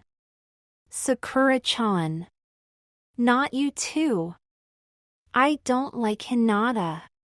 "Nah, Naruto-kun," Hinata said as her eyes saddened. "And no, Hinata, I do like you. You're my friend." "Ow, was that a confession I just heard, Sakura?" "Aw, I wonder about that too, Ino." The two girls grinned wickedly at Naruto. "And no, not a confession, no, not at all. Come on, Sakura-chan, you know I like you." At this point, Tenten decided it was time to give some payback, even though Sakura had to be the victim. Sakura, I believe that was a confession." "No, it wasn't." Sakura glared menacingly towards Tenten. Naruto's eyes shifted back and forth between all of them before he jumped back and made his famous seal. "Looks like I have no choice then." The girls looked up towards Naruto in confusement, wondering if he was actually going to fight them. "Kage Bunshin no Jutsu." Naruto shouted, and 4 clones were created. Hug version. The girls' mouths hang open as the final 2 words ring through their ears before they let out an echoed reaction of surprise. "All right, everyone, let's go," Naruto commanded his clones, who started charging towards the girls. Hinata was the first one to be hugged by one of the Naruto clones, as the other girls jumped away in time. As the clone cuddled Hinata, her face shot a shade of bright red, while the other clones tried to hug the remaining girls. "Sakura-chan. one of the clones sang as he nimbly evaded Sakura's punches. Get away from me, Naruto. Ino. I'm going to hug you. Another one sang as Ino desperately tried to slice the clone to pieces with a kunai she had flinged out of her kunai bag. You are so dead, Naruto. Ino said with a smile on her face. Ah. Naruto. Stop it. Tenten said as she tried to escape the clutches of one of the Naruto clones as well. This is my great new escape technique. Naruto said proudly as he stood in the center of the hugging, or trying to hug, frenzy. Naruto. I'm so going to get you for this. Sakura said as she finally had been caught by one of the clone's hugs. She was unable to punch him in the face or anywhere else because she knew her fist wouldn't stop there and she'd just end up hurting herself.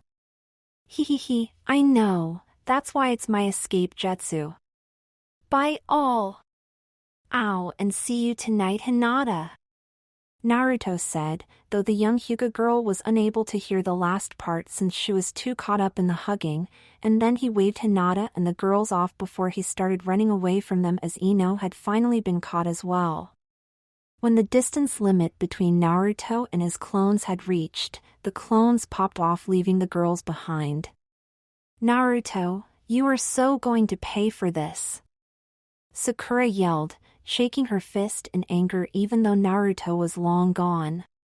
Oh, come on, cheer up, Sakura. Ino said smiling, be glad he didn't take after that perverted sensei of his. That was kind of fun. Though being caught was less fun. I guess that lightened our moods pretty much, huh? Tenten said, smiling along with Ino. Really, you guys? Sakura let her shoulder hang in disappointment. I thought you were with me on this. Ino and Tenten giggled and Sakura shortly after joined in as Hinata shook out of her moment of bliss when she realized the Naruto clone was gone and now all she had to do was wait until tonight. Chapter 5, Seduction by Ramen. Temptation of Sand. Naruto was lazily heading towards the Hyuga compound, still having plenty of time before his date with Hinata. Normally he would have just stayed at home, eat another cup of instant ramen before heading out to meet up with someone, rushing his way while doing so. But this time Naruto wanted some time to wander and think about what would have happened with all the girls after he ran away as fast as possible from the Hyuga estate. They were all there, from the looks of Ino and Tenten. They already had heard the letter's content. Tenten was disappointed that it wasn't Niji to say the least, and Ino, I wonder what she was annoyed about, maybe that I liked more girls than just her? Probably, I wonder what their reaction will be when I show my yondaime henge to them. Naruto grinned widely to himself, feeling satisfied with how his new technique worked out so far. But, who should I go for first? I can't possibly rally them all up again or something, that would most likely backfire for me. Naruto sighed, I know. Sakura-chan should be the first one to impress. And then, and Naruto-kun? A voice reached his ears. No, I don't need to be impressed after all. Naruto said out loud, then looked towards the direction of the voice. Ah. Crap. I was lost in thought so much that I nearly walked past here. Naruto yelled when he saw Hinata shyly looking around the corner of the Hyuga compound entranceway. A lost in thought, huh? What was Naruto-kun thinking about then? Ah, nothing important. Naruto grinned and rubbed the back of his head, more importantly Hinata. What's the time? I'm not late for our date, right? And no. Naruto-kun isn't late for our date. Hinata said in nearly a whisper. Ah, I'm glad. I left extra early, but when you got me out of my thoughts I wondered if I had walked too slow, or something like that, you know. Naruto sighed in relief. I guess I'm the one who's early. Hanabi wanted me to look good for our date, and so she went out of her way to help me get some clothing and all. Naruto tilted his head up and still noticed that Hinata was still hiding everything but her head. Really? Then why won't you show it to me then? Naruto flashed a grin as he walked towards her, and Hinata shyly moved away from her hiding place. He tried his best not to show his astonishment when he saw her, but failed miserably. Hinata wasn't wearing anything out of the ordinary, but the kimono she was wearing just seemed to make her shine like a bright star. It was white with a silver fading shade over it, sparkling when light reached certain points on it, and it was accentuating every curve on her body. He circled a couple of times around the shy girl, who seemed to be continuously following him with her eyes. Does Naruto-kun like it? Hinata shyly asked when Naruto stopped in front of her. Naruto looked into her eyes, which made her blush even more, and then he trailed with his eyes down, and when he saw a slight hint of cleavage he felt two sharp eyes piercing his skull. Shooting his eyes immediately up, he noticed Hinata's father glaring towards him and radiating intent to kill him. Naruto gulped and looked back towards Hinata's eyes. And Naruto-kun? Hinata was about to turn her head to look in the direction where he had previously been looking at. Naruto quickly put his hands on her shoulders. Why yeah, it looks great, Hinata. Come on, let's go. Naruto moved to her back and started pushing her forward, even though it wasn't necessary since she walked out of her own free will. Once he was sure that they passed out of Hayashi's Byakugan's field of vision, Naruto stopped pushing Hinata and walked beside her, letting out a sigh of relief. Man, her dad is scary as hell. And Naruto-kun, Hinata said as she shyly looked at him. Why you look good, too. Hinata said and then softly added, like you always do. Thanks Hinata, you really do look good as well. Naruto sheepishly grinned and rubbed the back of his head. As Hinata blushed more, Naruto decided that it was up to him to keep her talking and make sure that she doesn't feel miserable afterwards. Hinata? Why yes. What do you think of having a walk in the park with me or something? You know, since it's all quiet and stuff there, so we can get to know each other better in peace there. Hinata stumbled over her words and tried to gather her words. Pull it together, Hinata, you're here with Naruto-kun. He asked you out. He wants to get to know you more, at least show him you want to spend time with him. Hinata shyly gave a slight nod, deciding that she would stop for now to try and say, I'd love to, Naruto-kun. Alright then, next stop, the park. Naruto smiled at Hinata. I hope she'll loosen up a bit, or else I still won't be able to know a lot about her at all. As they headed towards the park, there was a large silence, with Naruto looking towards Hinata every now and then and the Hyuga girl looking back half a second at him before looking straight ahead again with a huge blush on her face. All right then. I guess it's up to me to get her talking. Now let's see, something to break the ice. So Hinata?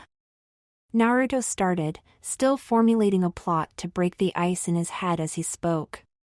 Why yes. Hinata replied, averting her gaze from Naruto's eyes mostly. That girl this afternoon, was that your sister?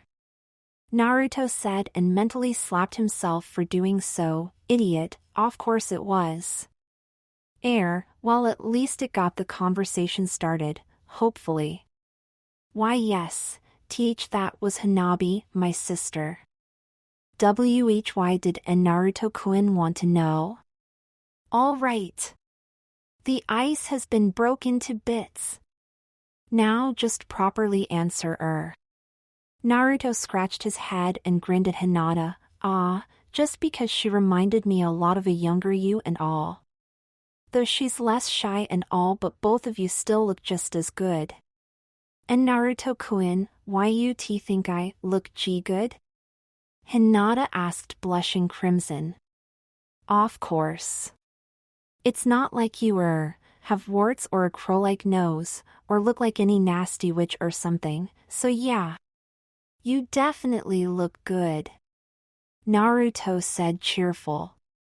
Hinata felt lightheaded and showed this by slightly wobbling instead of walking straight, but she quickly reattained her compose and thanked Naruto.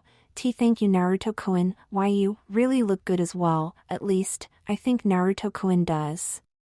Hee, she really likes me, I guess. Naruto thought with a smile on his face as he looked towards the ever-shy Hinata. Then, what do you like the most about my looks?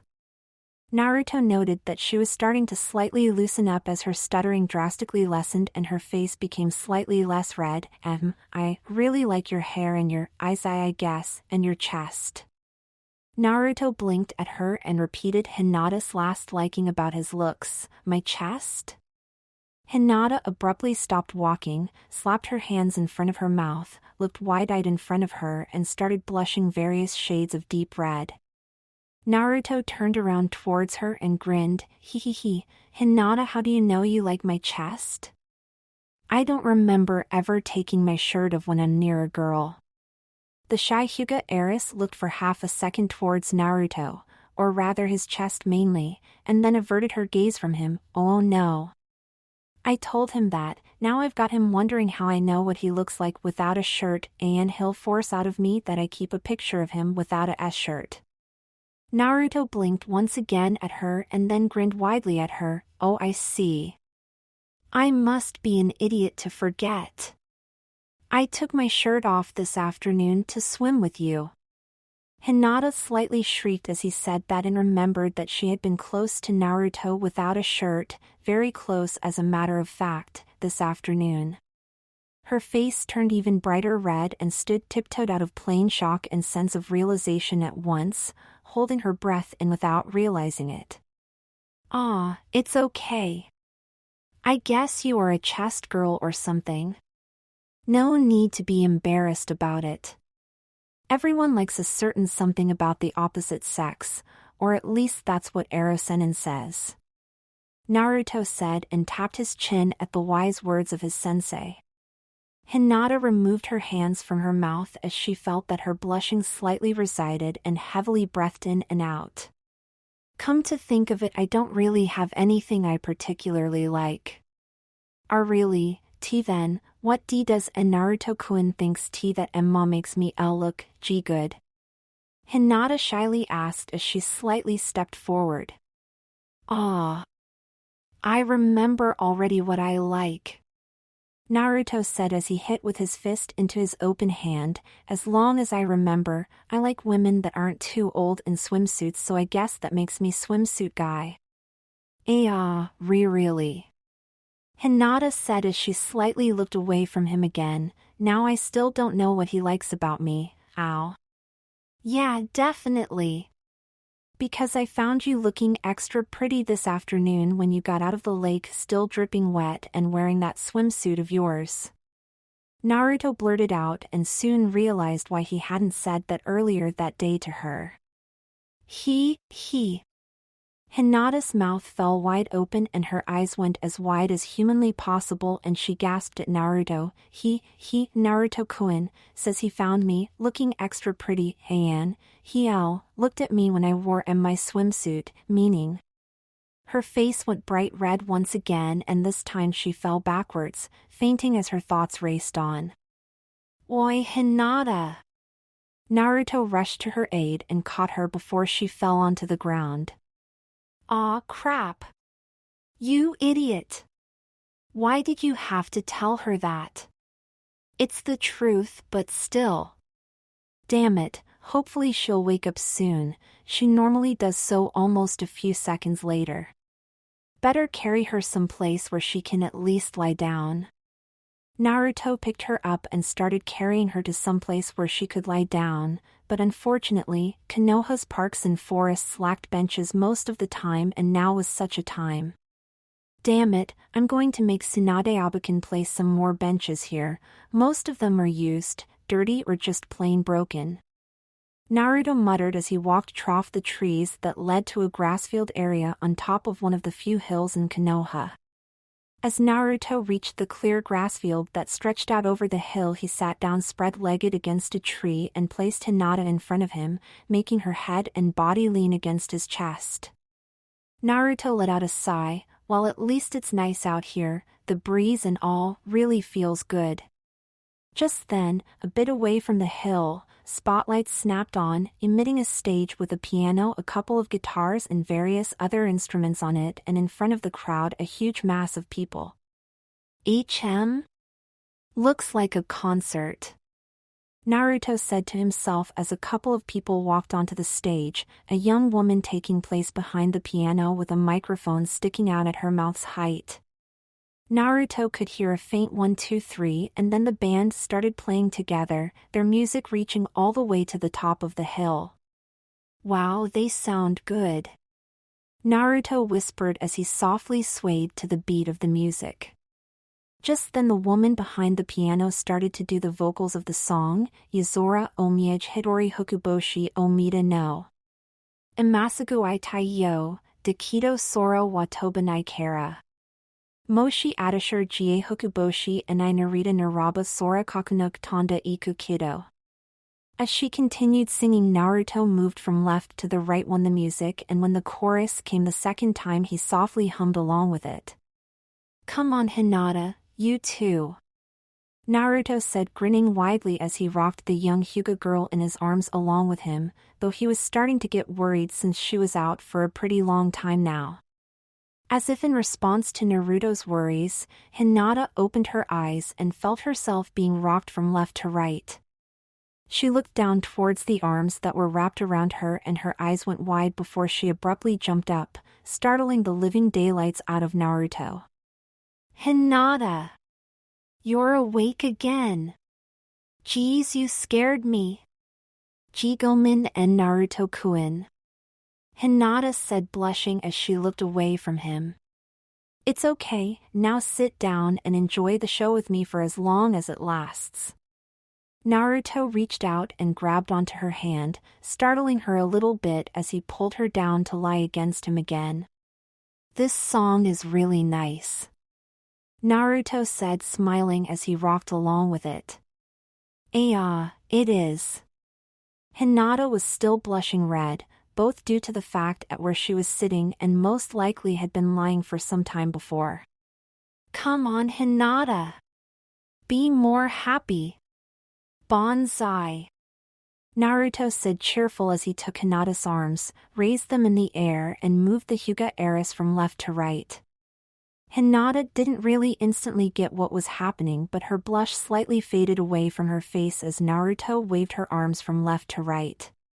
Figuring Hinata got the idea to just be happy, he let her arms fall down again before they got tired and just placed his hands slightly above her hips to rock her from left to right. Do you like it, Hinata? Naruto asked, smiling at her. Hinata slightly turned her head and for some reason she felt relaxed for the first time in Naruto's presence and did nothing else but smile at Naruto. Yeah.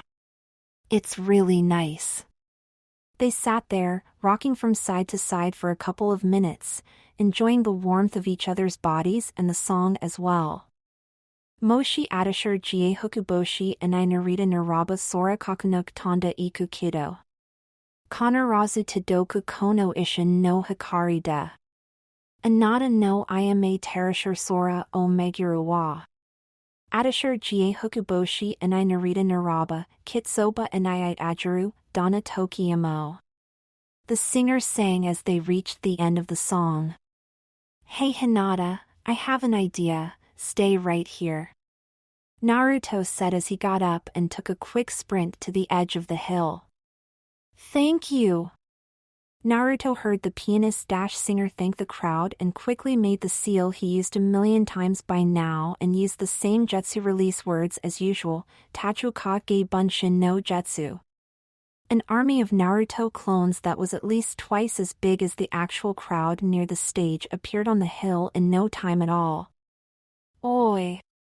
We want more. We want more. We want more. Naruto and his entire army of clones yelled at the top of their lungs. The young lady looked up towards the hill from her piano seat and noticed the entire army of Naruto clones and just blinked. Kage Bunshins. Come on! I've got a girl here that loves the song. Play it again. Here, I'll show you. Naruto and his clones yelled as the real Naruto quickly ran towards Hinata. And Naruto-kun, really this isn't. Hinata began, but Naruto just would not listen and lifted her up from the ground by her hand and pulled her off his army. Here, look. She really loves the song. Play it again, Databeo.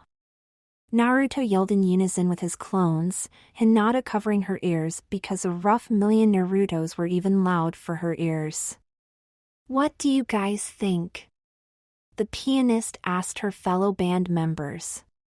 The guitarist shrugged, let's help the kid out on his date. All right then guys, from the top a 1, a 2, a 3 and... Naruto's clones popped off as the band started playing that song again and Naruto turned towards Hinata. Shall we dance, Hinata? Hinata blushed but slightly nodded before being embraced by Naruto, her heartbeat increasing as she rested her arms on his back and he resting his on her lower back. She rested her head against Naruto's shoulder and he rested his against hers, as they slowly danced on that hill to the rhythm of the music. Hinata tried her best not to faint right now, as she was being covered in the warmth of Naruto's body and she figured this was her best chance to try once again. Naruto-kun, SSSH. Naruto sussed her and placed a hand on the back of her head as they softly rocked to the music. It's okay. If you faint, I'll just carry you back home and escape the wrath of your father or something. Naruto grinned widely, both for Hinata as for himself, but his grin quickly faded away as he peacefully closed his eyes and stroked off Hinata's long silky locks. Hinata closed her eyes as well, both for not wanting this moment to ever end and because the warmth of Naruto's body made her sleepy. They slow danced there together like that until the song had reached its end once again, and as it did Naruto opened his eyes again and looked down towards the princess in his arms. Did she faint again? Naruto blinked and then heard her softly breath and felt her clutch onto his shirt and he raised a smile at the sleeping Hyuga heiress in his arms. Naruto looked up to the sky for a moment and then decided it would be best to take his date back to her house so she could properly sleep, so he took her into his arms and carried her home as Hinata continued holding his shirt and resting her head against Naruto's shoulder. That night, Naruto had the first bit of decent sleep in 2 days as he didn't have dreams that would shock himself out of his beauty sleep. Instead, he dreamed about dancing with Hinata throughout the night at the beat of the music being played in the background. However, his dreaming was disturbed rather abruptly by a loud knocking on his door. Naruto grumbled and rolled over in his bed. Go away, I'm still sleeping. There was another knock on the door and Naruto slightly growled as he got out of bed. He wanted and needed his bed.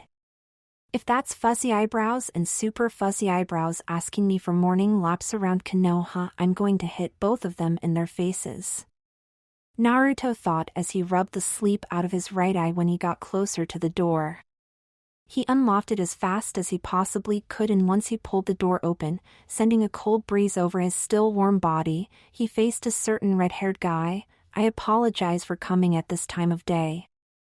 I know most people still sleep at this hour, but I had no other choice. Gaara? What are you doing here? Naruto asked the Kazekage, still half asleep as he didn't quite realize that Gaara shouldn't be here at all. It's a long story. Mind if we come in and discuss some important matters? Gaara asked without moving anything other than his mouth on his face, or body for that matter. We?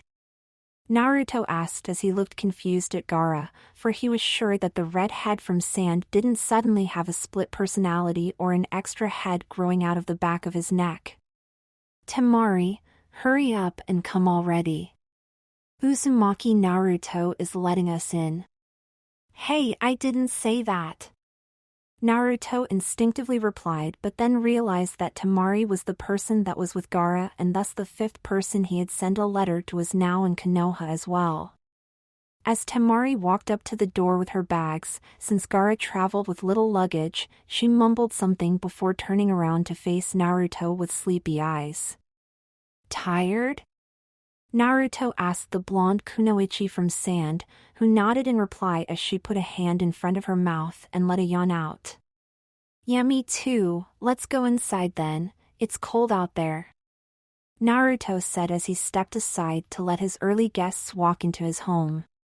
As soon as Temari had set a couple of feet into Naruto's home, she dropped the bags that she was carrying and stumbled forward.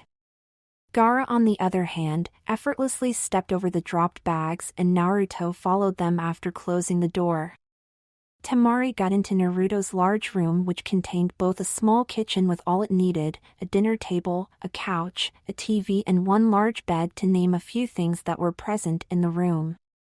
At seeing Naruto's large bed, she cried out, "Salvation!"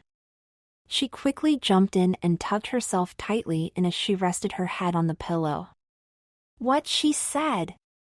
Naruto added and raised a fist in the air before jumping into his bed as well, resting his head on the other half of his pillow.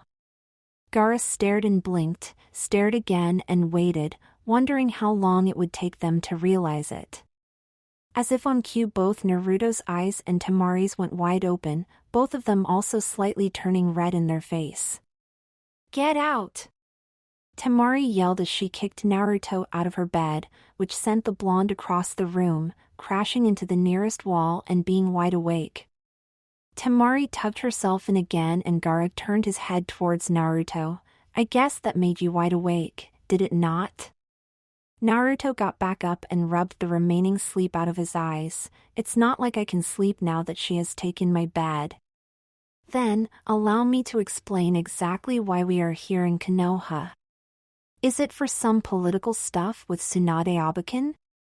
Naruto asked, not really being sure if they came here because Temari wanted to or for official business. No, not for work. Apparently Temari. Gaara started but stopped his sentence as he heard Temari growl at him from Naruto's bed. Let's skip that part then for now. Anyway, we were heading towards our usual hotel that we use when staying in Konoha.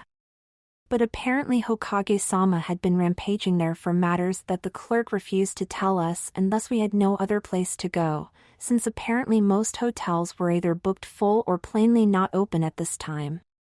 So we decided to first try Narashikamaru's house on request of my sister, but he found it too troublesome to provide us with shelter due to matters with his mother, I believe, so the only option after that was your place.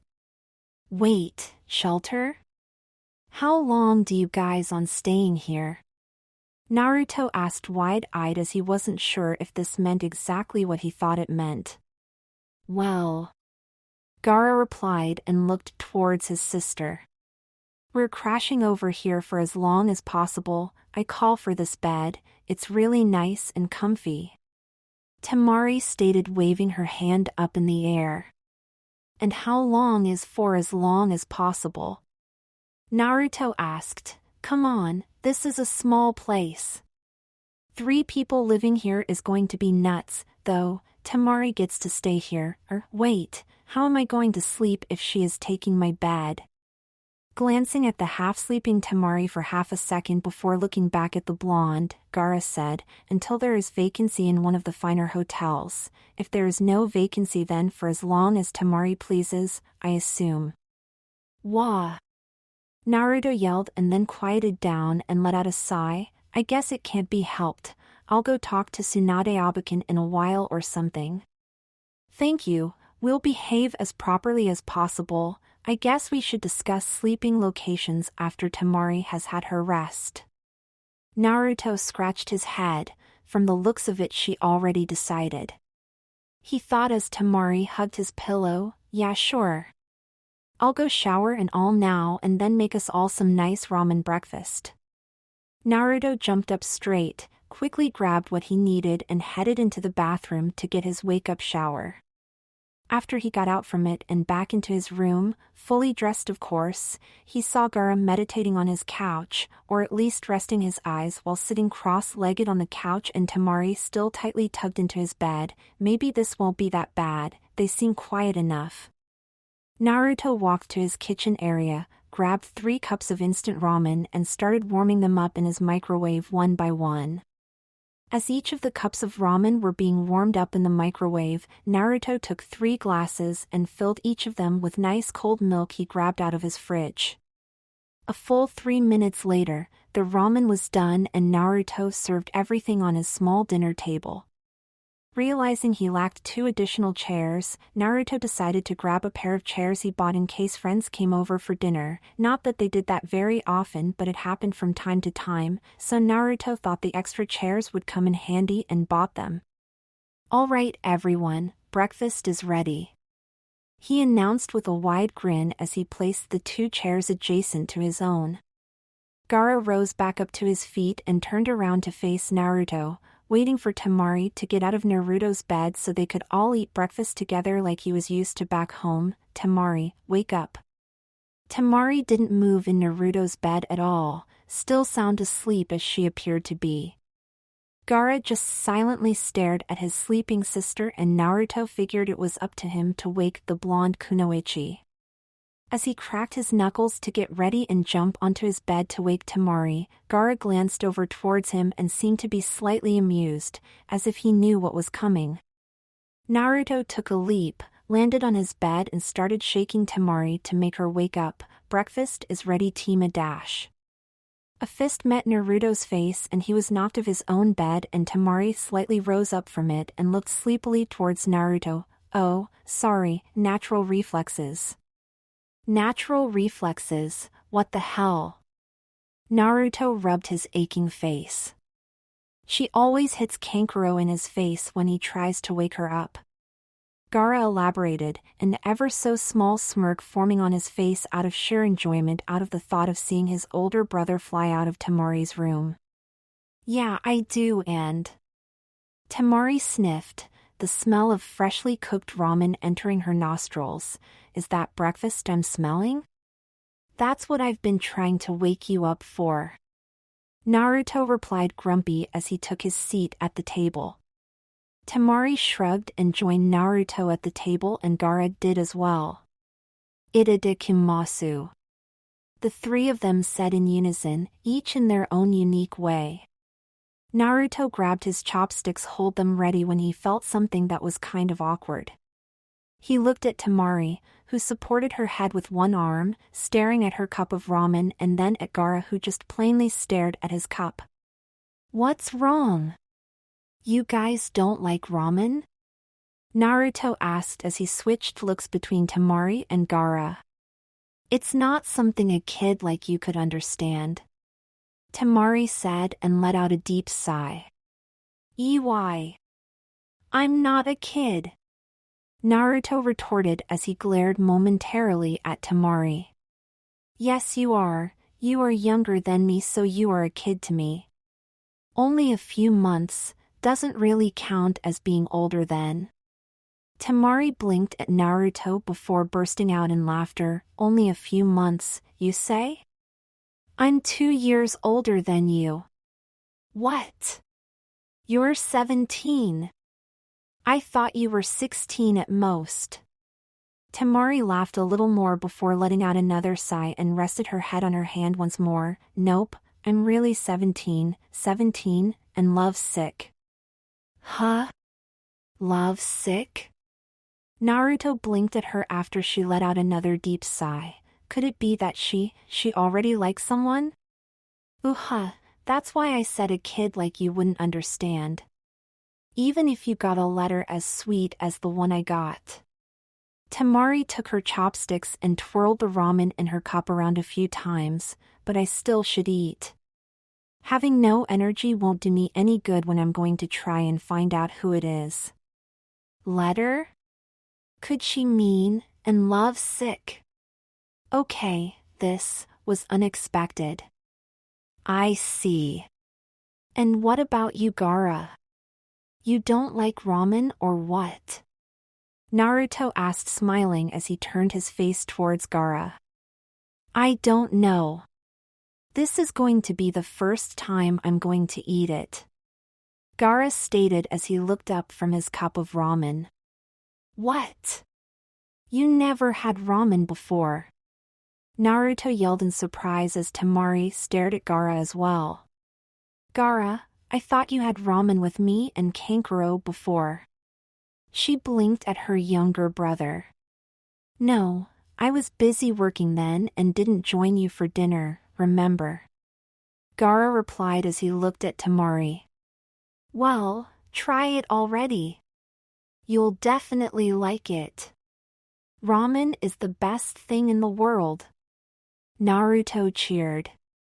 Temari wanted to say something, but she decided not to speak her thoughts. No, ramen is not the best thing in the world. Then, I'll try it. Gaara grabbed his chopsticks and decided to give the ramen a try. Though Temari didn't find ramen the greatest food or whatever in the world, she was just as curious as Naruto to see Gaara's reaction to eating ramen, so she stared at Gaara's chopsticks along with Naruto as he reached into the cup with them. Gaara took a couple of noodles out of the cup, placed them in his mouth, ate them, and both Temari and Naruto watched him munch down the noodles. As soon as he swallowed them, Naruto decided to ask what he thought about ramen, and?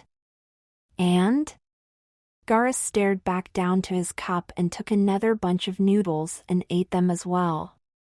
Well? Temari asked, curious to find out as well. It tastes. Gaara started and Naruto and Temari nodded at him to continue, and he turned his head towards them, like ramen. Naruto and Temari fell of their chairs and quickly got back up as Naruto held his arms in front of him, his hands clutched into fists, though he wasn't angry at all. Of course it does. But do you like it? I like it. Gaara stated and chewed down some more ramen and then added, a lot. Haha. See, ramen's the best. Naruto stated cheerfully as he sat back down and started chewing down his own ramen. Not really, Temari's soup is better. Gaara stated, making Naruto halfly choke on some noodles and Temari giggle at Naruto's reaction. After breakfast, Naruto took care of the dishes, or rather the glasses and the empty cups of ramen.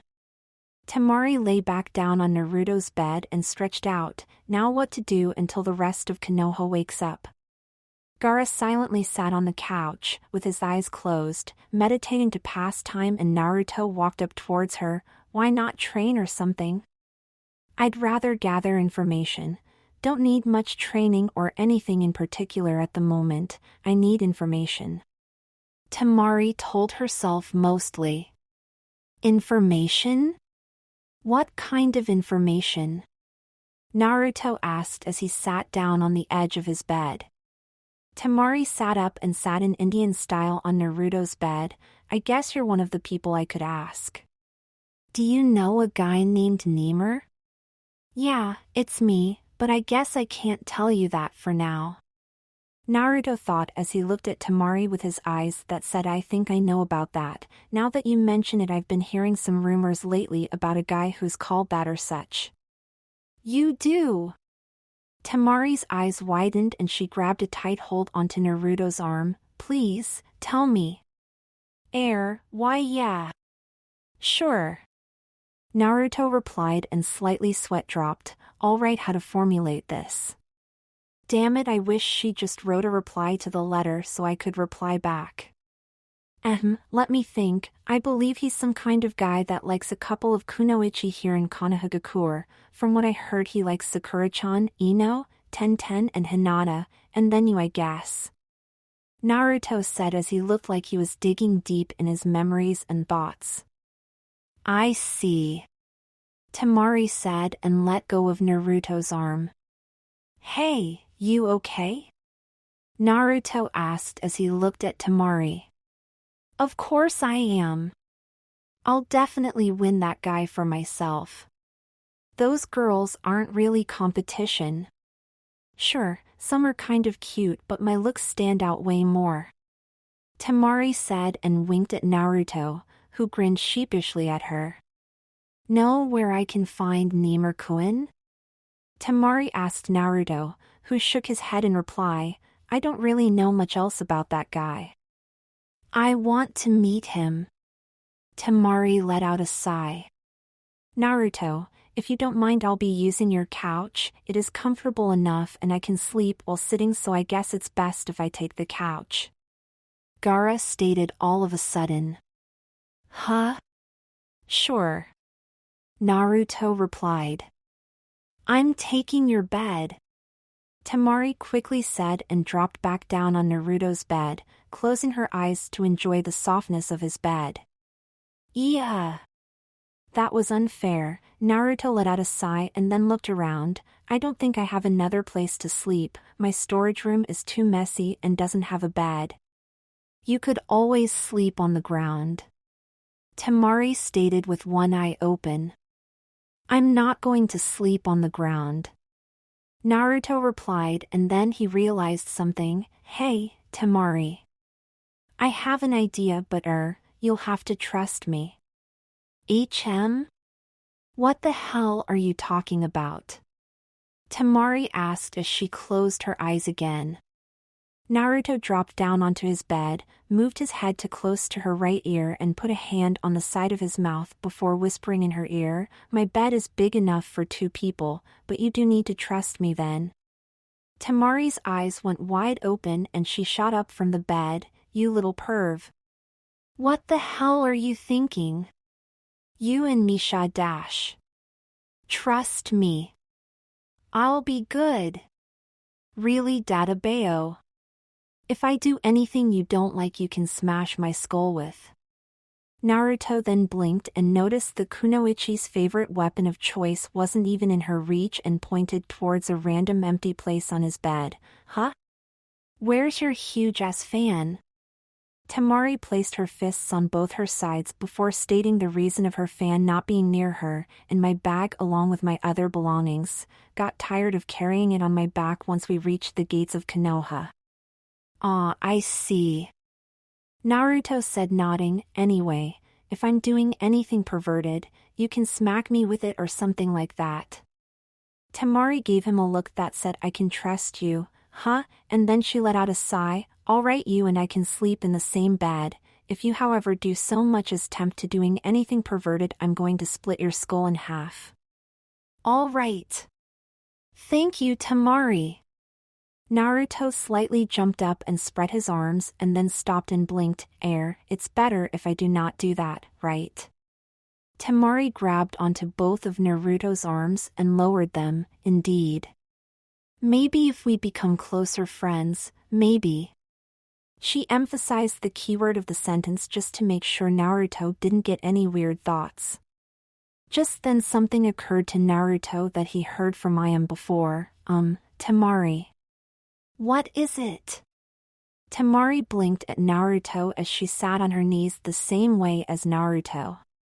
You do wear a decent amount of clothing when sleeping, right? Temari blinked as a slight blush appeared on her face before she slapped Naruto of the bed. Of course I do.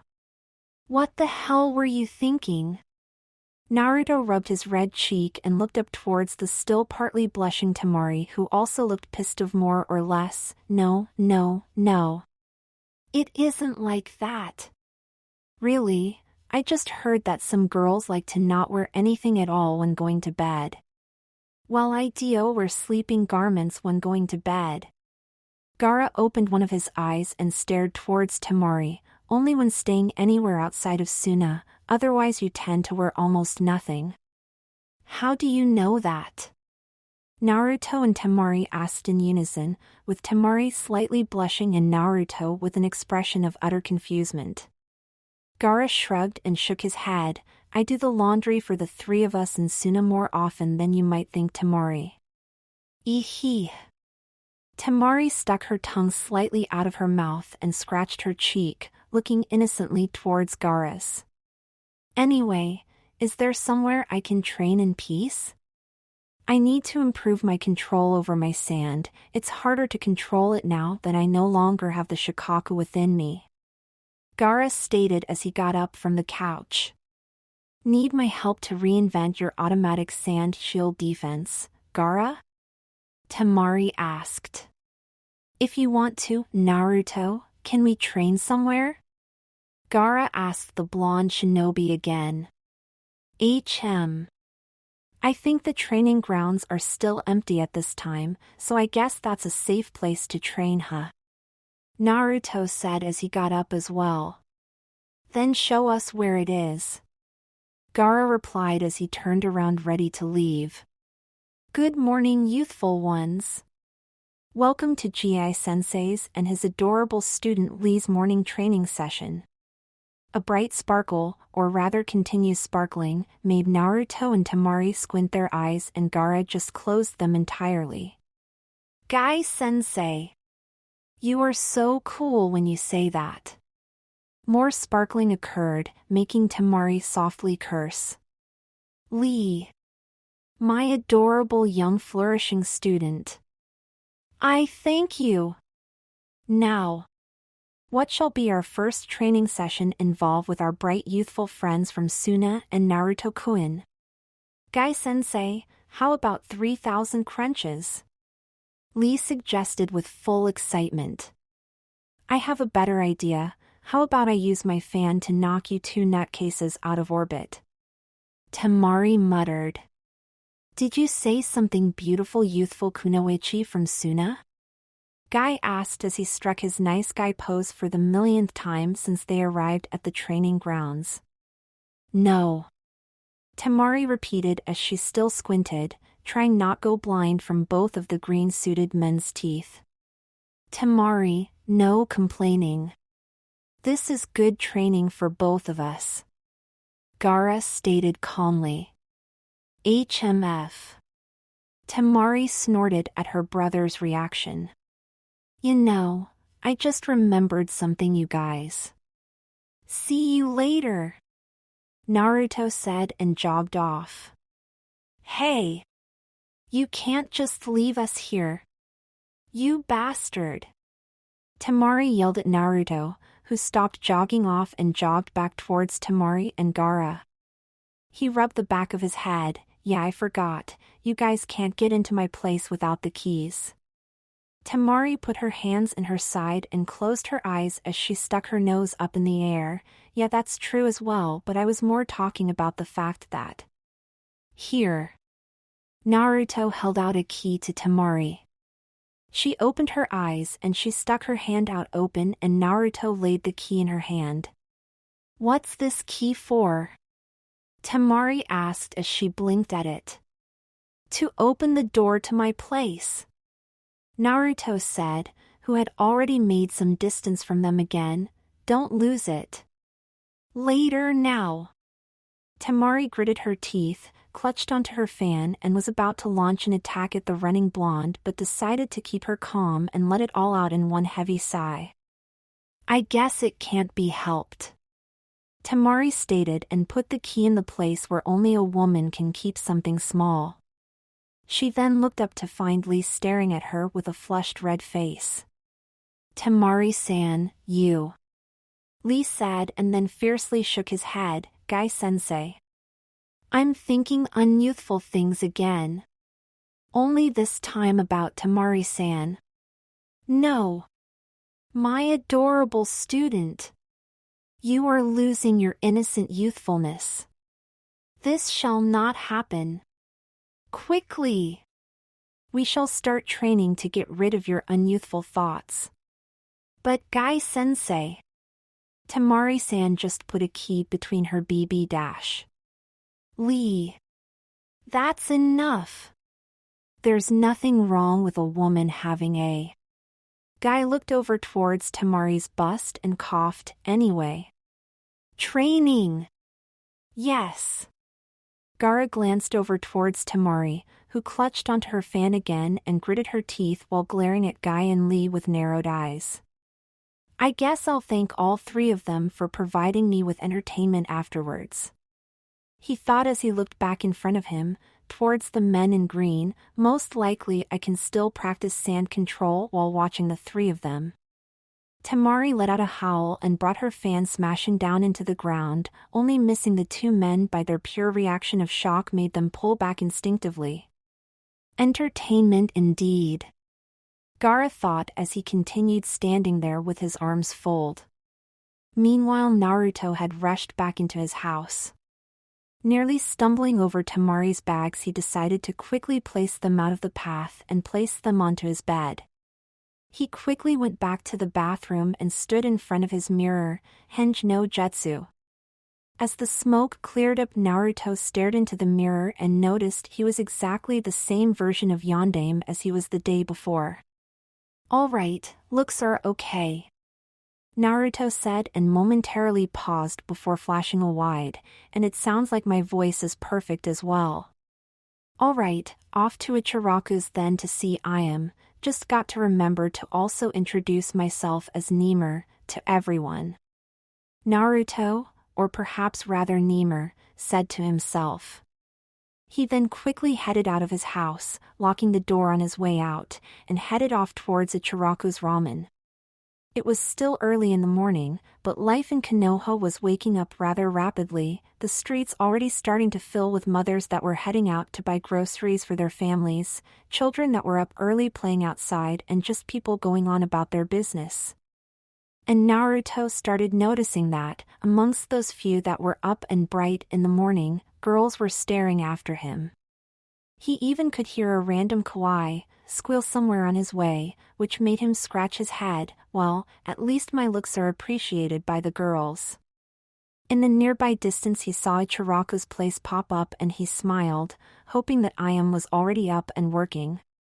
As he entered the ramen stand, he had no need to hope if Ayame was present as her cheerful voice welcomed him. "Welcome to Ichiraku's ramen."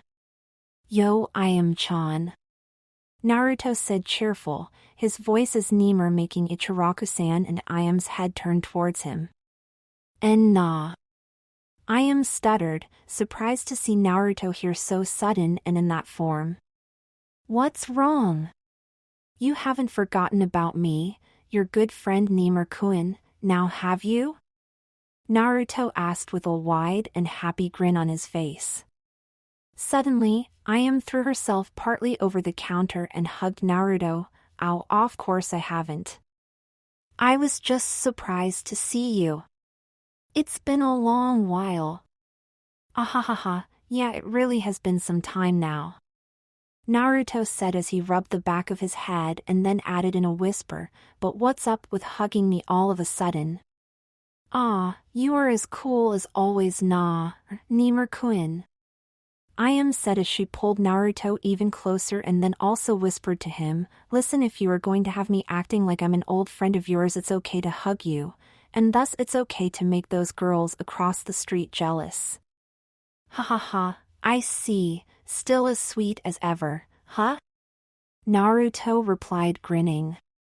Ayame slightly pulled away from him, her arms still around his neck, and blinked at him with a small blush on her face.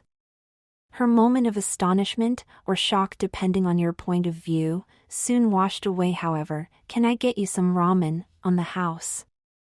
After all, it's been such a long while." "All right." Naruto cheerfully threw his fist up into the air. Naruto said as he looked at his fist, pulled it back down and rubbed the back of his head with that ever so wide grin still on his face. "I mean, yeah, sure." "Ayame, when did you meet this handsome and wealthy-looking young man?" Ichiraku-san asked as Ayame reached out for a bowl of ramen that was already done. When you ask." Ayame smiled sheepishly at her father. "A couple of years ago. We had some fun times with each other and..." Naruto started but stopped as the atmosphere became quite heavy and he saw an evil sparkle in Ichiraku-san's eyes.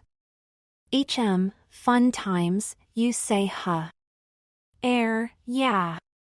We really laughed a lot and also they're considered fun times, right?" Naruto replied. "Ah." Ichiraku-san replied, the ever-sparkle no longer present. After all, after many years as a businessman he could tell when someone was lying or not, or at least so he thought. I see, you kind of resemble our finest customer, some coincidence. Ichiraku-san as he turned around to make more ramen. Ha ha ha, yeah, coincidence. Naruto replied, do I really look like Yondaime that much? Here you go. Ayame said as she placed the bowl of ramen down on the counter. Aw, thank you Ayame-chan. Naruto said as he grabbed a pair of chopsticks, it's even my miso ramen. Really thank you. Itadakimasu. Naruto said in a calm and civilized manner, though he really wanted to scream it at the top of his lungs. After all, any free ramen meal is always good, great even in Naruto's opinion. So, what brings you here? Ayame asked as she leaned on the counter with her arms and rested her hand on her folded hands, smiling politely at Naruto. Ah, just some business. Naruto said as he put his bowl back down on the counter after quickly gobbling a bit of the ramen up. I see. Well, if you're free tonight, come by my house, all right? Can you still find it? After all, it's been such a long time since I showed you where it is. Naruto tried to finish the ramen as fast as he could without making a mess before answering, of course I remember it. And if not, I'll just follow the sweet scent. Ayame blushed until Naruto finished the last of the ramen and added, grinning, of your great ramen cookings. She looked kind of surprised at him and then let out a sigh. Just don't come to my place too late, alright? I need my sleep, as you know. I know. Then, see you tonight, Ayame. Gakusasama. Naruto said and then ran off. Figuring running was unnecessary since it was still quite early and he wasn't sure if Sakura would already start training at this time, he slowed down to a walking pace. Then out in the distance he saw the Hokage's tower and a certain pink-haired kunoichi up ahead as well. Naruto smiled and decided to plan ahead how he'd handle the situation. I guess I can do this. Naruto told himself as he slightly increased his pace. As he closed the distance between him, he found it right to get her attention now and called out to her like he never did before, Haruno Sakura. Sakura stopped and turned around to see a young blonde walk towards her, Naruto. She blinked at the person who walked straight towards her. No. This person isn't Naruto, he's different, though he is blonde as well. Inner Sakura just then cried out, what the hell? That doesn't make him Naruto. This guy looks pretty good too. The blonde she didn't know or seem to be familiar with bowed down before her and took her hand. I'm Ymir. I'm honored to finally be able to face you. The blonde kissed her hand and then looked up towards her with a smile on his face and with his bright blue eyes looking straight into hers, a red blush appearing on her face. N. Sakura stuttered for the first time of her life as Ymir got back up to his feet. Ymir. Ymir said, crap. Didn't she get the letter and did she just totally got embarrassed? Why you're... Sakura said and then shook her head though she was still red in her face by his actions. Nice to meet you, Ymir-kun. I know that this kind of awkward timing though so. Ymir said and then noticed he was being stared, or better yet glared at by none other than the Hokage, Tsunade. You. Tsunade said as she narrowed her eyes at Ymir. Oh shit, Tsunade-abakin. This is going to become trouble.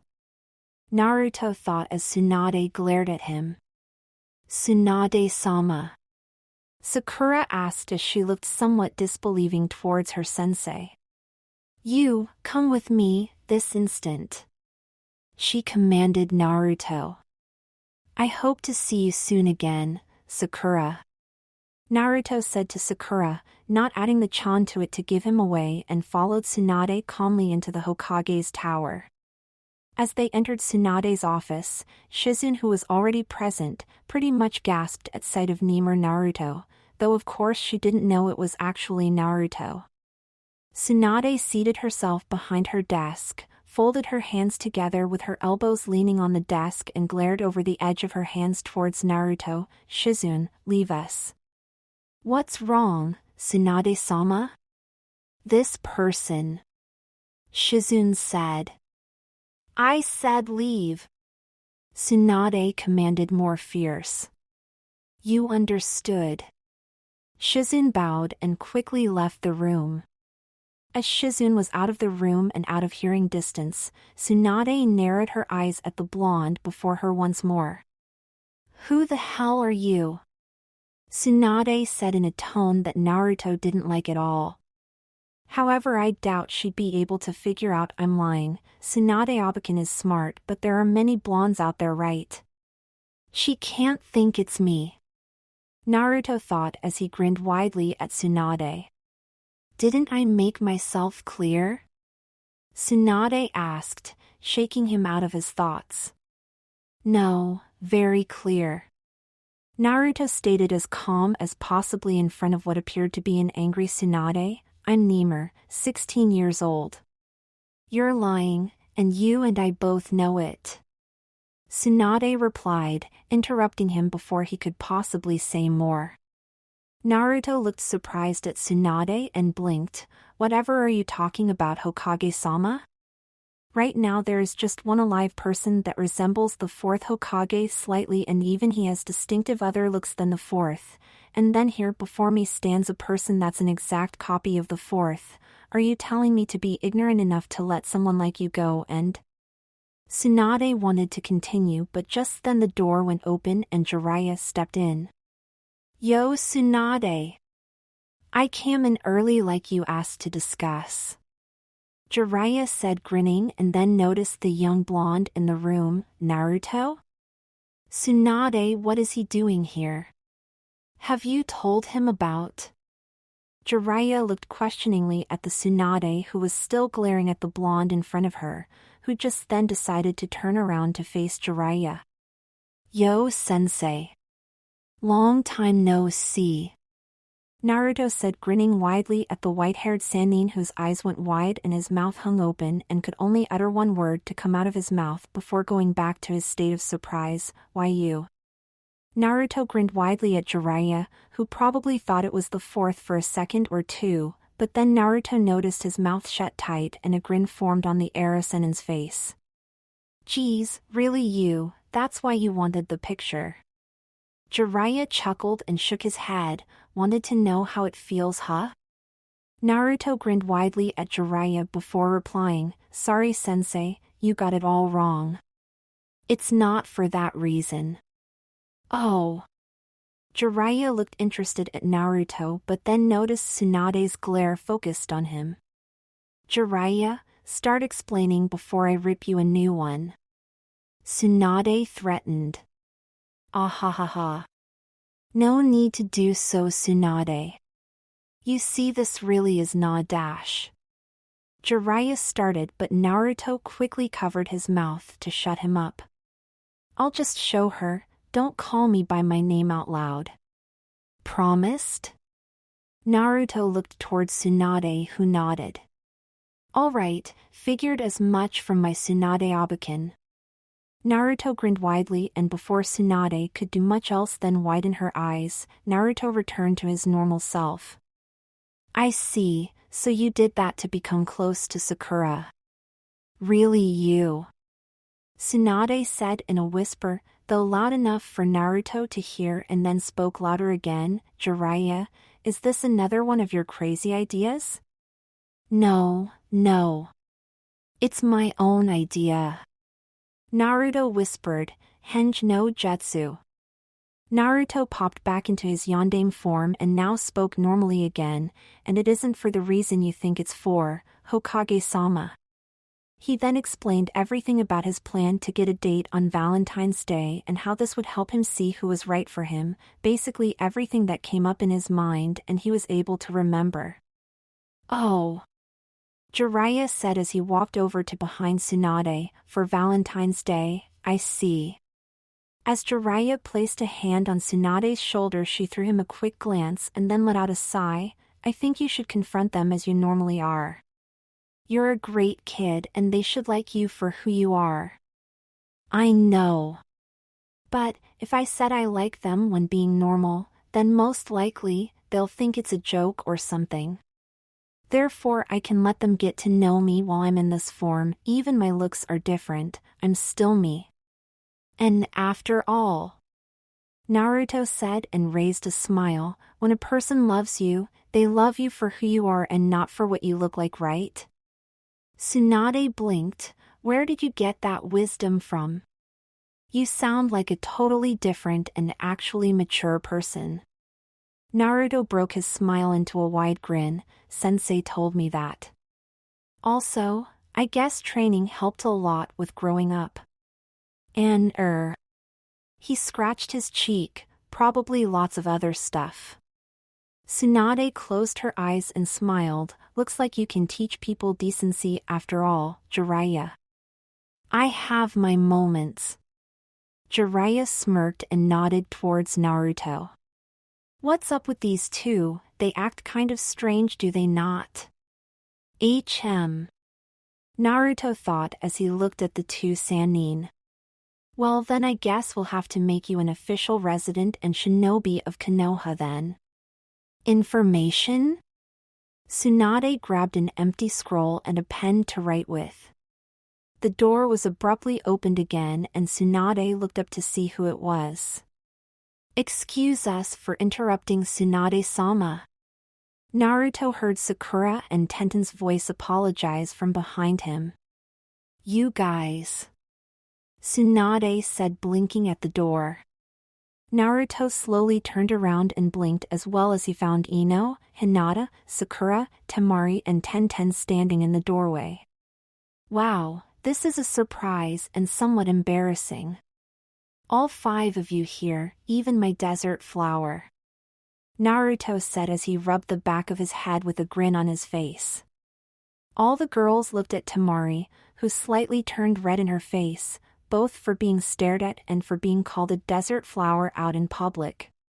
"Even the Hyuga princess is here. I didn't expect to meet you so soon after your reply. Anyway, I guess you ladies sure have a knack for timing. I was just about to give my information to Hokage-sama." Naruto turned back towards Tsunade as Hinata hid herself behind Tenten out of embarrassment. "My name is Nemur, 16 years old. Chunin level shinobi." He paused to smirk at Tsunade, who threw a glare at him. "I've been trained under the great and honorable sensei, Jiraiya-sama, until I was taken by the enemy during a mission. Unfortunately, Jiraiya-sensei was forced to leave before he had the chance to find out if I was still alive or not. I heard he desperately searched for me from the town we were staying in during the time, but due to circumstances elsewhere he was forced to return. After that I've lived at that town for about 3 years before heading out see the previous Chunin exam that was held in Konoha. At least I believe it was the last. It was where I first saw the girls and well." Naruto turned his head to smile at the girls, who were partly blushing and partly on his lips to listen to his story. "Anyway, after that I searched for Jiraiya-sensei again and learned that he was out training a new student of his. Then after I traveled some more I learned they had returned to Konoha and I decided to come back to Konoha. And that's when I decided to do what I'm good at and gather information from an old friend of mine about where the girls lived I met during the Chunin exam so I could meet them again. I think that pretty much covers it. You do realize most of that won't come on the record, right?" Tsunade raised an eyebrow at Naruto. "Of course, just as long as you got my name down and my rank as Chunin level shinobi and I'm okay with it." Naruto grinned at Tsunade, who muttered something and wrote the last part down. Then, I guess I'll go and let the girls know me better. Jiraiya-sensei, I'll see you later. Hokage-sama, thank you for your audience. Naruto said and bowed before turning around and walked towards the door. The girls cleared a path for him to walk trough as they still watched him. Once outside Tsunade's office, Naruto stopped walking, looked over his shoulder and grinned at the girls. I'll come get my headband and Chunin vest later. Well, girls, are you coming with me? As Naruto started walking, the girls quickly closed the door to Tsunade's office and followed Naruto. He really is quite devious, huh? Jiraiya asked, grinning widely. TSCH. I guess we'll promote Naruto then as well. Assuming you find him Chunin level. Tsunade said as she supported her head on her fist. He is. Don't worry. Anyway, you haven't told him yet, have you? Of course not, they'll find out soon enough.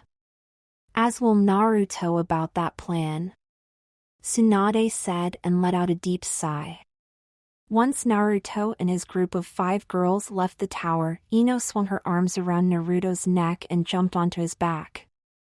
Ino! Sakura said in plain surprise, you can't just jump Nimur-kun like that. This must be how Sasuke felt, huh? Naruto thought and grinned sheepishly. Sakura, don't you get it? He likes all 5 of us and we have to find out if we like him and he has to find out which one of us he likes the most. And I'm not going to leave any opportunity alone to impress my Nimur-kun. Ino replied and stuck her tongue out at Sakura. If that's the case, then it's a fight I'll win. Temari said as she walked up to the front of Naruto and spontaneously hugged him, turning Naruto's face red as both blonde girls pressed their bodies against his. Temari! That is unfair. Now you're just the same as Ino. Tenten said as she tried to pull the kunoichi from Sungakure from Naruto's body. Yeah, let him have some air. Geez. Sakura said as she tried to pull Ino off Naruto. Air, girls? Naruto said as he was having trouble to maintain perfect balance while being held and pulled in 2 directions. Girls! Naruto said louder as the 2 blonde girls pretty much started to push their nails into his skin to hold on. Oi! Naruto yelled at the top of his lungs and all the pulling suddenly stopped and the nails retracted from his skin. Naruto let out a heavy sigh. Listen up, I really do like all of you, and apparently you all like how I look at least. But I'm not looking for just a girl that likes me for how I look. I want a girl that loves me for who I am. And I need to get to know all of better as well. Really, you're all beautiful and you can hug me if you like, though well, yeah, just don't do it too much I guess anyway, you won't be able to impress me with just your looks. Ino and Temari let go off Naruto and all the girls looked at him as he looked towards the ground. You can understand, right? I want someone that really loves me. Naruto said, and in the following silence the girls looked at him with trembling eyes. So with about 10 days remaining until Valentine's Day, I'm going to get to know all of you as much as possible. But I want to know who wants to go on a date with me. Naruto's eyes went over all the girls and then addressed them one at a time. Ino, do you want to go out on a date with me? Ino giggled, blushed slightly and then answered, of course I'll go out with my Nimur-kun. Sakura, what about you? Alright, I'd like to get to know you better. Sakura answered nodding and then averting her gaze from his. Tenten. Naruto asked and smiled at the weapon's mistress. You already know my answer, I want to know you better as well. Tenten said, smiling back at him. Temari, seeing you here I think I can guess your reply as well, but I could be wrong so, do you want to go out on a date with me? Naruto asked as he sheepishly grinned and rubbed the back of his head. I didn't come all the way here for nothing. It's not like I have much else to do here either, so... Temari turned slightly red in her face and then grinned widely, let's go out on a date. Temari all of a sudden jumped around Naruto/Nemer's neck, shocking not only the blonde but Sakura, Ino and Tenten as well, and they shouted in unison, that's unfair Temari-san. All is fair in love and war. Temari's reply was as she grinned widely. It's alright, I'd rather not be in the middle of a tug-of-war again. If you girls want you can give me a hug as well later on. Naruto said and then turned red in his face as he avoided the looks of Ino, Sakura and Tenten. As Temari still hugged him, Naruto turned his eyes towards the last girl and at seeing her, his eyes softened, and then last but not least, Hinata, I guess you are the only one who isn't going out on a date with me, huh? The other girls, even Temari, turned to look at the shy Hyuga heiress who was blushing and averting her gaze from the blonde. I. Hinata stuttered as she turned brighter crimson. It's all right, I know you already like someone. You won't hurt anyone by refusing to go out on a date with me. Naruto said, grinning widely at her, since I'm sure I'll just have to go as Naruto towards you and ask you out for another date, I'm sure I'll get to know you better that way than this way. Huh? Hinata likes. Sakura said, surprised as she blinked at Hinata. A guy. Oh my god, Hinata. Tenten added, just as surprised as Sakura. Hinata, I didn't expect you to have a boyfriend before me. You better not let that guy take advantage of you. Ino said as she clutched her fists. Take advantage. I don't think he can. Can he? He's, and not my BBB boyfriend. She said the last part in a whisper, but it was still loud enough for Naruto and the others to hear. Listen up, Hinata. Just because you're shy you shouldn't let that guy do whatever he wants to you. Some guys take advantage of shy girls like you. They tend to. Ino said loud and then whispered something into Hinata's ear, what made her eyes grow wide, and then Ino added another part, or. Hinata shivered for half a second and then blushed crimson red. So you better stand up for yourself, girl. Ino said and patted the tomato red-faced girl on her back. Thanks a lot, Ino. Now Hinata will have perverted thoughts when I see her next time. Naruto cursed in his mind and then decided to speak up again. Hinata, I still want to know you more. No need to have us become more than just friends if you don't want to and stay with that other guy. What do you say? Hinata's face, though still red but at least less crimson than before, turned towards Naruto and gulped, why yes, I guess we can become friends. All right then. I guess it's settled. Unfortunately, I have to meet up with a friend of mine tonight, so, we can start meeting and such tomorrow I assume.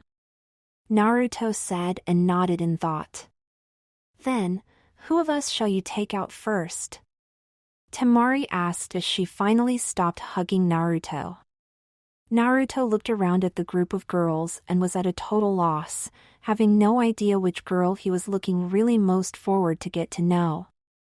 Let's see, I know Sakura-chan somewhat at least, or well, I don't know everything about her but I've been on her team long enough so she wouldn't be a first pick. Then we have Tenten, I guess I do need to know more about her, Temari as well, but she's staying at my house and I could always ask Gara, same story as Tenten, and I've just been on a date with Hinata, which was nice but I guess I could spend some time with the other girls before getting to know Hinata a bit more. Damn, this is hard.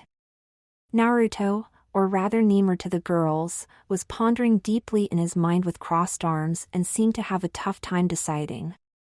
All right. I have decided.